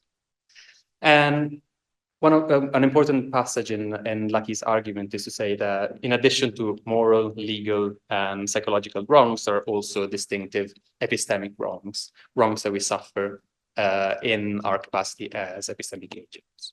I'm not going to say much about this, given that we've covered this a bunch of times today, in a bunch of talks. The general idea, yes, is that wrongs that we suffer as epistemic agents means wrongs that we suffer in our business to do things like transmit a piece of knowledge or store a piece of knowledge or information and things of this sort. The main passage of Lackey's argument is that of saying, well, moral, legal, and psychological wrongs have been used to ground claims for reparations, given that there is also this other important category of wrongs, that is that of epistemic wrongs, then we should also be talking about a distinctive kind of reparations, that is epistemic reparations. Now, before, and this is the boring philosophical part, I apologize for that. But so before I actually tell you what, or I get to the point of like telling you what the Lackey means by epistemic reparations, I want to tell you a little bit more about the normative epistemic framework that she uses to ground this call for reparations. There is so much more to say about this than I will have time to say, but few important bits. Two main features of her epistemic framework. The first one is her framework is teleological, and the second one is that her framework is agential. By saying that her framework is teleological, I mean that she takes knowledge or truth to be the goal that we as epistemic agents have to pursue, okay? And this is very important because it is because knowledge is the goal that we have to achieve that we have particular epistemic duties, okay? Now, normally in epistemology, the way in which these duties are intended are duties that are imposed on our cognitive lives. So duties that tells us believe this way or ground your beliefs on this in this way on this evidence in particular. The novelty of Lackey's framework is that it tries to expand this this idea, and what she's trying to say is that the duties that the fact that we have knowledge as our goal impose on us are not imposed only on our psychological life, on things that we have to believe and how we have to believe them, but also in what we do, in things that we do. So basically, this means that at the center of Lackey's epistemic framework, there is not only psychological, the psychology of the agent, but there is the agent itself, and this framework prescribes duties also on things that we have to do, on actions, for instance. So basically, these features give rise to particular procedural or agential obligations, like, for instance, seek more evidence, go to the conference, read that book, and things like that, in addition to the standard psychological ones, like never believe on insufficient evidence. So for these reasons, because of these features of Lackey's normative epistemic framework, I think we can see this as what I call a transactional framework. And by this, I mean basically a framework that focuses on agents and focuses in particular, provides normative assessments on agents' transactions, either between them, like when for instance, I give you a piece of knowledge or I listen to what you're saying, or between the agents and the environment, like for instance, when I have to inquire into something, I need to go and have a look at something in particular. All right. So now that we have an idea of what Lackey's epistemic framework looks like, the question is how can we ground how can we use this to ground a call for epistemic reparations? And here's a little quote from Lackey's paper that says, well, once we see that epistemic duties include actions in addition to beliefs, and that we are obligated to move beyond the evidence we currently have to evidence we ought to have, we have the beginning of a framework for thinking through epistemic reparations. So very simply, this means that if we have epistemic norms that are centered on the agents and their transaction, and if we have epistemic norms that say that tells us what an agent ought to do and ought to do things in addition to believe things to pursue knowledge, then it seems quite straightforward that we can understand epistemic wrongs as things that occur when an agent is unfairly obstructed in their attempt to obtain knowledge, And we can understand epistemic reparations as actions that ought to be carried out in compliance with epistemic norms in order to repair the wrong suffered by the agent. And here we get basically to Lackey's definition of epistemic reparations as intentional reparative actions in the form of epistemic goods given to those epistemically wronged by parties who acknowledge these wrongs and whose reparative actions are intended to redress them. This is, I mean, we've heard this a lot today, so I'm not going to say much about this, but this, of course, then is importantly related to, or establishes importantly specific epistemic rights and duties that we have as epistemic agents. All good? Good so far. This was already the worst bit. So if you went through this bit and you're feeling fine, then it should be all right. All right. So now moving on to some objections that I want to move to Lackey's framework. So there is the first one that I call, I mean, that is called the over-demandingness objection. Basically says that these obligations that Lackey's framework imposes on us as epistemic agents are just too demanding. She just, according to her framework, we ought to be doing so much more than we actually can do. And the second objection is just a sort of general worry about the agentiality of her framework. Okay, there is something else that I would really like to say about also the teleological condition, but I probably won't have time today. Okay, so remember the two features of Lackey's normative framework. The first one is teleology. There is knowledge out there and we ought to pursue knowledge. And the second one is the agentiality. So the fact that there is knowledge out there and we have to pursue it, it means that we have particular duties to do things, okay? Here in this bit, she is focusing in particular on epistemic duties that we have as social creatures. So she says, as social creatures, we ought to know about the world we live in, including the gross violations and injustices inflicted upon members of our communities. But surely it may be objected, we cannot all know about all of the gross violations and injustices in the world, or even in our own communities. There are, unfortunately, too many of them, too few hours in the day, too many demands on us, and so on. Following criticism to utilitarianism, we might call this the over-demandingness constraint, just as there is said to be a limit to how great a sacrifice morality can legitimately demand of agents. So too, there is a limit to how great a sacrifice epistemology can legitimately demand of agents. For instance, in the same way that it is too much to expect me to donate nearly all of my income to the poor, despite the fact that this would bring about much good, it is also too much to demand that I personally know about all of the gross violations and injustices perpetrated against those around me.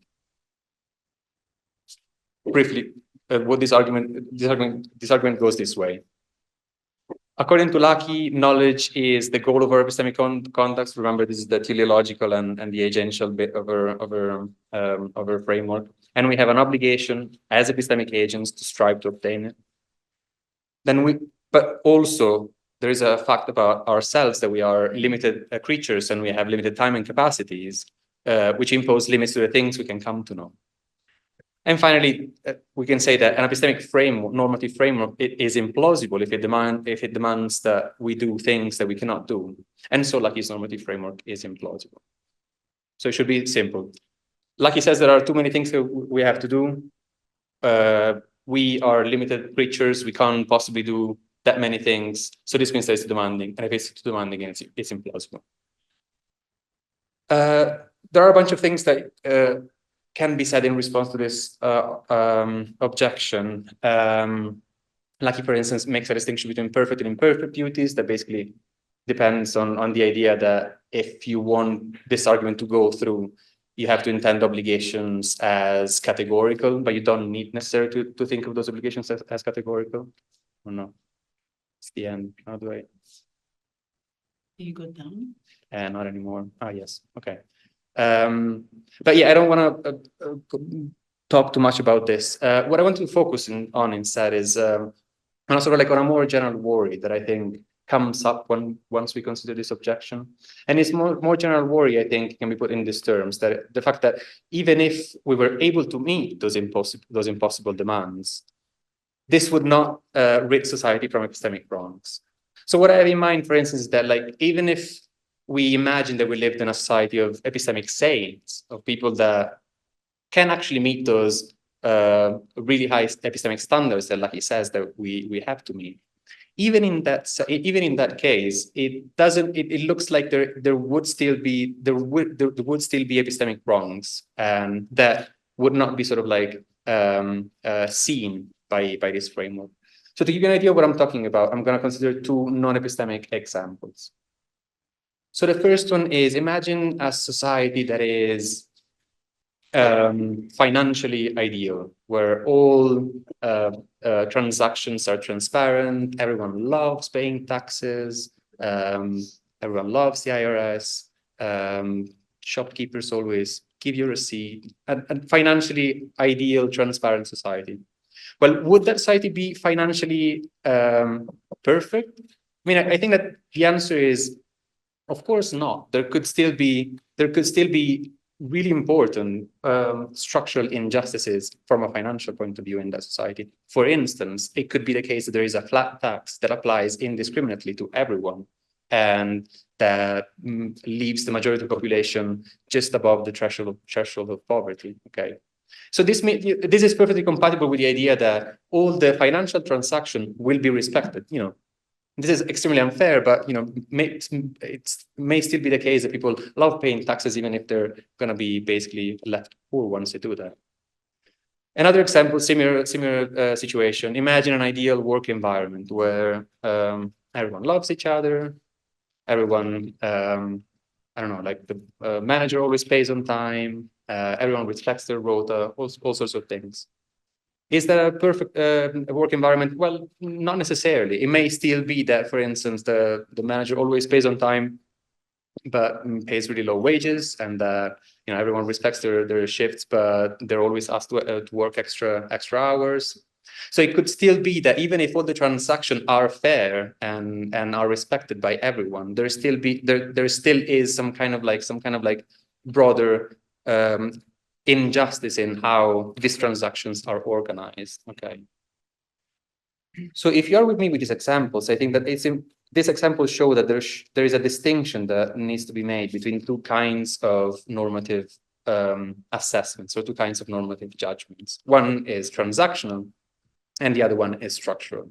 A transactional normative judgment is a judgment that is centered on the agent and is used to evaluate local microscopic transactions between agents. Okay. So what I have in mind is, you know, for instance, you know, sharing a piece of knowledge, or, you know, inquiring into something. This normative judgment applies to whether or not we respect the norms while we're doing this transaction, basically. And then there is another kind of normative judgment, which is structural, and that focuses on the structure and is used to evaluate the global macroscopic state of a system of transaction. Okay, so the focus of this normative assessment is not the transaction, but the global state of the system of transactions. So what I have in mind here is, like, you know, this assessment can be used to evaluate, for instance, the way in which we produce and disseminate knowledge, the way in which we attribute authority and expertise, and the way in which, in general, we distribute knowledge and information in our environment for the epistemic case. All these things are things that we could say, like, belong to the politics of knowledge and are not really accounted for if we only look at transactional judgments. Okay, so if this distinction holds and it's right, then I think that the transactional normative judgments cover a fundamental aspect of our lives, but do not exhaust the domain of what matters to us epistemically. And if this is true, then the transactional model of epistemic reparations is incomplete because it fails to consider epistemic wrongs that are not transactional. All right, so we've seen, sorry, we've seen Lackey's model and the normative frameworks that she uses to back it up. A problem seems to come up with that model, and now I'll try and put together at least a sketch, an alternative model of epistemic reparations. Okay, I mean, you've heard this story before, but so this is a photo of Lucas Baba Sikwe pair, and this photo has been taken at the DRC hearing in 1996, where Baba had for the first time the chance to talk about the abuse and the violences that he suffered by the hand of the police. In particular, he was shot and blinded during a conflict between the UDF and the South African police, and was later arrested and tortured. So I want to start from this case to see what the transactional model can tell us about this, and what are the things that in this particular case the transactional model leaves out in terms of the ways in which we can repair this wrong.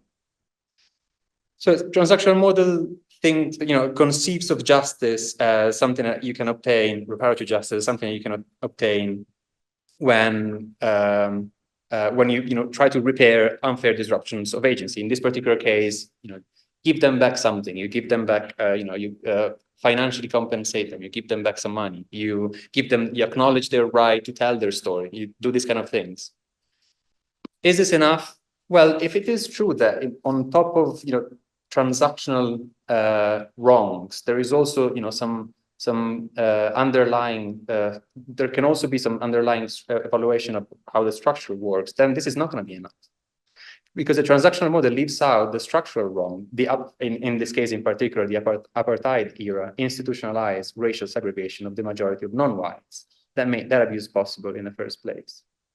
To give a more clear idea of what is the structural wrong that I think is at play in this particular case, this is a really interesting quote from the TRC commissioner, Ms. Gobodo Madizikela, who, introducing Baba's case to the court, uses these words. She says, "There are two questions that are pressing for me. The first one is, wasn't there any policeman in the force in the peninsula who could stop him in his tracks? And was our legal system so hopeless that he couldn't be brought to a court of law with justice?" And speaking of a court of law, I'm reminded of what a witness here on Tuesday said, Mr. Juku. Mr. Juku said, in those years, the law allowed them to do whatever they wanted to us. And he further said that if you were a person in authority, you had the right to lie in a court of law. So I think that this is really important, because what the kind of injustice that she's pointing at is not, yet, of course, this is Baba's hearing, and, there is awareness of the fact that there is an injustice that happened, and Baba suffered from some transactional wrong. But at the same time, what she's pointing at is the fact that there is a deeper structural wrong that has to do not with what happened between that policeman and Baba, but it has to do with the way in which society was organized, in particular in which the law was organized. She says the law allowed them to do whatever they wanted. You could, if you're a policeman, you could lie in a court of law. That's the kind of like deeper structural wrong that I think that she's pointing at, that it's important that we address as well. Okay, so if this is the wrong that we're interested in, then we need a normative epistemic framework that can capture this wrong. Okay, so that then we can get to formulate an epistemic reparatory claim that is structural in nature. Okay, so what I'm going to do now is try and build this model, basically. So I'm going to say lots of things in a single slide, and I'm going to try and do that by building kind of like an analogy or parallelism with the Lackey's normative framework. So do you remember the two features again of Lackey's normative framework? Teleology and agentiality, okay? Start from agentiality. According to the transactional framework, at the center of the framework is the agent, okay? If we want to build a structural normative framework, what's going to be at the center of that framework? My answer is an epistemic environment, okay? Again, there's lots of stuff here, but the main thing is an epistemic environment. I take an epistemic environment to consists of two main things. The first thing is the network of epistemic practices, and the second thing is the material conditions that make those practices possible in the first place. Material conditions meaning literally tables, chairs, this building, the roads, these kind of things, physical things. And the network of epistemic practices, again, this is very quick, but I take epistemic practices to be norm-governed epistemic interactions between the nodes of a network. Two main things here. Epistemic practices are interactions, so not very dissimilar from the kind of like the transactions that Lackey talks about, and interactions that are governed by certain kind of norms. Okay, so basically the main ingredients for an epistemic environment are epistemic practices, which are norms and interactions, and the material conditions. Let's go to the other main feature. So if the transactional framework has knowledge as its goal, what's the goal of the structural framework? And here, what I want to say is that the goal of the structural framework is epistemic justice. And with this, what I mean is that an environment is epistemically just when it is structured in a way that promotes the epistemic flourishing of its participants. And it does so when two conditions are met, when it is knowledge conducive and when it is democratic. Again, a lot to say about this, but just to give you an idea, knowledge conduciveness, I take it to be a distributive principle. So I take an environment to be just when epistemic resources are distributed in a way that they are made available to people that need them, okay? And as for the democratic bit, what I mean is just, I take the democracy to be the organizing principle. So the idea, again, is that an environment is epistemically just when it's democratic. And it is democratic when it respects the principle of equality. What I have in mind here, very briefly, very, very briefly, following Elizabeth Anderson, is that I understand equality as involving two things: negatively, freedom from oppression, and positively, an environment that gives the ability to people to participate in decision-making practices. Sorry, this is really quick, but this is the general idea of the structural normative framework that I want to propose can give us, can help us ground the claim for structural epistemic reparations. Okay, so let's go back to the example. So the example of Lucas Baba. So there is one dimension to the issue that is that has to do with the transactional wrong that Baba suffered because he was unjustly tortured by the police and threatened into silence. And restoring this wrong means giving back those epistemic or non-epistemic goods that have been to those who have been wronged. For instance, in the epistemic case, recognize his right to tell his story. But then there is also another dimension to this case, which is the structural epistemic wrong that made Baba the target of the transactional wrong, which is in particular the apartheid regime that targeted the non-white majority. And in order to restore this wrong, the structural wrong, I think that what needs to be done is to bring about epistemic institutional changes according to principle of epistemic equality. So this means, for instance, guarantee that what needs to be guaranteed is the epistemic agent's freedom from epistemic oppression, which is the negative condition for equality, universal access to position of epistemic authority and expertise, which is the positive condition that I gave for equality, and also recognize their right to participate in the process of knowledge production and dissemination, as well as to guarantee fair distribution of epistemic resources. Okay. So with this now we can come to try and at least sketch what structural epistemic reparations would look like. And this is the tentative definition that I wanted to propose. And it goes as follows. Structural epistemic reparations are interventions to heal unfair obstructions to the epistemic flourishing of an epistemic community by way of supporting the knowledge conductivity of their environment and its epistemic or political organization according to the values of democratic equality. By support knowledge conductivity, what I mean is to repair, for instance, unfair obstruction to the way in which epistemic resources are distributed, and uphold democratic equality. What I mean by that is basically, again, repair unfair obstruction to the organization of the epistemic environment in a way that respects democratic principles of equality. All right, so this is it. I'm just going to give you a little summary of what I've been doing. And am I good with time? Yes? Okay, good. So in part one, I introduced Lackey's transactional model of epistemic reparations and a teleological, agent-centered, normative epistemic framework it is grounded on. And in part two, I argue that there are some epistemic wrongs that Lackey's transactional model doesn't have the instruments to identify, what I call structural epistemic wrongs.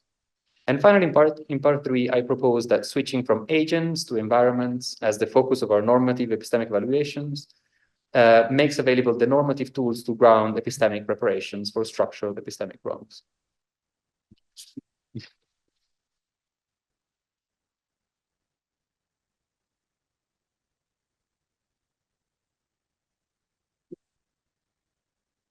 you, Martin. Thank you. Comments and questions? Jennifer, do you want to kick off? Sorry, So thank you for that, Martin. So I think there's so much that's interesting in here.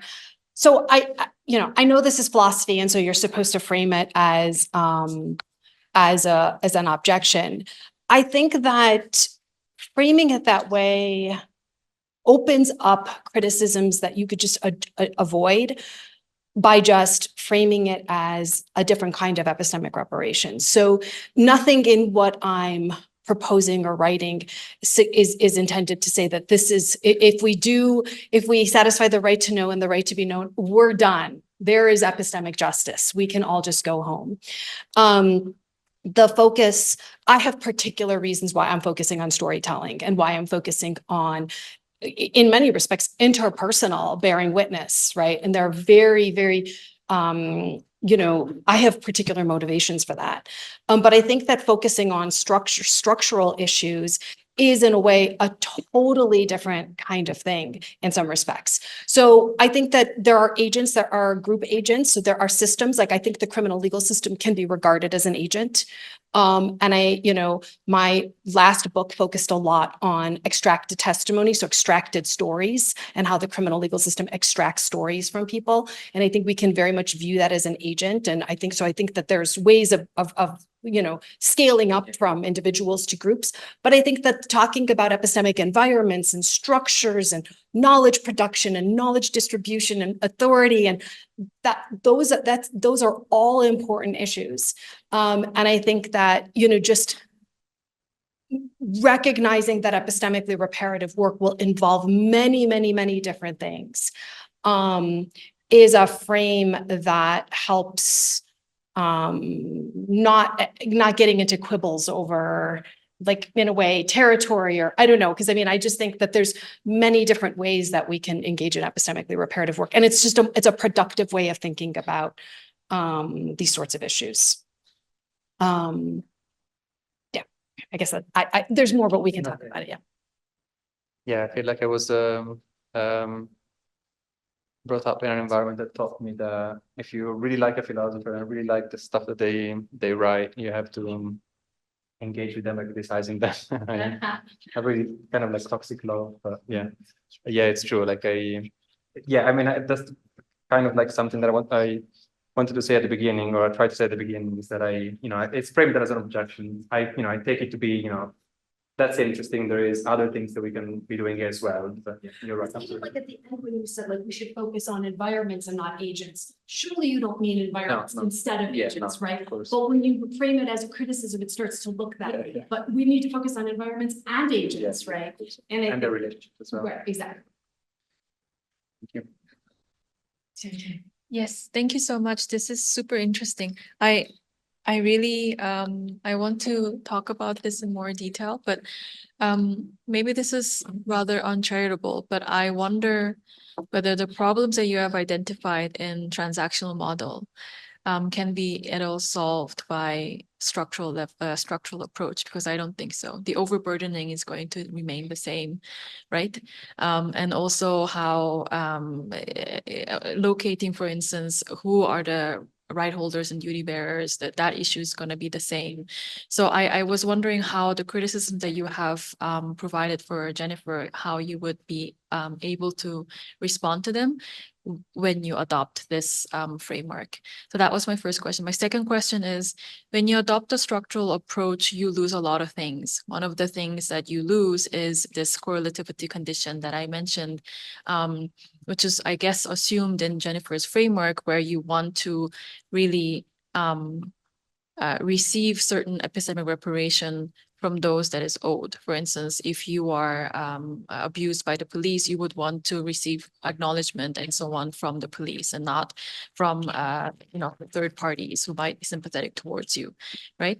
So I was wondering how, if you choose structural approach, whether you have reflected at all how your chosen approach to the injustice becomes more of a remedy than reparation, which is an important technique or, terminological distinction that is made within reparative justice. Yes. Oh, Sorry, are you just doing follow-up?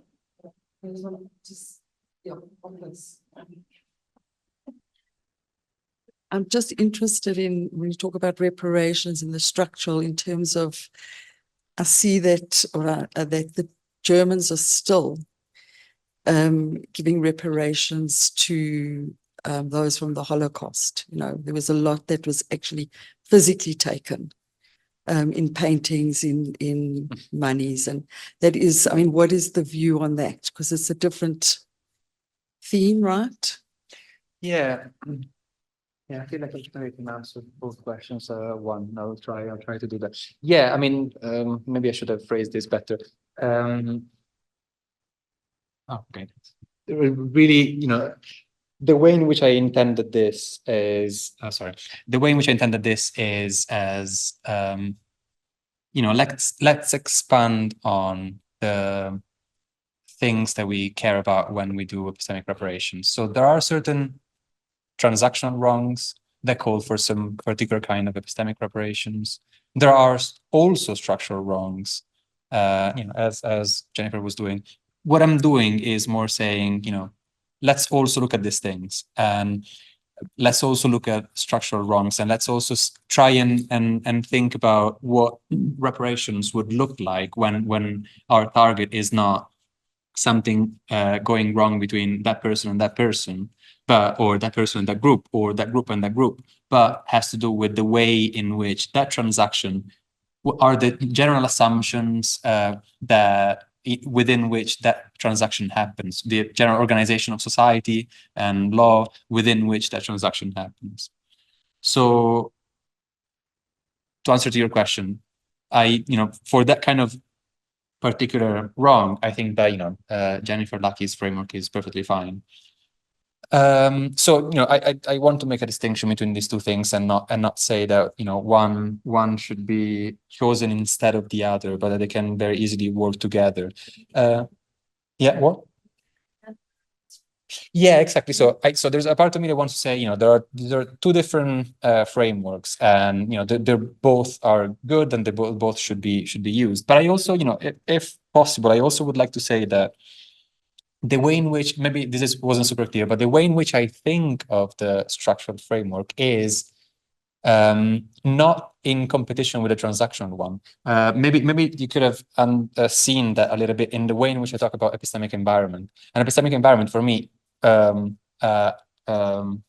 most fundamentally, is a system of transactions. So this means that transactions are part of what a structure is. And so there's a sense in which I would maybe want to resist a little bit the idea of seeing these two frameworks as, the transactional and structural one as completely separate, and maybe seeing, in the best case scenario, the structural one as including the transactional one, or the structural one as covering some important things that are part of also of the transactional one. But yeah, so this is more or less what to say. Sorry. I'm sorry. We have 6 minutes and 3 questions. So can we just take all 3 questions at once? And then we can. Okay, thank you so much for this. I'm very interested in the moves towards structural reparations, and I was trying to think about this in another paper with regards to what would structural reparations, epistemic structural reparations for sexual harm look like with regards to patriarchy. So I was thinking about it also in terms of Olufemi Taiwo's work that tries to move from the transactional to the systematic, right? Which I think is super interesting. But one of the, and this is not like a provocation, it's a word that I have for my own work, is sort of, when do we, how do you trace the limit between just reform in terms of pursuing epistemic justice, right? Like, policies that we would implement, and something that is actually structural reparation. So it is addressing a past wrong. So how do we make sure that we're not exploding the concept of reparation into just a structural transformative policy to pursue epistemic justice or something like that. And I think I have that worry about Taiwan, but also about my own work. So yeah. Okay, maybe I need to ask you, more about this, because you were also making a distinction between reparations and remedies, and I don't see this tension. Like, for me, everything is structural and it's fine, basically. Like, when, so if you want to tell me more about, where do you think that this tension arises? Maybe I don't know enough about this, but to me, it seems like, I'm really happy to consider. Yeah. We do not want to be. Okay, fair enough. Okay, thank you very much for the presentation. Mine is a very quick point. It's a conceptual one. It has to do with how you define reparations at the start of the presentation, where you refer to giving somebody something back in just a general sense. In the Afrikaner philosophical discourse, if you go to Boxville 2010 talking about Black reparations, he makes a distinction between restitution and reparations, which are fundamentally different, right? So restitution is you were using the case, you drop something, you give it back to somebody. That doesn't necessarily mean you've done anything wrong as the person who gives something back. But with reparations, you're really talking about a relationship between somebody who has done harm and somebody who has experienced that harm. So that was just a quick point I wanted to make. Thank you. Yeah, thanks, actually, because in the way in which I think I formulated it, it wasn't super clear, but you're right. I mean, yeah, I don't know how much I have time to say anything about this, but thank you for that. Right, thanks for your presentation. Just a quick question. I was wondering why you have the goal of like the structural accounts to be epistemic justice, and think of that as being different from like the goal of the transactional account, which is knowledge, because I would suspect that in both cases, the goal is always knowledge, and epistemic justice could be like a feature that maybe your transactional accounts can accommodate, because it sort of sounds like when we seek epistemic justice, we might not necessarily be seeking knowledge per se. We are just doing some social thing that might make it more conducive and acceptable to people. So I'd want to think knowledge remains the goal in both cases, but if there is anything different from your account, then maybe it accommodates epistemic justice a bit more, not necessarily as a separate goal from knowledge. I'm not sure what sounds just. Yeah, thank you so much for this question, because this two things. First, one reason is very simple, and say it if you want. I had to think about something else that was not knowledge as the goal for this structural framework, simply because agents are knowers. Epistemic environments are not knowers. And this is an important thing for me, because I don't want to take an environment to be an agent. Okay, so there are agents, and agents can be people, like a single person, can be a group of people, can be a collection of groups of people that can be an agent. And a very important thing for me if we want to talk about or consider the structural level of assessment is to move away from the agential picture. Not because it's not good, but because there is other things that should be said. So for me, it's important to see an epistemic environment not as a knower or not as an agent. And so, given that it's not a knower, cannot have knowledge as its goal. First silly reason. The other one is a bit deeper, and it goes back to the fact that the objection that I didn't consider, which was the one against the teleological framework, which is quite mainstream in epistemology, but that I don't really like. There is a fantastic paper by Cynthia Townley where she talks about thinking of knowledge as the aim of our epistemic conducts. She talks this as epistemophilia, of like reducing all epistemic things to grabbing more knowledge, which is a very sort of like consumeristic and capitalistic way of looking at epistemology. And yeah, so that's the other reason, but I'm not going to defend it much more here. Thank you. Cool. This brings us to the end of your session. Thank you so much, Martin. Thanks a lot. And after a massive break of 5 minutes, we come back for our final talk of the day, counting bullets. So Cameron Bolt is from Brandon University, but he loves hanging out in Joburg most of the time. So he's also an ACEPS Senior Research Associate. And we're very pleased to have you, Cameron. He'll talk about epistemic reparations and our relations as knowers. Okay, thank you, Ellie, and thank you, everybody, so much for sticking around to the very end. The only thing standing between you and your dinner at this point is me. So just keep that across your mind. Yeah. But yeah, so something that I've been thinking a lot about in my own research lately is this idea that people stand in a kind of relation with one another and with themselves, distinctly insofar as they're knowers. So it's something that kind of doesn't really have anything to do with being friends with someone or being a colleague, but just insofar as we're knowers, sort of creatures capable of knowing things, we stand in a distinctive kind of relation with one another. I'm not the only one who's been thinking about this. There's other work that you can find in contemporary epistemology, I think increasingly so, that uses this idea to do kind of interesting sorts of theoretical work in epistemology. So I've got a list of some different folks who've been quite recently using this idea of what I'm calling epistemic relations. So these are the relations that we stand in as knowers to theorize about, as diverse a range of things as the idea that we can forgive each other for epistemic mistakes, for a distinctive kind of freedom of thought or freedom of belief.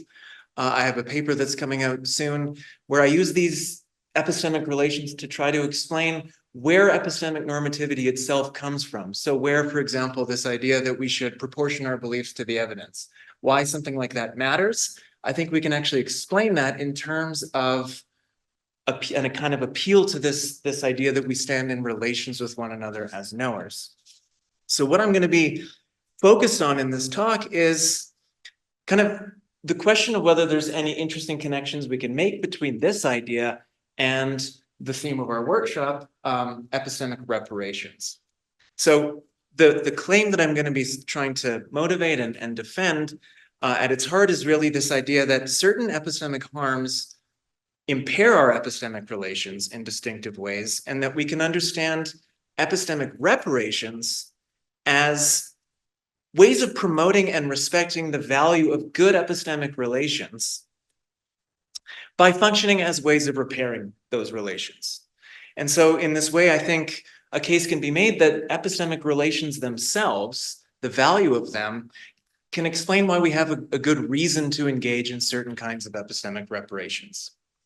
And so one thing I want to say about this right off the bat is I don't think what I'm arguing here to be kind of like brand new news. Oh, we've got reasons to engage in epistemic reparations. I fully kind of want to take on board that we probably have lots of reasons to engage in epistemic reparations, things like moral reasons, maybe other kinds of epistemic reasons. But as we've kind of seen already today, and I think we'll see more of this over the next 2 days, and I've been at lots of talks about epistemic reparations over the last couple of years. The literature on epistemic reparations it's a new one. It's growing, and I think an area of it that we might call the ethics of epistemic reparations is in a really sort of nascent state. So there's lots more to say about it. And so really what I'd suggest is the more we can say about our reasons to engage in epistemic reparations, the better. So I want to kind of give us a distinctive kind of reason to engage in them. In the bigger picture project that this talk is a part of, and some things that I just won't be able to say anything about in the space of this talk, are in addition to showing that we've got just like a reason to do epistemic reparations, I think our epistemic relations can actually put some interesting new structure on questions about how we should engage in epistemic reparations.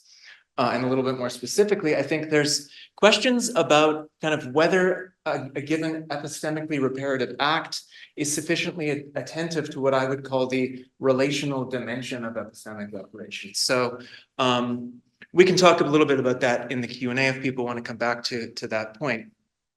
An additional sort of thing that I find really interesting about what we can do at this intersection is a little bit more what you might call meta-epistemological. So if what I said at the very beginning, right, we can do all kinds of cool stuff in epistemology with epistemic relations is right, and if the arguments of this talk is right, then what we get is kind of like an interesting connection between some very foundational issues in epistemology and what we might think of as some very important applied issues in epistemology via this conduit of epistemic relations. And I think this is kind of like just a cool way of advertising the value of epistemic relations and a sort of case that we can make to give them a more central role in our epistemology at a more meta-epistemological level, because I think there's lots to be said for approaching epistemology in a way that kind of takes foundational issues and applied issues in kind of one fell swoop and shows how they're connected with one another. I can say more about that as well if people want to come back to that kind of connection. But again, what I'm going to focus on here is just this idea that epistemic relations can explain why we have a distinctive sort of reason to engage in epistemic reparations. And really all I want to do in this talk is kind of motivate that thought by introducing kind of some basic things that I think we can say about it, and then respond to a couple of challenges that it might give rise to, which I call, these are just labels, the applicability challenge and the justification challenge. And I guess I'll just explain what those challenges amount to when we get to them. All right, so a bit of background on this idea that we stand in relations with one another as knowers. In my view, this is something that happens in a couple of ways, actually. So one way we stand in relations as knowers is in virtue of kind of just projects we happen to find ourselves engaged in with one another, right? So you could be like members of a research team. There's a sense in which you're going to have a distinctively epistemic relation with the other members of your research team just because you are members of a research team. Sort of, you know, the project that you're engaged in gives rise to this relation. Maybe a bit more mundanely, I think just being engaged in certain joint inquiries, like finding yourself jointly searching for a set of lost keys, can put you in a kind of epistemic relation with another person. But I also think that at a much more basic level, there's a sense in which we stand in epistemic relations with one another just in virtue of being creatures who are capable of concern for what I'm going to call the epistemic justifiability of our attitudes and inquiries, which is definitely a mouthful, but I don't think it's not as kind of grandiose as it sounds. We're creatures who kind of have a capacity for concern about whether the way we conduct our intellectual lives is justifiable to other people. And I think that there's a sense in which we stand in a kind of relation with one another that arises just out of that. So I get this idea from work that Tim Scanlon famously develops back in the 90s in moral philosophy. So for example, Scanlon famously argues that we have a kind of very basic moral relation with one another, just in virtue of being capable of concern for the moral justifiability of our actions and attitudes. And so I think something very similarly analogous kind of is true of our intellectual lives. One way to make this a bit more concrete is to think about our epistemic trust practices. Okay, so we seem to have these intentions and expectations towards others and towards ourselves. And I think this can also happen between groups, by the way, that are oriented around things like epistemic trust and trustworthiness. Okay, so think about even meeting a stranger on the street. Other things being equal, unless you've got some sort of reason not to, we tend to have this disposition to take what a person freely offers you as information. Maybe it's something like when the next bus is coming. To take that information at face value, to sort of use it for further reasoning and thinking, right? And then correspondingly, when you freely offer information to somebody else, unless you know that they've got some reason not to, you tend to expect that they will take what you have to say at face value and use it as information that they can, rely on for further action and thinking. So that kind of underpins a basic sense in which we've got these intentions and expectations that are oriented around our epistemic agency in a very distinctive sort of way. One reason why it's useful to think about epistemic relations kind of abstractly like that in terms of intentions and expectations is I think we can also think of other kinds of interpersonal relations we have with people actually in terms of intentions and expectations. So in a sense, what it means to be friends with someone, very abstractly speaking, is to have certain kinds of expectations of that person that are oriented around your activities with them. So this is kind of, I like to sort of think of things in this way because it helps put on a continuum the idea of epistemic relations with other kinds of interpersonal relations. So when all goes well, we don't just stand in epistemic relations with one another. We stand in what I'm going to call good epistemic relations. Minimally, I think good epistemic relations involve people who actually are epistemically trustworthy in the general running of their intellectual lives. But more than that, they involve people who are properly epistemically trusting of others. Corresponding to those ways that our epistemic relations can go well, I think are ways that we can impair our epistemic relations. So one way we can impair our epistemic relations is by not being properly epistemically trustworthy in the conducting of our intellectual lives. Or as the testimonial and justice literature teaches us, by not kind of assigning the right degree of credibility to people when you ought to. Or so, in other words, not properly epistemically trusting other people. Those are two ways in which I think we can impair our epistemic relations on what I'm going to call a first order level. So in other words, there are ways that we actually kind of manifest a deficient concern for the epistemic justifiability of our attitudes and inquiries. I also think we can impair our epistemic relations at what I'm going to call a second order level, where that just means sometimes we can impair our epistemic relations by having a kind of distorted or just unjust conception of what it takes to meet the expectations that structure our intellectual lives in the first place. So we're going to see that that second order way that we can impair our epistemic relations is going to be important for me because I think it provides us with the most direct way of connecting this stuff about epistemic relations to the epistemic reparations literature. So last couple things about epistemic relations. I just want to point out that I think they've got some really distinctive kinds of value. So on the one hand, I think good epistemic relations are just obviously very instrumentally valuable things. They just help us get things done that we need to get done. Put differently, they facilitate all kinds of coordination and knowledge acquisition that we just tend to associate with anything that basically resembles a flourishing human life, either on an individual or a collective level. But I also think that just as lots of other kinds of interpersonal relations, so things like friendships, loving relationships, are often regarded as things that have value for their own sake. They're worth valuing just for their own sakes, not necessarily because of anything else that they get you. I also think good epistemic relations are things that are worth valuing for their own sake. So they have a kind of final value. One way to, I think, maybe get a grip on why I think that's the case is to think about the way in which good epistemic relations seem to manifest a kind of recognition of our epistemic agency, a recognition and way of properly responding to our epistemic agency. And so if you're like me, you find it kind of natural to think that a world in which epistemic agents recognize and properly respond to one another's epistemic agency is just better, and it's better for its own sake, not necessarily because of anything instrumental, than a world in which they don't. Okay. So what I want to turn my attention to now is how, in addition to illuminating all that stuff that I kind of said epistemic relations are being used to illuminate at the very beginning of this talk, we can use them to illuminate the nature and ethics of the theme of our workshop, epistemic reparations. So we've seen this quote a few times now over the course of the day. It's how Jennifer defines epistemic reparations as intentionally reparative actions in the form of epistemic goods given to those epistemically wronged by parties who acknowledge these wrongs and whose reparative actions are intended to redress them.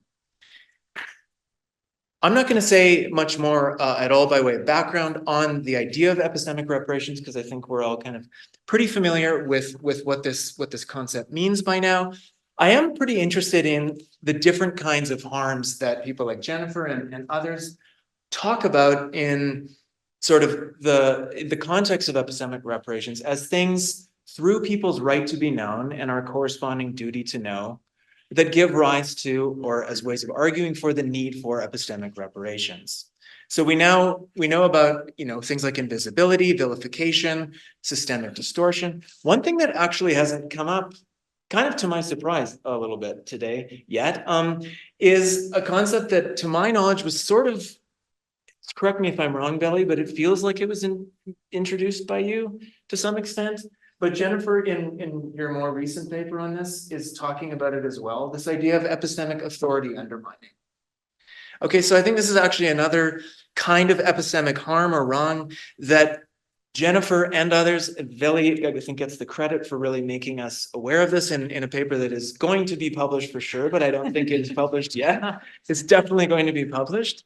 Is this idea of epistemic authority undermining. So in addition to invisibility, in addition to vilification, systemic distortion, Veli, I think, very convincingly argues that epistemic agents can be epistemically wronged in the sense of having their epistemic authority undermined, where she says, this is a core feature of what happens in the process, for example, of colonization. Okay, so for example, through the assumption of the authority of a Eurocentric epistemology that's imposed on the colonized as part of decentering, actively decentering their knowledge systems.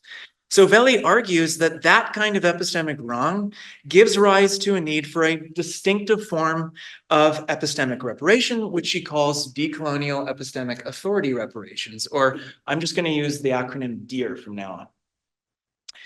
So DEAR constitutively aim at redressing this specific and unique form of epistemic harm by recognizing in different ways, and we can talk about how this can be recognized, by recognizing the epistemic authority of the previously colonized. Okay, so obviously my question here is, what can epistemic relations contribute to our understanding of these epistemic harms and the corresponding need for epistemically reparative work? That's sort of my big question. And as I first sat down to think about this a while back, I think the first time I started thinking about this was when I was putting together a talk for our recent workshop in Chicago. The thought that immediately came to mind is maybe these epistemic harms amount to distinctive kinds of epistemic relation impairment, and we can think of epistemic reparations as ways of repairing our epistemic relations, or in some way redressing epistemic wrongs through reparative acts that are aimed at promoting and respecting good epistemic relations. If we can make that work, what I think is cool about it is those things I just said about the value of good epistemic relations kind of give us a direct reason, an explanation of why we've got reason to do things like engage in at least certain kinds of epistemic reparations. But also, again, kind of going back to those other parts of the bigger picture project, I think we can put structure, really interesting structure, on our understanding of how we should do epistemic reparations. Again, by maybe putting emphasis on this idea that our epistemic relations are really, in some important sense, what's at issue. And then thirdly, there's that meta-epistemological point that I think is interesting, but I won't say anything more about here. All right, so that might sound great as far as it goes, but I also think it's important to kind of pause and ask some detailed questions about how really this is supposed to work. I want to show that we can motivate this idea a bit further by engaging with those two challenges that I mentioned. I think we have to engage with to really make this a serious proposal. And the first of these challenges is what I call the applicability challenge, which really, I'm calling it the applicability challenge. What this challenge is effectively is something along the lines of that this worry that there might be a kind of important mismatch between what I mean by the idea of epistemic relations and how that concept is being used in all this other literature and epistemology, and the thing that I'm saying has a very interesting kind of value, a mismatch between that and the kinds of epistemic harms that are at issue in the epistemic reparations literature. So we can maybe come at this by thinking about a couple of distinctions. One distinction that I think is interesting to draw here is between what we might call genuinely epistemic relations. So that's my word for the things I was originally talking about, and something kind of seems subtly different, but is actually really importantly different, which we might call the epistemic dimensions of our otherwise existing interpersonal relations. Okay, so for example, the genuinely epistemic relations are things that we have distinctively just insofar as we're knowers. The latter might just be dimensions of, for example, our friendship or our professional relationship that revolve around things we happen to know about one another. Like maybe, we might say our friendship wouldn't be the same if we didn't know each other's favorite foods or each other's favorite music or where we like to go for runs, etc. Those would be like epistemic dimensions of our otherwise existing interpersonal relations. So it seems clear that we can kind of directly impair our genuinely epistemic relations, for example, through the sorts of things that I was talking about, being epistemically untrustworthy, being improperly epistemically trusting, right? But it also seems like we can impair our otherwise interpersonal relations along epistemic dimensions. So for example, by not knowing something about a friend that we should know. Those are just, I'm suggesting, kind of two very, very importantly different things that might introduce the possibility of a mismatch between epistemic relations as I'm talking about them and the sorts of epistemic harms that are at issue in the reparations literature. So for example, our invisibility, vilification, systemic distortion, ways of directly impairing our genuinely epistemic relations rather than just ways of impairing epistemic dimensions of interpersonal relations that we either already stand in or should stand in with one another. I actually think there's a lot to say about that question. And I think it comes down to some interesting questions that we can ask about sort of the nature of these harms and how they interact with our epistemic agency. And I think lots of the talks that we've had today shed some really useful light on ways that we might argue that those kinds of epistemic harms are ways of impairing our epistemic relations, which is great for my project. But I also think that we can just kind of sidestep that question for now and focus on epistemic authority undermining as a way of impairing our epistemic relations, because I think it's an especially clear way in which an epistemic harm impairs our epistemic relation. And I think we can use it kind of like as the thin end of a wedge to build our way to some more general claims about the connections between epistemic relations and epistemic reparations. So I'll just say a little bit about what I have in mind.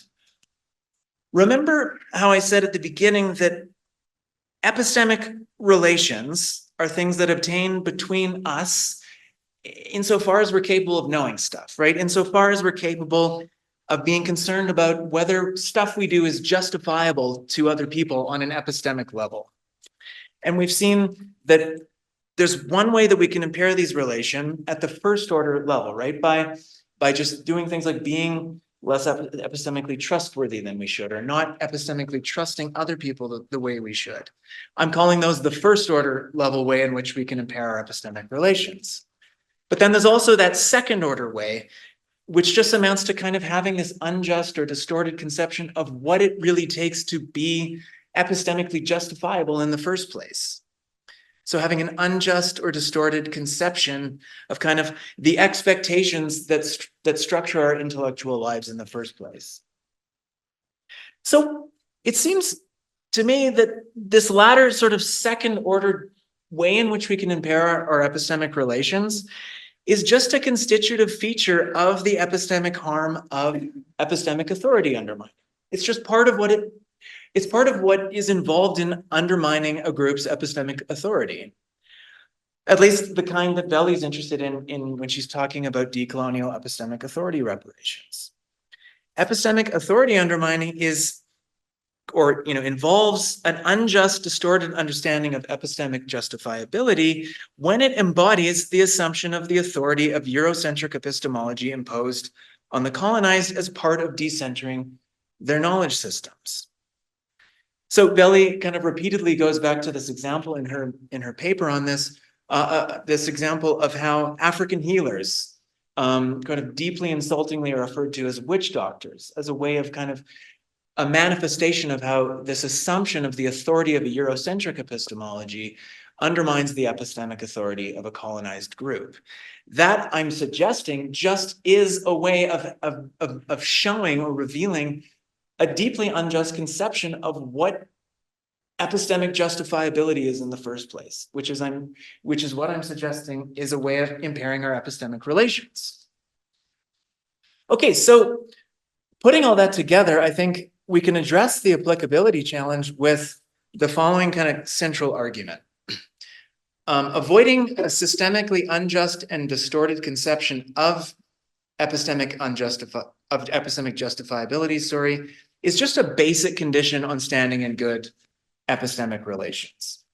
Engaging in DEAR is a way of promoting and respecting good epistemic relations. So here's another premise: other things being equal, we should do what we can to promote and respect good epistemic relations. This is a premise that actually I think is kind of interesting to think critically about, and I'm going to come back to it in a sense in 2 seconds.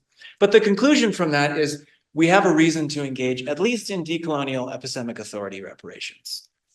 And then, of course, the more we can say about those other kinds of epistemic harms that we've talked more about over the course of the day, the more relevant this argument becomes for the ethics of epistemic reparations. How am I doing for time? All right, great. Okay, so let's imagine that all of that works to address my first challenge, the applicability challenge, which is really just like this kind of conceptual worry we might have about whether there really is a kind of connection here to be made between that stuff I want to say about relations and the epistemic reparations literature. That's for discussion. Yeah, I'll try to finish this up in like 5 minutes. I still think we have another very different kind of worry that the proposal I'm floating gives rise to, which I'm calling the justification challenge, which is kind of just a worry about whether this idea has kind of substantively, kind of morally worrying implications. And a little bit more concretely, one thing you might worry about is whether it just implies a kind of presumptuous or an objectionable presumptuousness on behalf of those engaged in epistemically reparative work.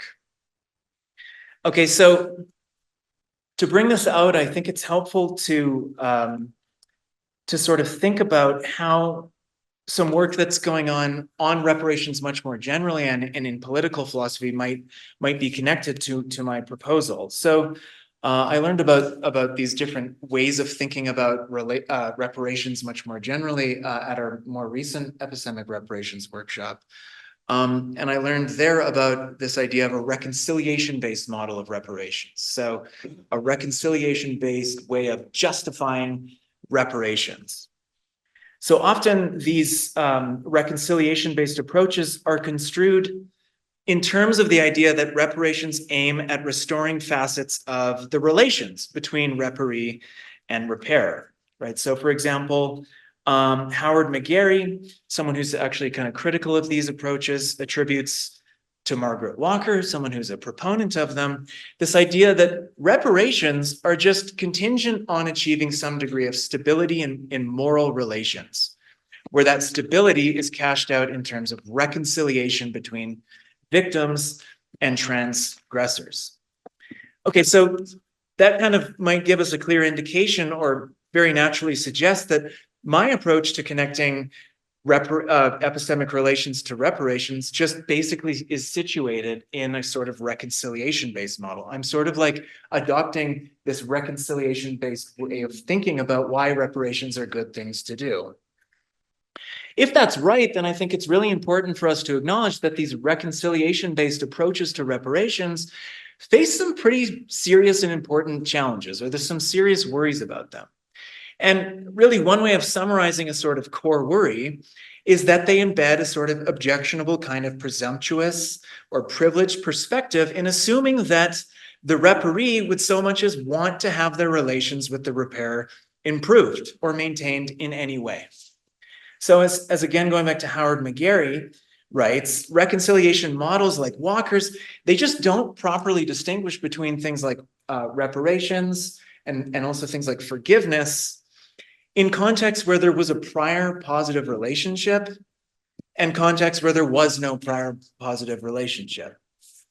Okay, so just quoting McGarry, I think this is a really interesting quote. He says, when the relationship before the transgression is positive, there's a greater desire and commitment to achieve moral repair. But when a prior positive relationship doesn't exist, it's unclear that an appeal to the common humanity of the parties is enough to justify a duty of reconciliation. So you might think this is like completely resonant with the proposal I just sketched. Like you might construe what I just said as sort of saying, or appealing to like a common epistemic humanity as the sole basis upon which we have kind of reasons to engage in epistemic reparations, even in a context where, a context like epistemic decolonization, where there was no prior epistemic relation at all. And I think, McGarry's point here is that it's kind of weird to think about our duty or an obligation we have to engage in reparations on this basis in such a context. So you might think the same sort of worry applies to me. So I'll just close with two kind of remarks on how I think we can respond to this. One remark is it's kind of interesting to think about whether the whole idea of epistemic reparations just generally is, or how it relates to these different approaches to reparations in a political sphere. So you might think of something like reconciliation as just deeply kind of having to do with epistemic stuff. And so in a sense, you might think what it means to engage in epistemic reparations just is like a kind of reconciliation-based approach to reparations. If that's right, then it might be the case that this general concern about reconciliation-based models applies to the whole framework of epistemic reparations, not just my approach. That's something that I actually think is really interesting to think about. I think there's lots to say about it.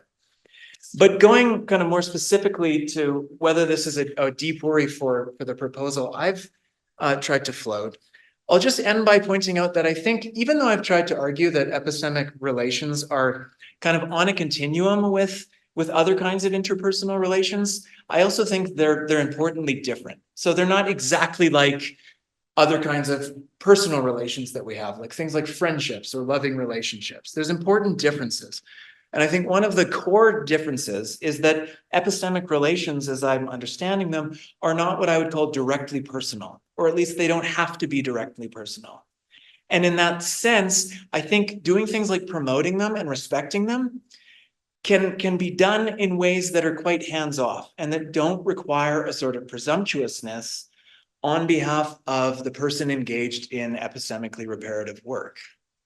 So I think there's kind of an interesting space here with the idea of epistemic relations where there are enough like interpersonal relations to be valuable and give us reason to do things like engage in epistemic reparations. But I also think they can be, or at the most basic level, are different from interpersonal relations in important ways that kind of allow us or give us space to do things like promote them and respect them without kind of giving rise to the same sort of worry about a reconciliation-based approach to reparations in a political or moral sense. So I think I've said a lot and I will end there. Thank you very much.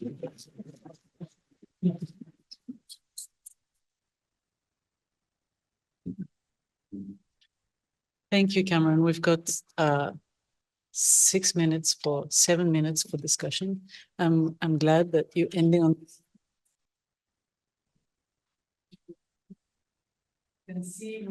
reparations. He's been pushing towards reconciliation. We can't demand reconciliation from people, so I think that's a nice theoretical note to conclude the theoretical day on. So, did you want to say anything about that, or? No, we'll catch up tomorrow. Okay, great. So we can hear more. Are there any other non-philosophical thoughts on the talk? I see the philosophical thoughts. I'm sorry, are you non-philosopher now? Okay, so I think I don't know who was first. But please be brief so we can. Yeah, I just want to try and push a little bit was it McGarry, the last quote that you read? Because I feel like there is maybe a bigger problem that he's pointing at, and that I don't know how much at least I think that you said here actually I can address. And it seems to me like, the kind of problem that I see in that quote is more like, in that kind of situation where you have a wrong that arises in a relation that did not have any positive, that didn't exist before. This was more or less what it was about, right? When you have a situation where you need to repair something, but you don't have a positive relationship to sort of like go back to. And the impression that I had is that in that situation, you have kind of like a clash between standards of what it means for a relationship to be good. And I was just wondering, if you have an idea of what kind of standards there are, and if the standards are universal, and and if you had any thoughts on this, basically. Sorry, I don't know. Standards for epistemic relations? Yeah, like for what it means for an epistemic relation to be good, basically. Yeah. Because it looks like in a situation like you were mentioning between you have the European colonizer that thinks of African healers as witch doctors. In that case, you have a clash between standards of justification. And of course, in that case, it would be simple. You don't want to say that, the way in which a colonizer thinks of that practice is good. But I feel like, these kind of cases seem to me to at least think of like if there is any objective or not way of looking at, what a good epistemic relations look like, and that allows you to sort of like say how to resolve this conflicts in standards of justification. Yes. Sorry. Yeah, so in that case, what I think the thought I'm having is that what it means for the relation to be good is actually something that kind of or maybe coming at this in the other direction, what it means for it to be bad or for it to be impaired is at the second order level. So there's kind of like, on behalf of the colonizer, there's an unjust or distorted conception of what it takes for something to be epistemically justifiable. Right, that's what I'm kind of suggesting is like manifested in calling African healers witch doctors, is it's just this complete disregard for the knowledge system that African healing practices take place within.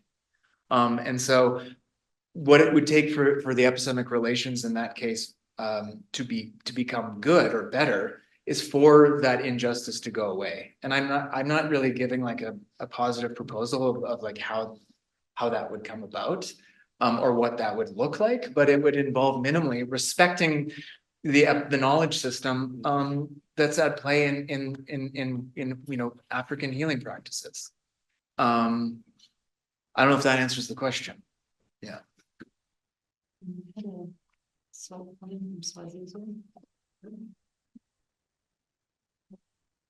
Thank you so much, Cameron. I'm probably loud for the people online, but I hope everyone else can hear. So I just wanted to ask, with this epistemic relations, what's the distinction between this and epistemic communities? Because I find that when we often speak about epistemic communities, we describe similar things. There's a sort of distrust between those that believe they know and those who believe that they are only contributing to the discussion. So when we start mentioning epistemic communities, we also speak about some people being excluded from the community, others being included, others' image being distorted, for example, with the example of African healers being called witch doctors when participating in a knowledge forming sort of practice. So I'm just would like or appreciate more clarification on what the difference is between epistemic relations and epistemic communities, and just what exactly epistemic relations define, maybe the relations within that community. And then I can't imagine the necessity for a new concept when you could still speak of epistemic communities. Sorry. Thank you. Thanks. So I guess I wouldn't say that it has to be like an either or, that they're necessarily kind of mutually exclusive of one another. I think in some ways you might think of what epistemic communities are like as kinds of epistemic relations, or like networks of epistemic relations possibly. But the thought is that these things that I'm calling epistemic relations are they're something that can happen over and above being like members of an epistemic. And they can be in that way a little bit more like other kinds of interpersonal relations, like friendships or loving relationships, in the sense that they kind of like can take place directly between two people. They can take place between groups. And the reason why I find it useful to kind of focus on epistemic relations as standing in a continuum, not just with things like communities, but with other kinds of relations, is because then you can kind of bring in these, I think of them as sort of like independently plausible ideas about their value. So I'm especially interested in, for reasons I didn't get into at all in the talk today, about this possibility that epistemic relations, when they go well, have a kind of final value. And the independent plausibility that idea has in other kinds of interpersonal relations, like friendships. Because I think if we can kind of support this idea about final value, we can do all kinds of very cool stuff in epistemology. So that would be the reason why I think it's worth bringing in this concept. But I also happen to think like on the, connecting to epistemic reparations, it just strikes me as an interesting conceptual space to explore the idea of reparations through. But yeah, but that's a really helpful question. Appreciate it. All right. Thank you so much, Cameron, for concluding in such a conciliatory way. And thank you for your comments.